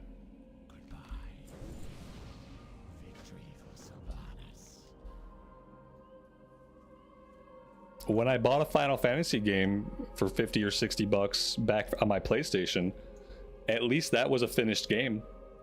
It wasn't going to be completely broken the first couple of days I tried to play it.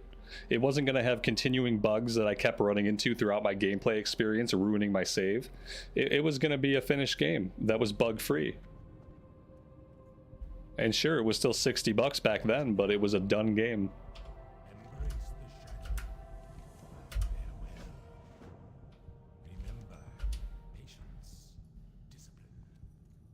I don't really need to have these Aragorn quests yet. Let's drop the Aragorn quests. We'll pick them up when we're actually ready to do Shadowfang Keep. Right now, that's just putting more stuff in my quest log that I don't need. All right, to Undercity we go. We have a couple of things there to turn in. I think we have to run out to Brill and talk to a dude in Brill. And then eventually we're going to be heading back over to the Barrens. Eventually, we will get there. I could Hearth there. My Hearthstone is set back in Crossroads, so we don't even have to wait for a Zeppelin again. With that being said, I'm going to go bio. I'll be right back.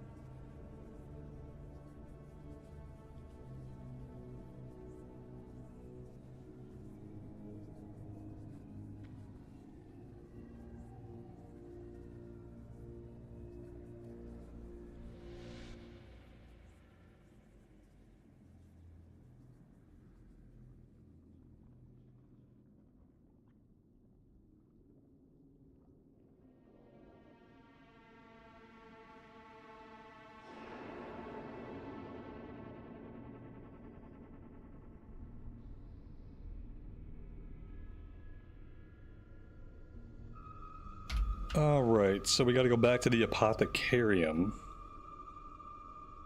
And then, are we going out to Brill? I think we have to go out to Brill. Yes, okay. So Apothecary, and then we'll head out to Brill. And then we'll hearth out of here.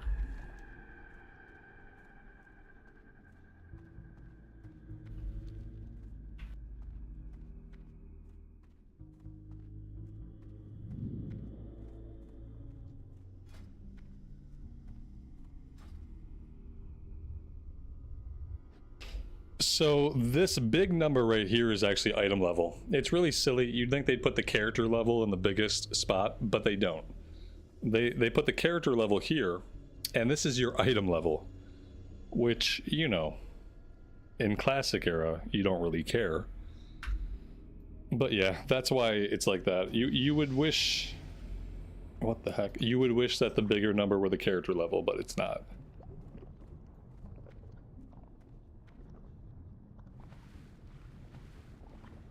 Yeah, it's just that way by design for some reason.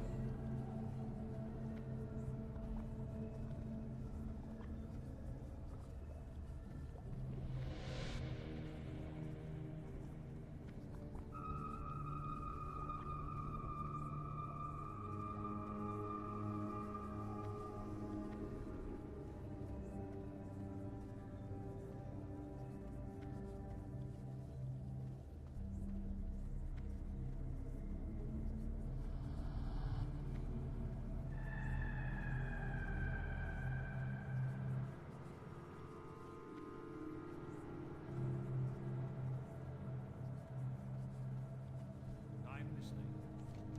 Beware.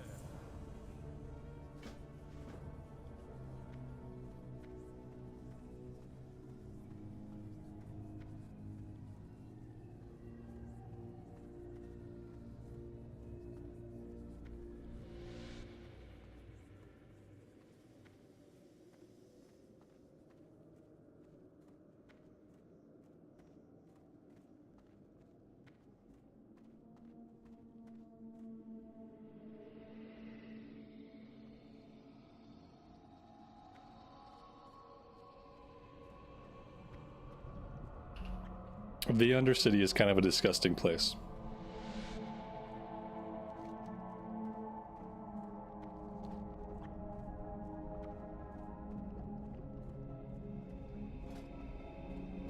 You know what? Let's see if we can train skinning.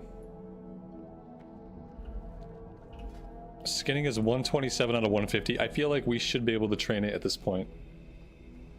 Let's go do that really fast.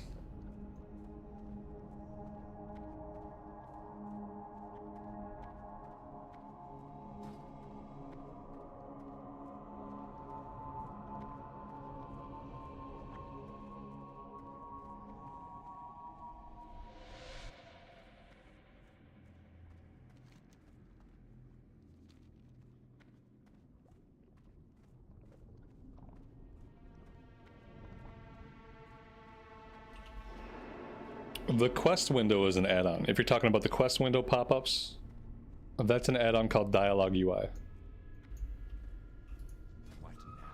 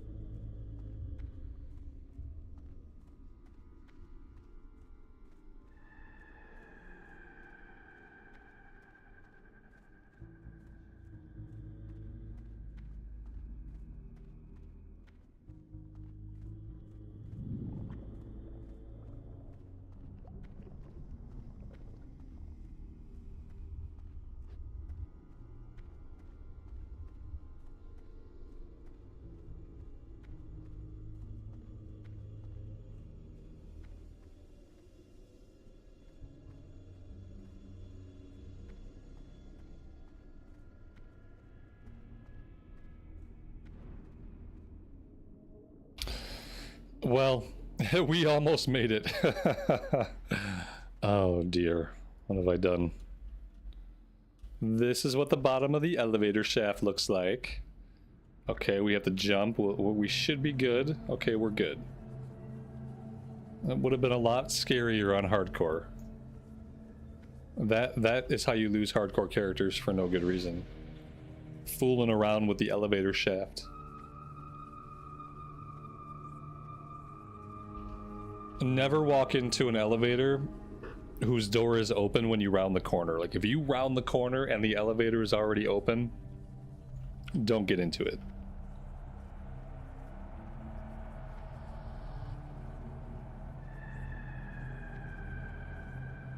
It's a good way to get shafted.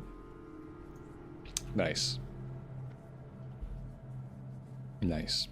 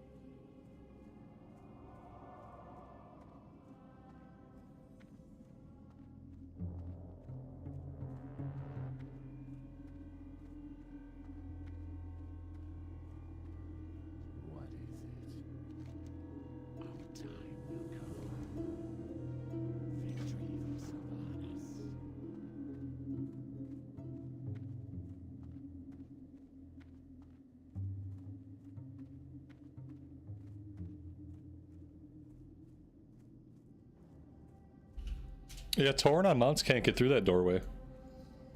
Blood elves on mounts can get through it okay. But yeah, unfortunately, if you're a Tauren and you're mounted up, you cannot do it. You will have to dismount. It could cause you to miss an elevator, or even to get weirdly stuck on the elevator. It's not Tauren friendly.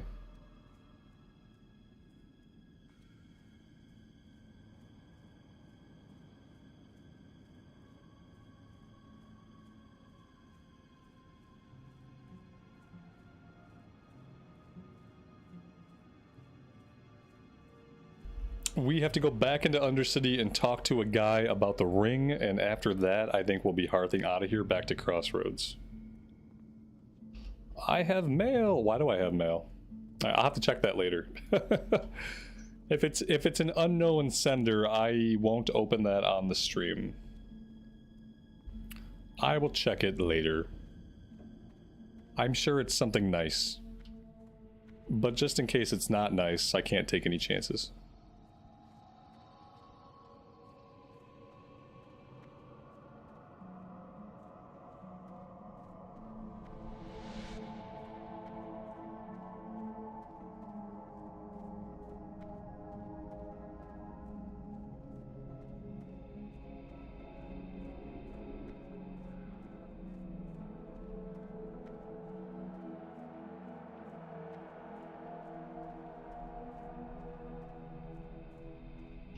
It's no doubt fan mail, but what type of fan mail is it?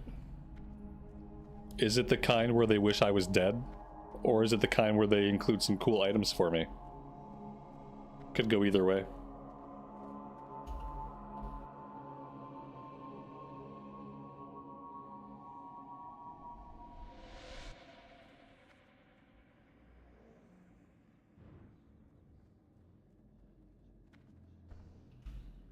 Billy TK, have a good rest of your evening. Take care. We'll see you next time.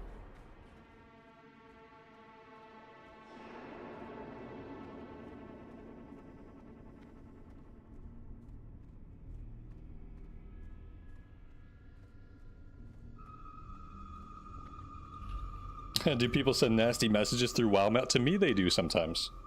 It's not a common occurrence. I've had it happen more than a handful of times, though. It's happened more times than I can count on one hand. Watch your back. Kill Veldred Moray. Trust no one. Okay. That one is level 20. Alright, so we are good to get out of here.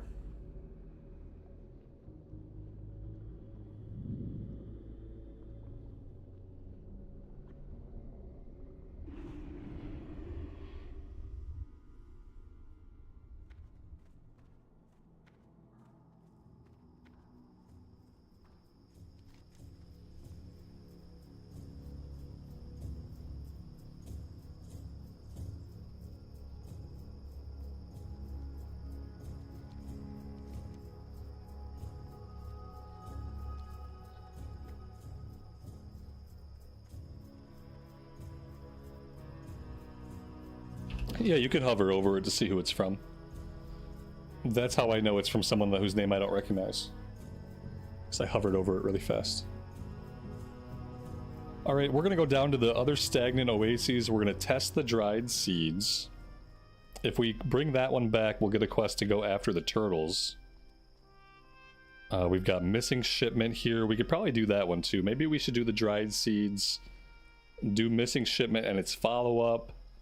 Harpies, that's far to the north. We can probably do the raptor nest while we're down here to the south. Raptor nest. Raptor nests are over in this area. Alright. Yeah, let's head this way.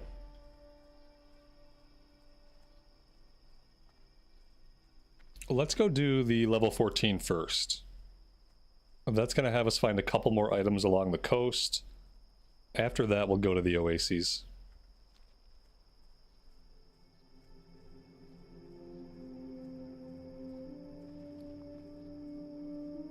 We also found Shen's empty keg. That'll turn into another quest from a person in Ratchet. It'll be a quest for animal parts.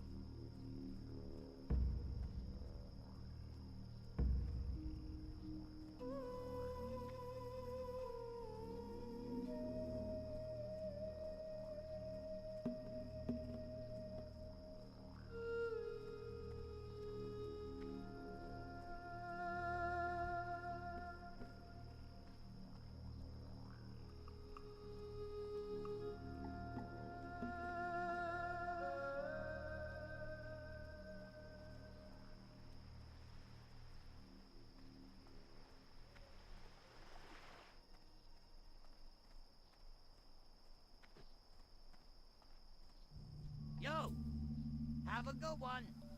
Keep it real. Be good. Keep it real. Have a good one. Do we have an exact release date for TBC? No. It's not winter anymore either. They redid their timeline. It's spring of 2026 now. When they first announced Anniversary, and they first talked about how they were going to go into TBC, they said winter of 2025.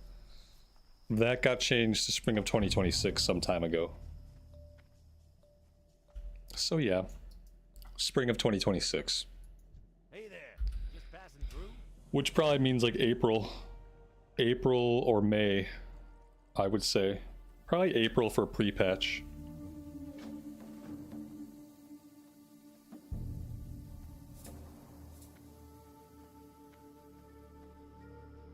I would have much preferred an autumn of 2025 or winter of 2025 at the latest would have been great for me. But yeah, unfortunately they pushed it back. I wasn't a really big fan of that. It got bumped really far. Yeah, I don't like it. I don't like it. 5 Savannah Lion Tusk, 5 Planestrider Kidneys, 1 Thunder Lizard Horn. Okay, I feel like I never do that one. The only difficult one to get a hold of at this level is the Thunder Lizard Horn. I feel like all the Thunder Lizards are a bit of a higher level. And we gotta go down by like Camp Taurajo to get them.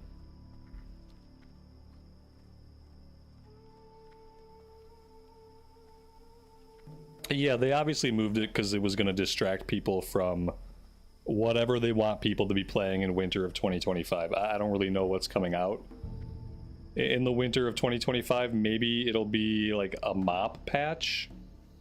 It seems yeah, it must be a mop patch. Maybe the first big patch of mop is winter 2025. 11.2 for retail comes out in August, so it can't be a retail thing. So it's got to be a mop classic thing.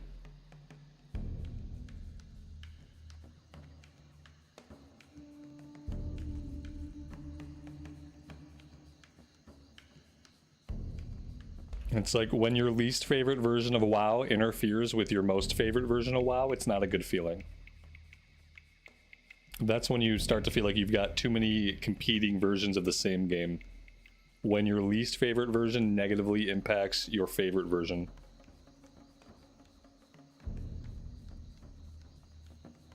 There's no way it would be the midnight pre-patch? I mean, maybe. If the last major patch for the War Within is coming out on August 5, it could very well be War Within pre-patch. I really don't know.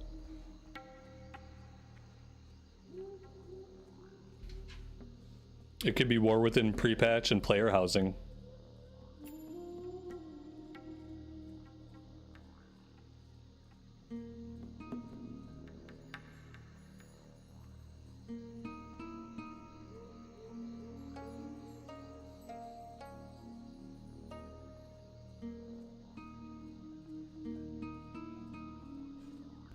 And neither of those are really things that I care about too much. I would rather have TBC.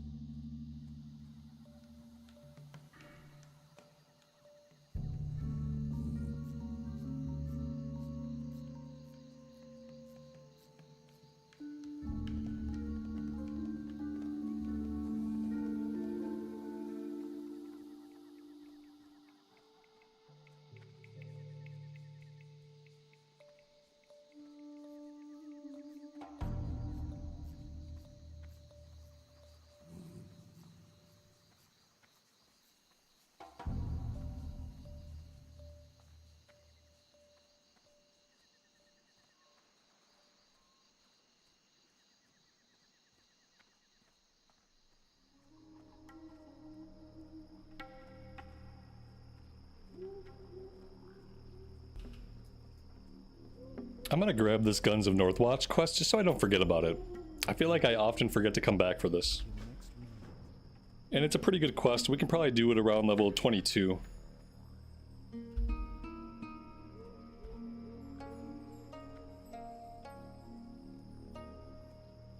I want to grab these two. Oh man, we just have too many quests. I have to get out to Thunderbluff and turn in those quests. Fizzled Darkclaw, we can definitely drop that one though. Okay. That gives us a little bit of wiggle room for raptor horns and deep moss spider eggs. Deep moss spider eggs happens out in Stone Talon, but we're going to be doing the first couple of Stone Talon quests pretty soon. So I want to have that one. Ziz Physics, that's also a breadcrumb into Stone Talon.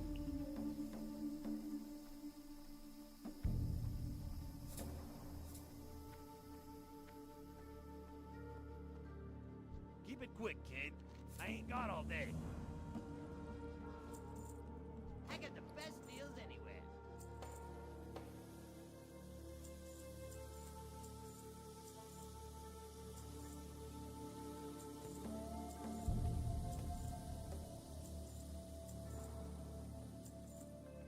Keep it real.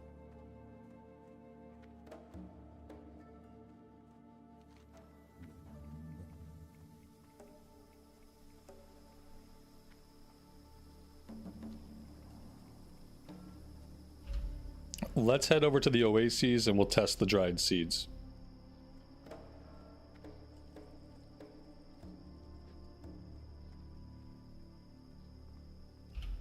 The problem with Shen's Empty Keg, it's a level 15 quest, but yeah, the thunder lizards that we need to kill are like level 19 or 20.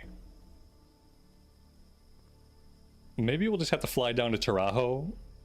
We'll have to go headhunting for a thunder lizard, and then we just grab that, and then we work on getting the rest of these. Yeah, I usually don't end up doing this quest. I've probably only completed it a couple times in my life.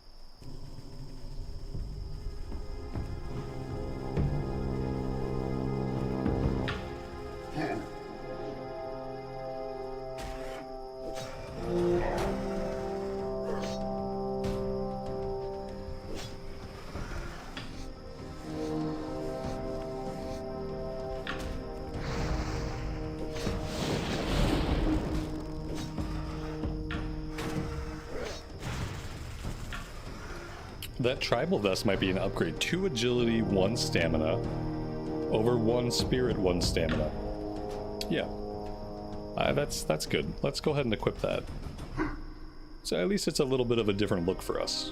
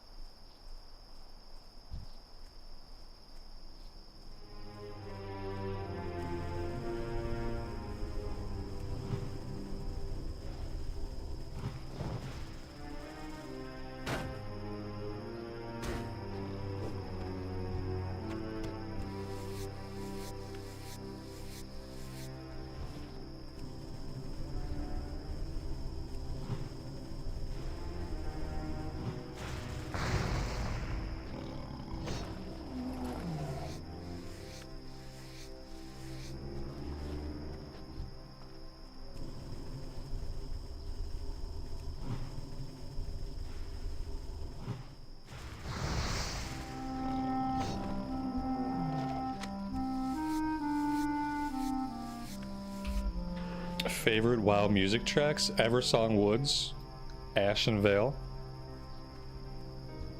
Elwyn Forest, and Barrens.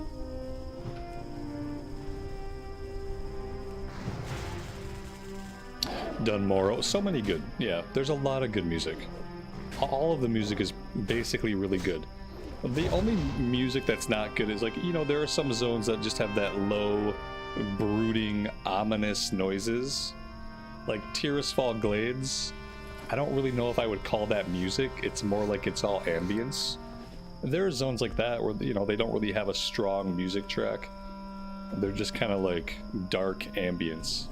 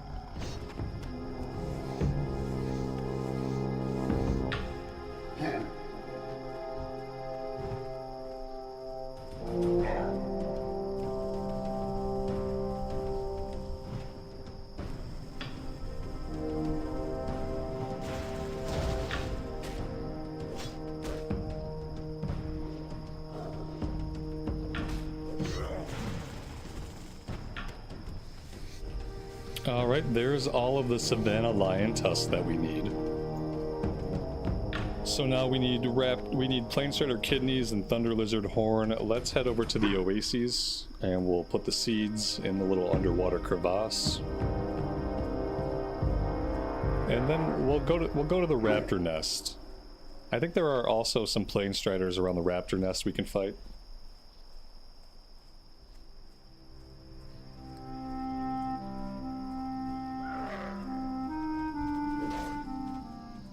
Oh dear God.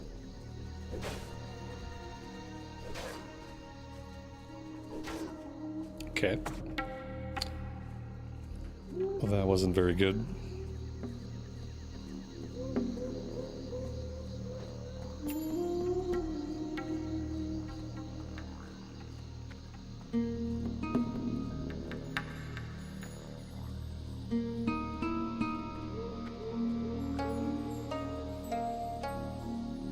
Probably gonna have to kill a turtle or two. And then we're gonna have to come back and kill even more turtles. Which is fine, because their meat is delicious.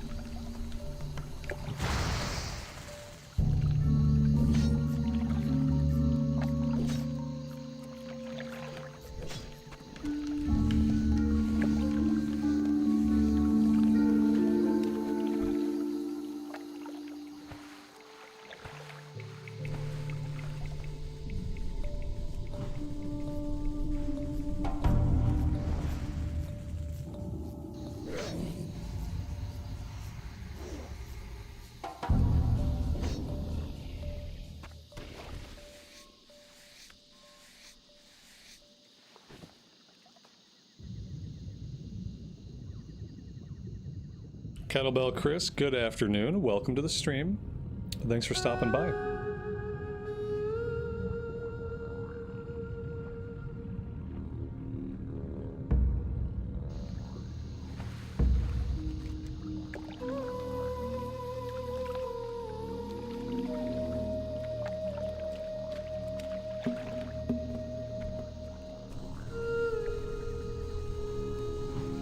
Maybe we'll get really lucky and we'll find the other centaur leader. I think usually you gotta kill a bunch of these guys and then he'll come out. But maybe we'll just find him. Maybe he'll just have already spawned. Stranger things have happened.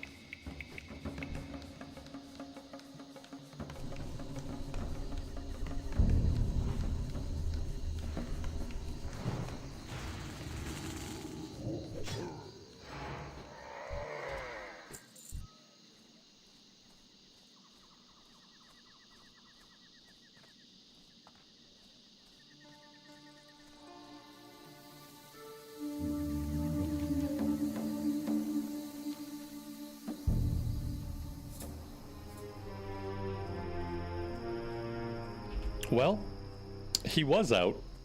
Somebody killed him. Oh, look, he's back. Hey, that actually worked out. We're getting really lucky with this. Does he have 2 guards? I hope not. Not so far. I think the last guy, he patrols around the Wailing Caverns area. Maybe he has guards. This guy had nobody. There we go. Very, very lucky with that one.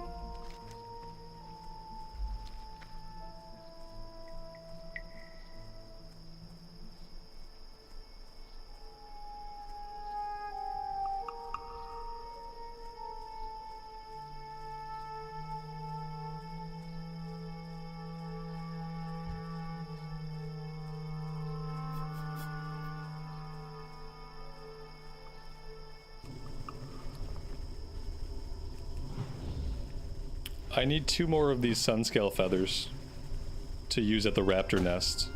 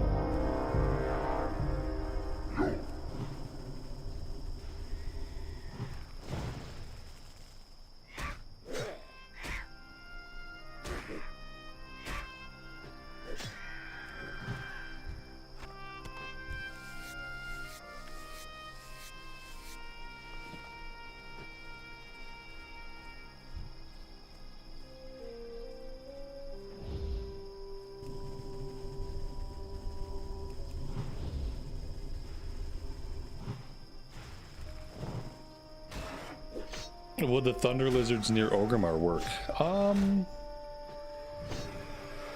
Not according to Questie.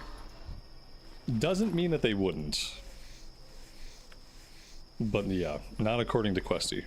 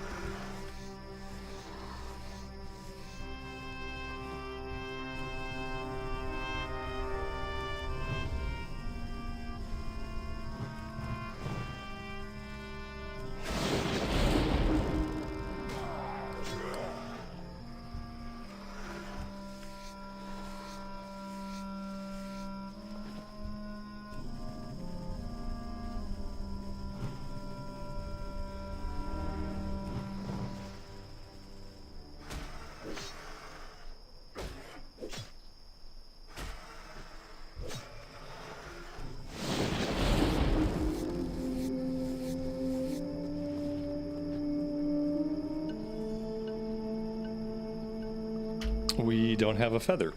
Alright, we have to kill more raptors, which is fine because they're also dropping the raptor horns we need.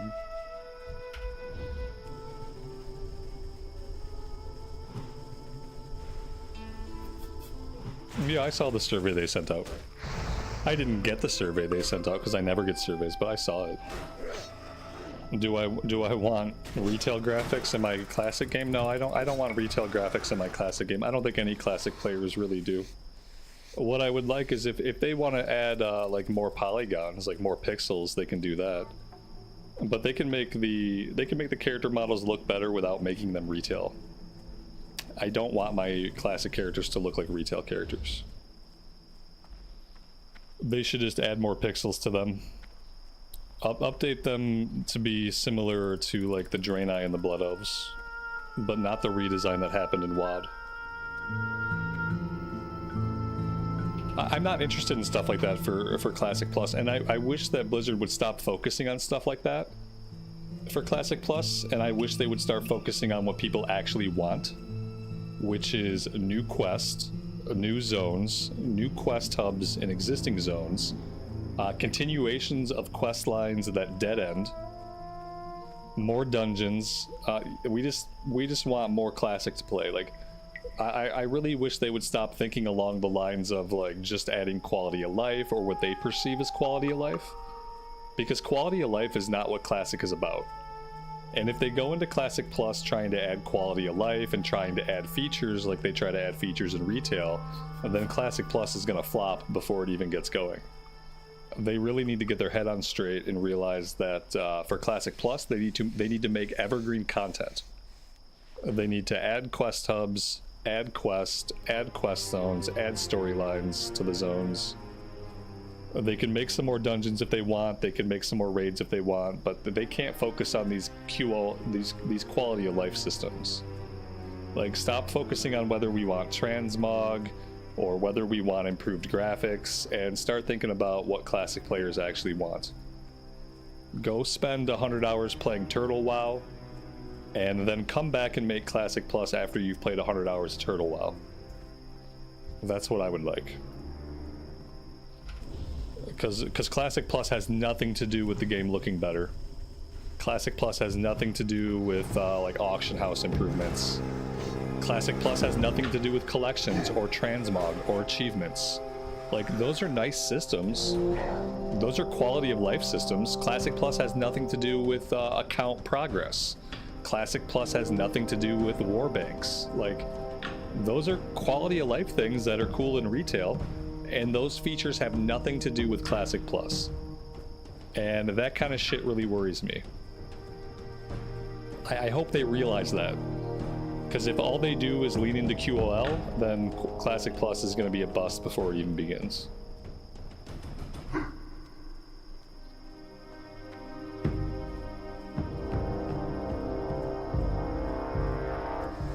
Yeah, Turtle WoW is exactly what people want when they talk about a Classic Plus, for the most part. And if they look at the stuff they've done in Turtle WoW, they'll have a good idea what to do. If they don't look at that stuff and they try to do their own thing and they try to focus on things like improved character models, it's going to be garbage.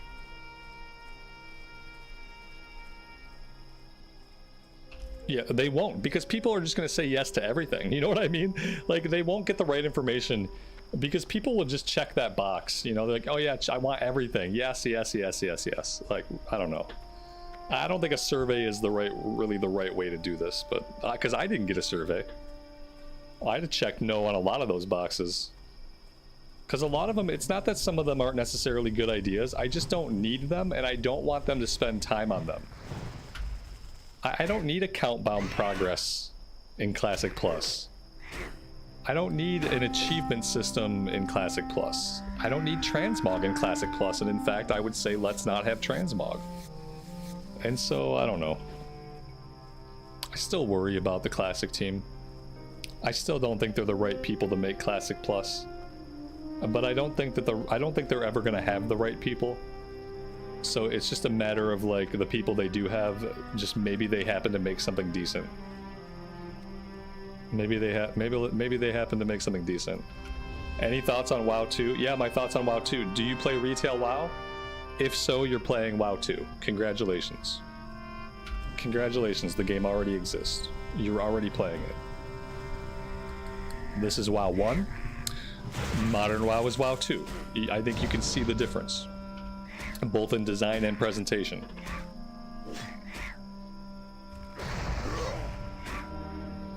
What even is WoW 2? Nobody knows.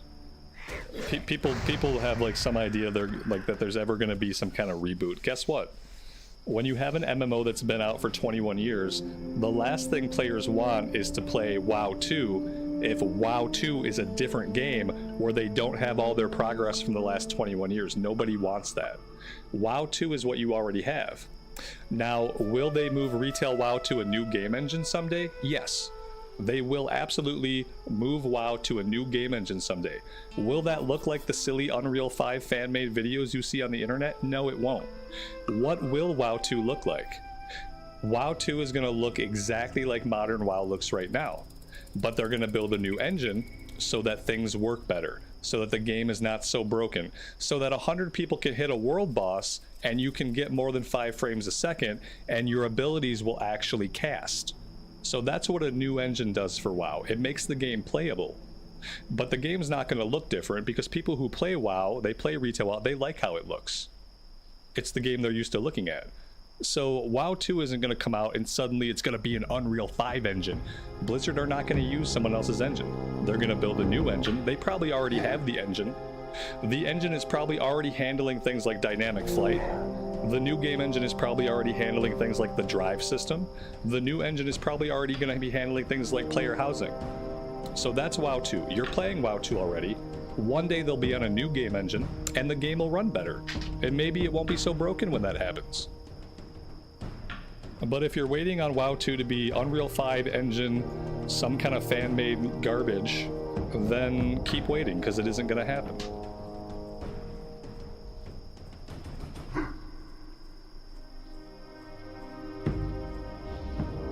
They're not going to reinvent the wheel. They're not going to wipe everybody's progress so that people have to start over. It's not the way of things. It wouldn't make any sense to do any of that.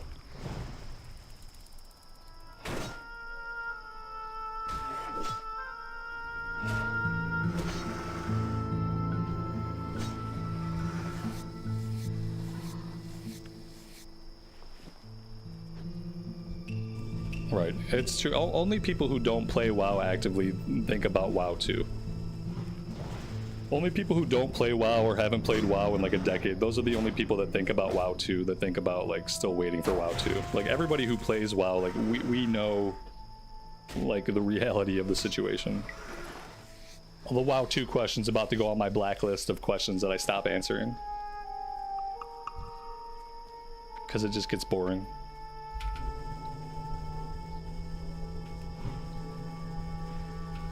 Did I ever get my last feather? Yes. At some point I got my last feather. And I got all my raptor horns. Freaking awesome. Okay, hello there. How about you play with that totem for a minute, and I will run over here and I will heal myself.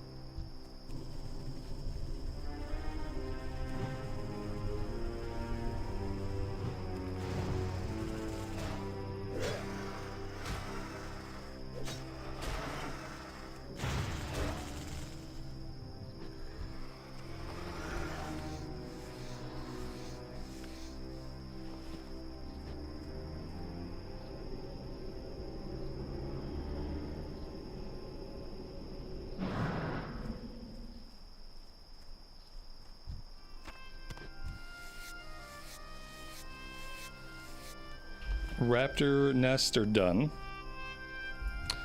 We still need Plain Strider kidneys. Oh my god. I'm glad I marked that guy. Marked that guy a long time ago.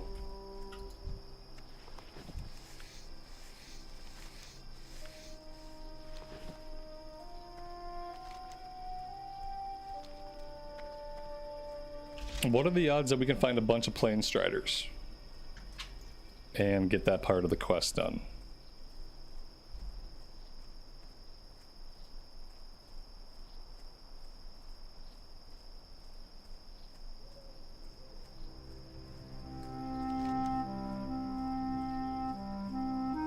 It says we can get them from the ones that are around the crossroads. Oh, Jesus. Okay, alright, that worked.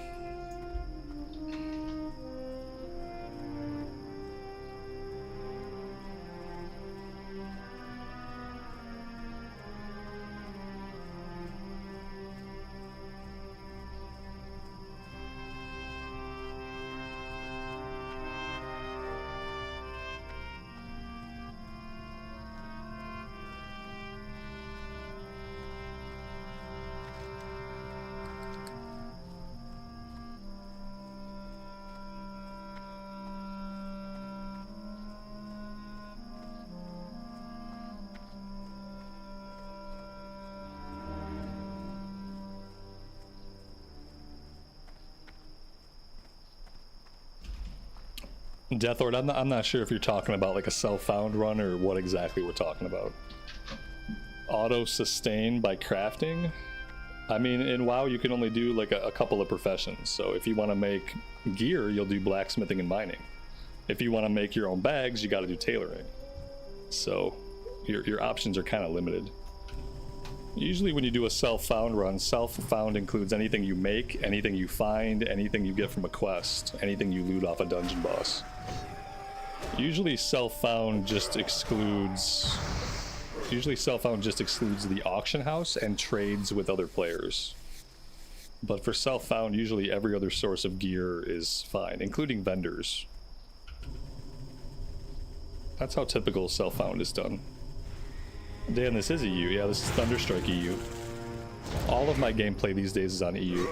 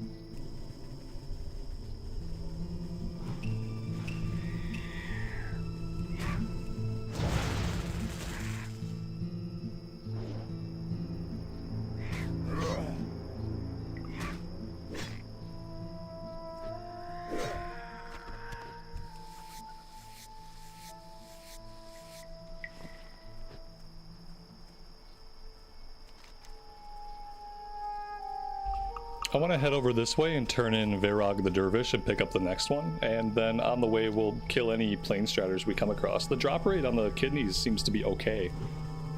It's not a high drop rate, but it doesn't seem too punishing. I'm sure the punishing one will be looking for the one Thunder Lizard horn that we need. That'll probably be the one that takes a while.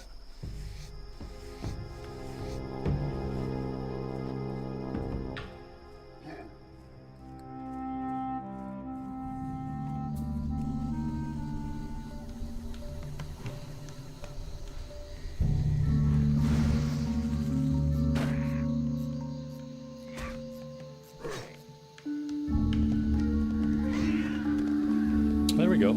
5 out of 5.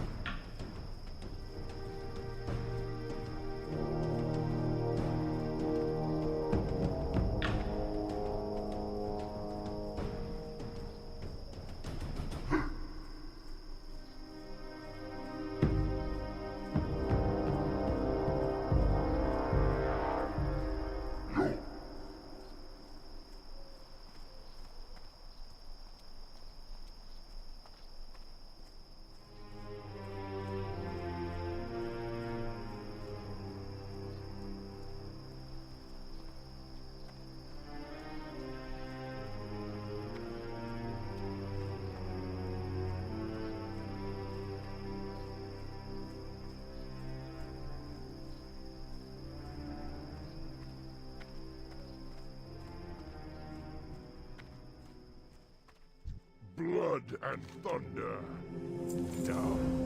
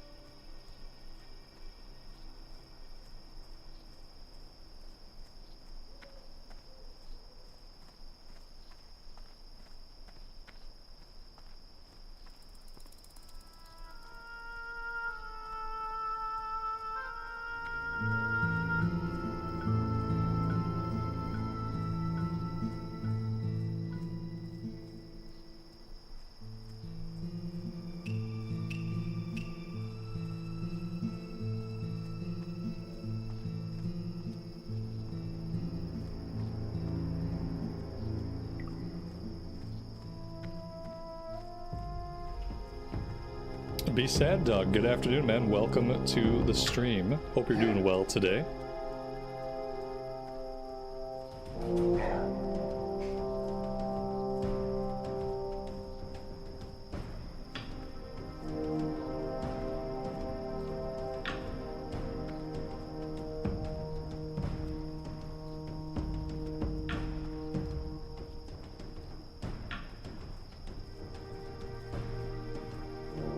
What do you mean? Farewell.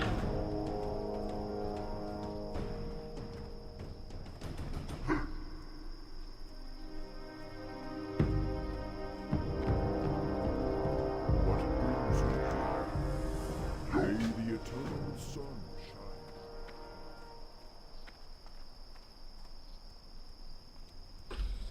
I want to go back over to Ratchet really fast and turn in the Raptor Horns quest. I feel like I also need to go to Thunderbluff and finally turn in both of our dungeon quests from the Ragefire run that we did like a week ago. Sub. That would be a great idea to get those turned in before they go gray.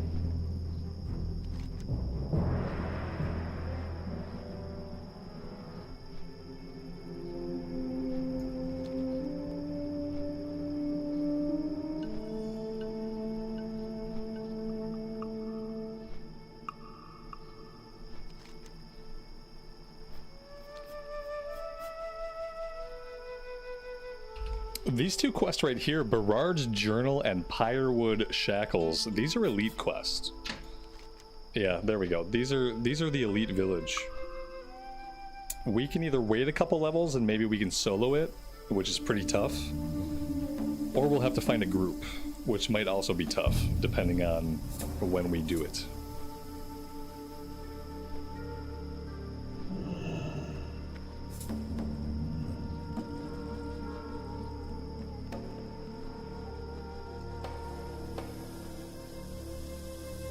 At some point we need to train. Yeah, that's a good point.